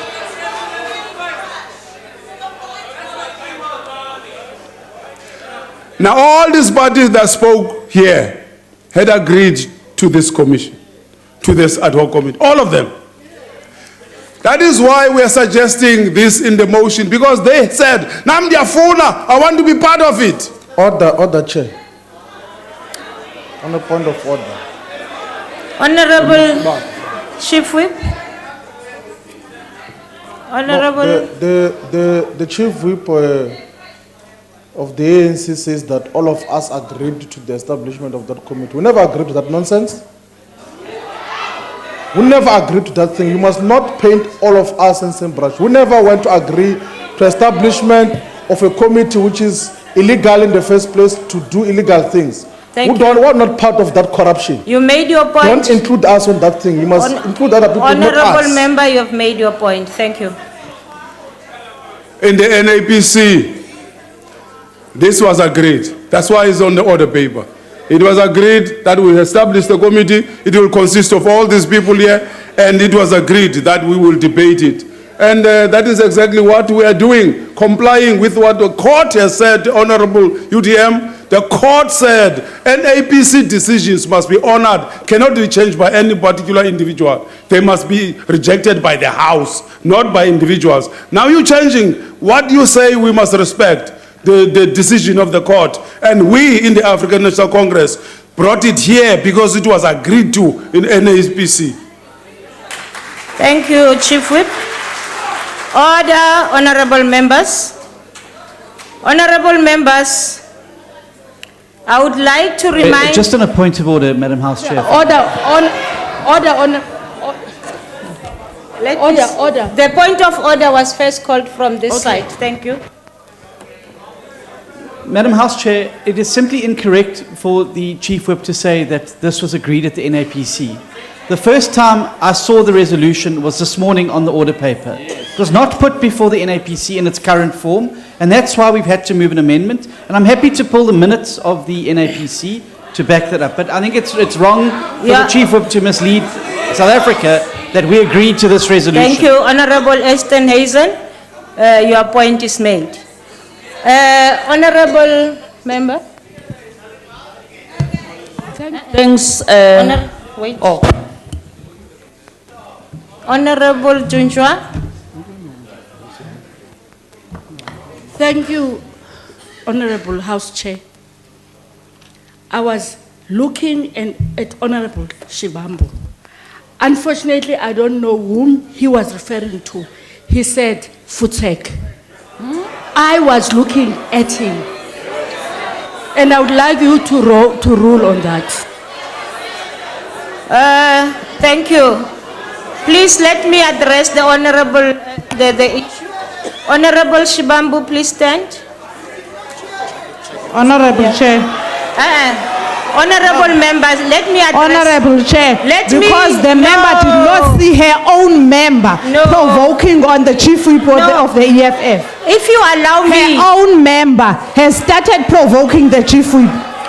Wait, ma. I don't want Yes, to go you said I into must stand that. up, I'm up now. I What was is the just, I was just calling on Honorable Shibambu. Honorable Shibambu, did you say Futek in this house to a member? I did not say though, but Susan Shabangu is the one who said Futek to me. It's Susan Shabangu who has been saying Futek, yeah. She was even swearing at me throughout there. Who is Susan Shabangu? It's this lady who's standing up there. Who is this lady? The lady who's standing up there, the one Can who's we have an minister there. Honorable Shibambu, can we please On a point respect of each order. other and call one another How can I honorable? respect the person who calls me Futek here? Honorable I must members. respect the person who calls me Futek here. Okay, Honorable I don't Shibambu. respect Susan Shabangu. I will never Honorable respect Shibambu, her. you deny that you said that. I never said Futek. It's her who said Futek to me. Thank you very much. Sit down. Honorable, I will come back to let me give the hands. Honorable member, Deputy Minister. Chairperson, I'm rising on a point of order. I'm rising on a point of order. Point of order, please, comrade. We are dealing with a Honorable Chief Whip, let's allow him to speak. Now, please. Honorable Makwetla, please continue. Chairperson, I'm rising on a point of order. And the point of order is this. The presiding officer asked the honorable member whether he said what he's alleged to have said. And honorable member Shibambo said no. He is out of order, honorable presiding officer, because I heard him. I heard him sitting here. I heard him saying Point of order. What he was responding to and why he said what he has said is not the issue, but he has said Futsek and I heard him. He's out of order to say he has not said it. Thank you very much. Honorable Ngesi. Honorable Chairperson, I was looking at him, I heard him. Thank you. Thank you very much. Honorable Chairperson, I was looking at her and I heard her. Thank you. Can I rule on this matter? Please sit, Honorable Shibambu. Honorable Shibambu, Honorable Junjwa, the unfortunate part is that the presiding officer did not hear it. And the question was asked to Honorable Shibambu, and Honorable Shibambu said no. So I'm unable to call Honorable Shibambu to withdraw. But let me just say this. Honorable Lekota, I'm intimidated by your hand. Let me say this, honorable members, we cannot regenerate to that level. Please, let's not do that. I have ruled we continue as such. Can we please continue? Thank you. Chair, I think I must correct you. You are supposed to ask Susan if she did said so.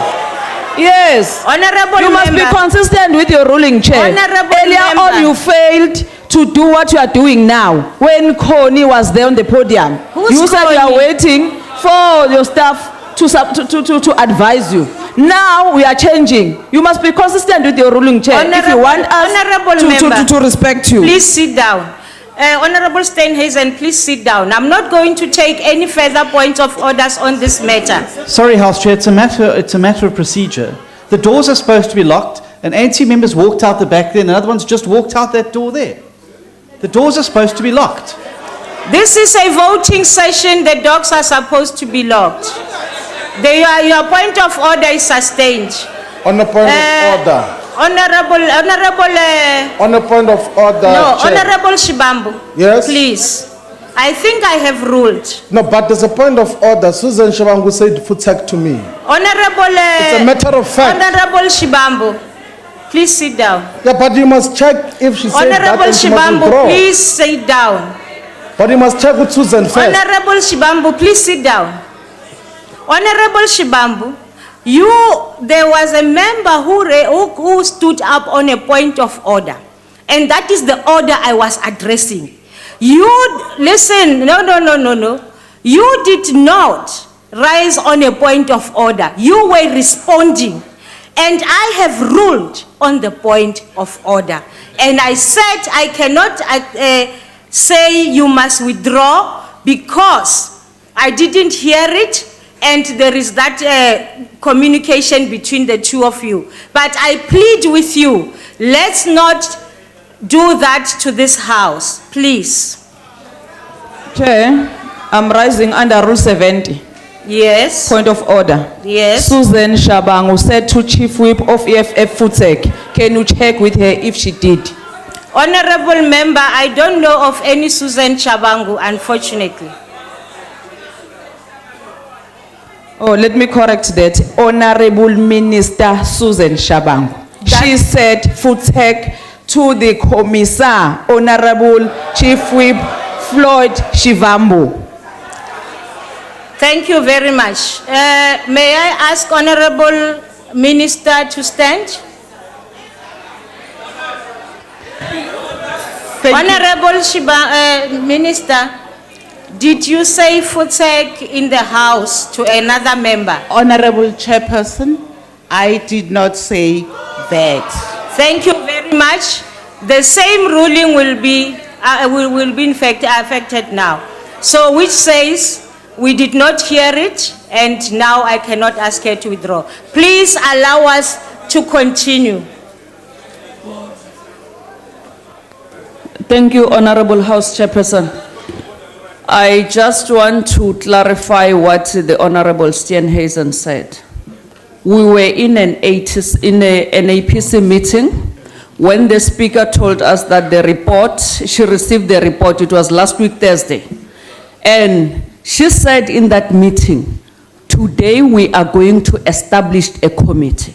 What we were supposed to consult each other on was the composition of, yes, it was the composition of the committee. That is what we consulted each other on. But that this committee will be established today, we agreed in that NAPC meeting. And the DA has been asking as to when is the report coming to Parliament, because they wanted us to establish a committee even before we received the report. That is the honest truth. Sorry, House Chair, I do need to I'm not going to allow a dialogue. But sorry, you're making a liar out of me by not allowing me to continue. No, Honorable Member, no, please. House Chair, you're making... Honorable Member. House Chair. Point of order. Honorable Member, please sit, please. Please sit. And please sit at the back. Honorable members, I think a point has been made. And we continue with the work of today. Thank you very much. Honorable members, this is the voting time. Hello? I would like to remind members, order. I would like to remind members that they may only vote from their allocated seats. When requested to do so, members must simply indicate their vote by pressing the appropriate button below the yes or no or abstain signs. If a member inadvertently presses the wrong button, the member may thereafter press the correct button. The last button pressed will be recorded as the member's vote when the voting session is closed. Now, order. The question before the House is that the amendment, as moved by the leader of the opposition, be agreed to. Are all members allocated in their seats, in the allocated seats? Voting will now commence. Those in favor of the amendment should press yes. Those against should press no. Those wishing to abstain should press the abstain button. Have all members voted? Thank you. The voting session is now closed. I will await the results.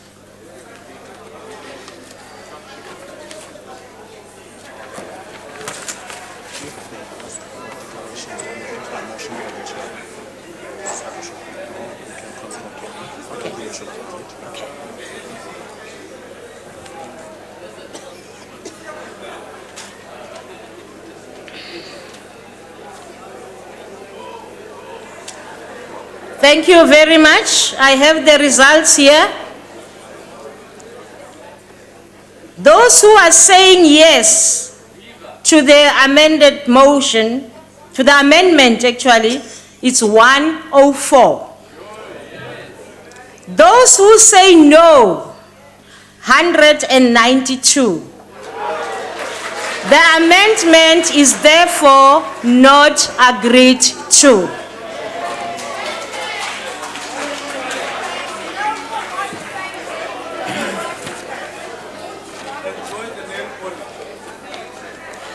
I now order, honorable members, I now put the motion as moved by the chief whip of the majority party. Are there no objections to the motion? Yes. Right. In light of the objection, Chair, those on the now motion which was put by the chief whip of the majority party, want to make declarations. We did on the initial one, now Honorable, want thank to you. I make on heard the you, new one. honorable member. Can I respond? Okay. In terms of Rule 81, the officer presiding over a vote has a discretion as to whether or not to allow parties to declare or state why they are in favor of the vote or not. In exercising that discretion, the chair will take into account of the opportunity members have had to express themselves on the matter before the House for decision. In this instance, I have given parties to an opportunity to express themselves on this matter. And these declarations have been wide-ranging and not only restricted to the amendment proposed by the leader of the opposition. I am therefore not allowing further declarations on this matter. Chairperson, maybe you've got a different rule book. There's no discretion of the chairperson here in terms of this rule book. The rules of the National Assembly does not say discretion of a chairperson here. Don't invent rules to try to shortcut processes, please. Rule 81 provides for declarations to be made before a vote is made. And we've made a request for declarations. Where do you get that? Let me just say it, because it talks about the PO here. The presiding officer may. Thank you. I think this issue has been closed and we continue. Chairperson, when you spoke first here, you said you're quoting something there. And you mentioned the word discretion. Yes. There's no discretion there.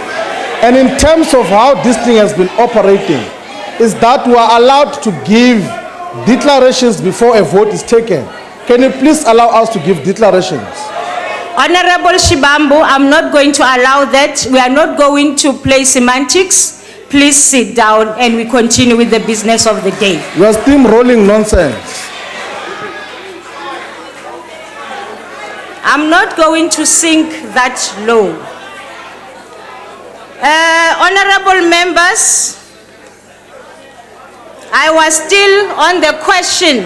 Order, honorable members. Honorable, don't worry. Now I put the motion as moved by the chief whip of them. Oh, I've done that. Of the majority party. Are there any objections? I still repeat. Okay, now I put the question. Those in favor will say aye. Those in favor of the motion as read by the chief whip of the majority party say aye. Those against the motion as raised by the chief whip say no. The ayes have it.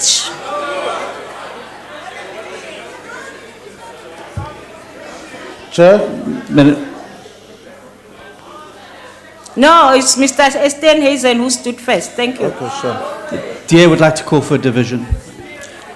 The division has been called for, and for the 3 minutes will be given.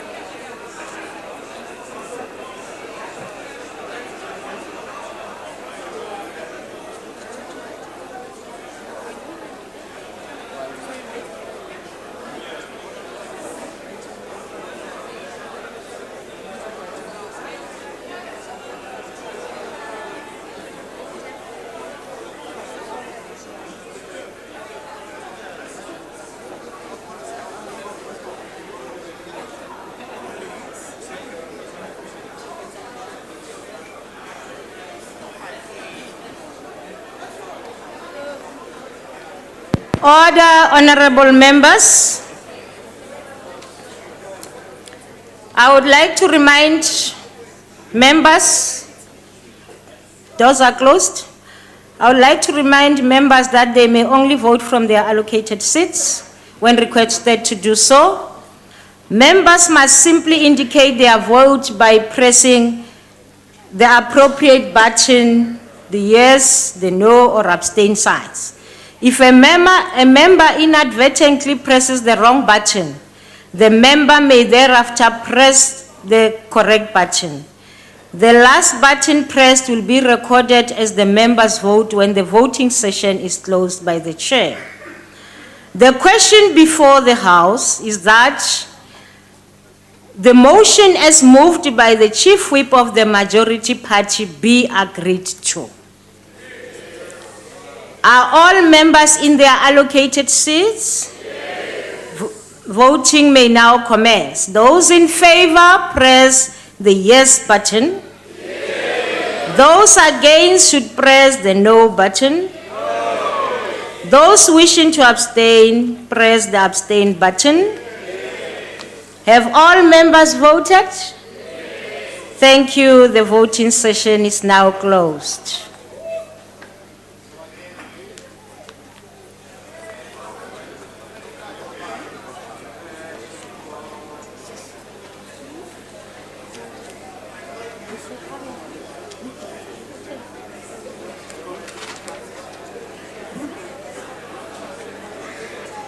Okay. Thank you very much. The results are in. Those who voted in favor, 192. Those who voted not against, 103. So, no abstentions. So the motion is agreed to.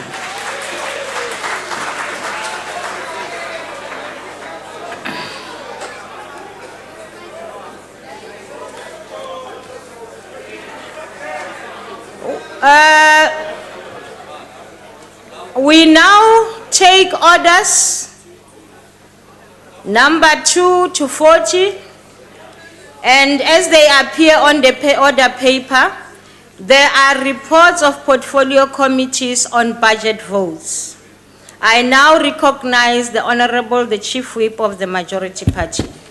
Honorable House Chair, I move that the reports be adopted. The motion is that the reports be adopted.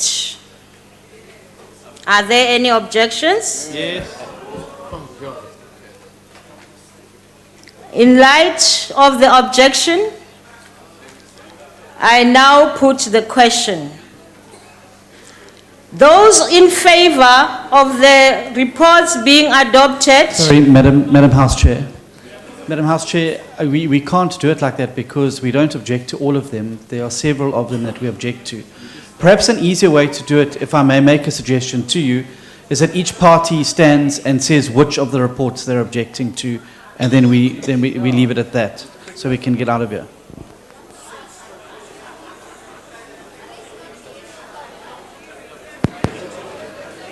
I don't think there are any qualms with that suggestion.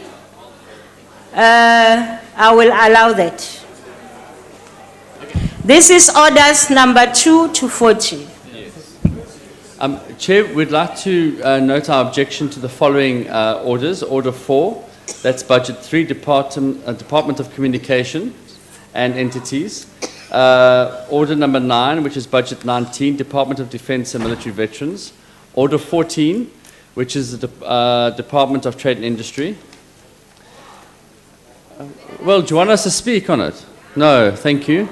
Order 27, the Department of Planning, Monitoring and Evaluation. And lastly, Order 36, which is the Strategic Planning and Budget Vote 29, Department of Mineral Resources. Thank you.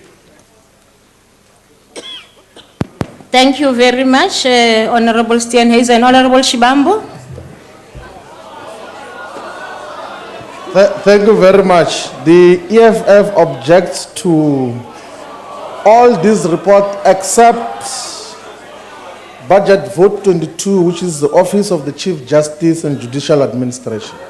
That is the only credible institution we have. The rest are a big problem. Thank you very much. Honorable Mponchani? Thank you, House Chairperson. Please note that the IFP objects to Order 4 and 15. 4 and 15. Thank you. Thank you very much. No other objections?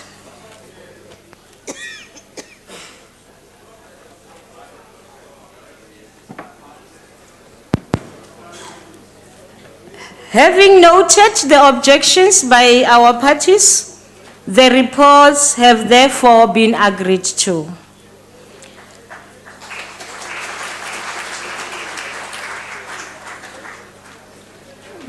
We are done. Is this up? Okay. Honorable members, I just want to go back to the point of order that was raised when the Honorable September was speaking.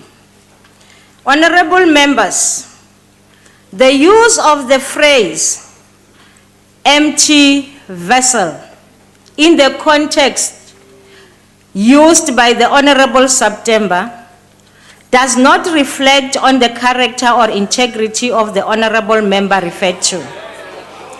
It is a political statement or judgment and can be defended or disputed in a debate.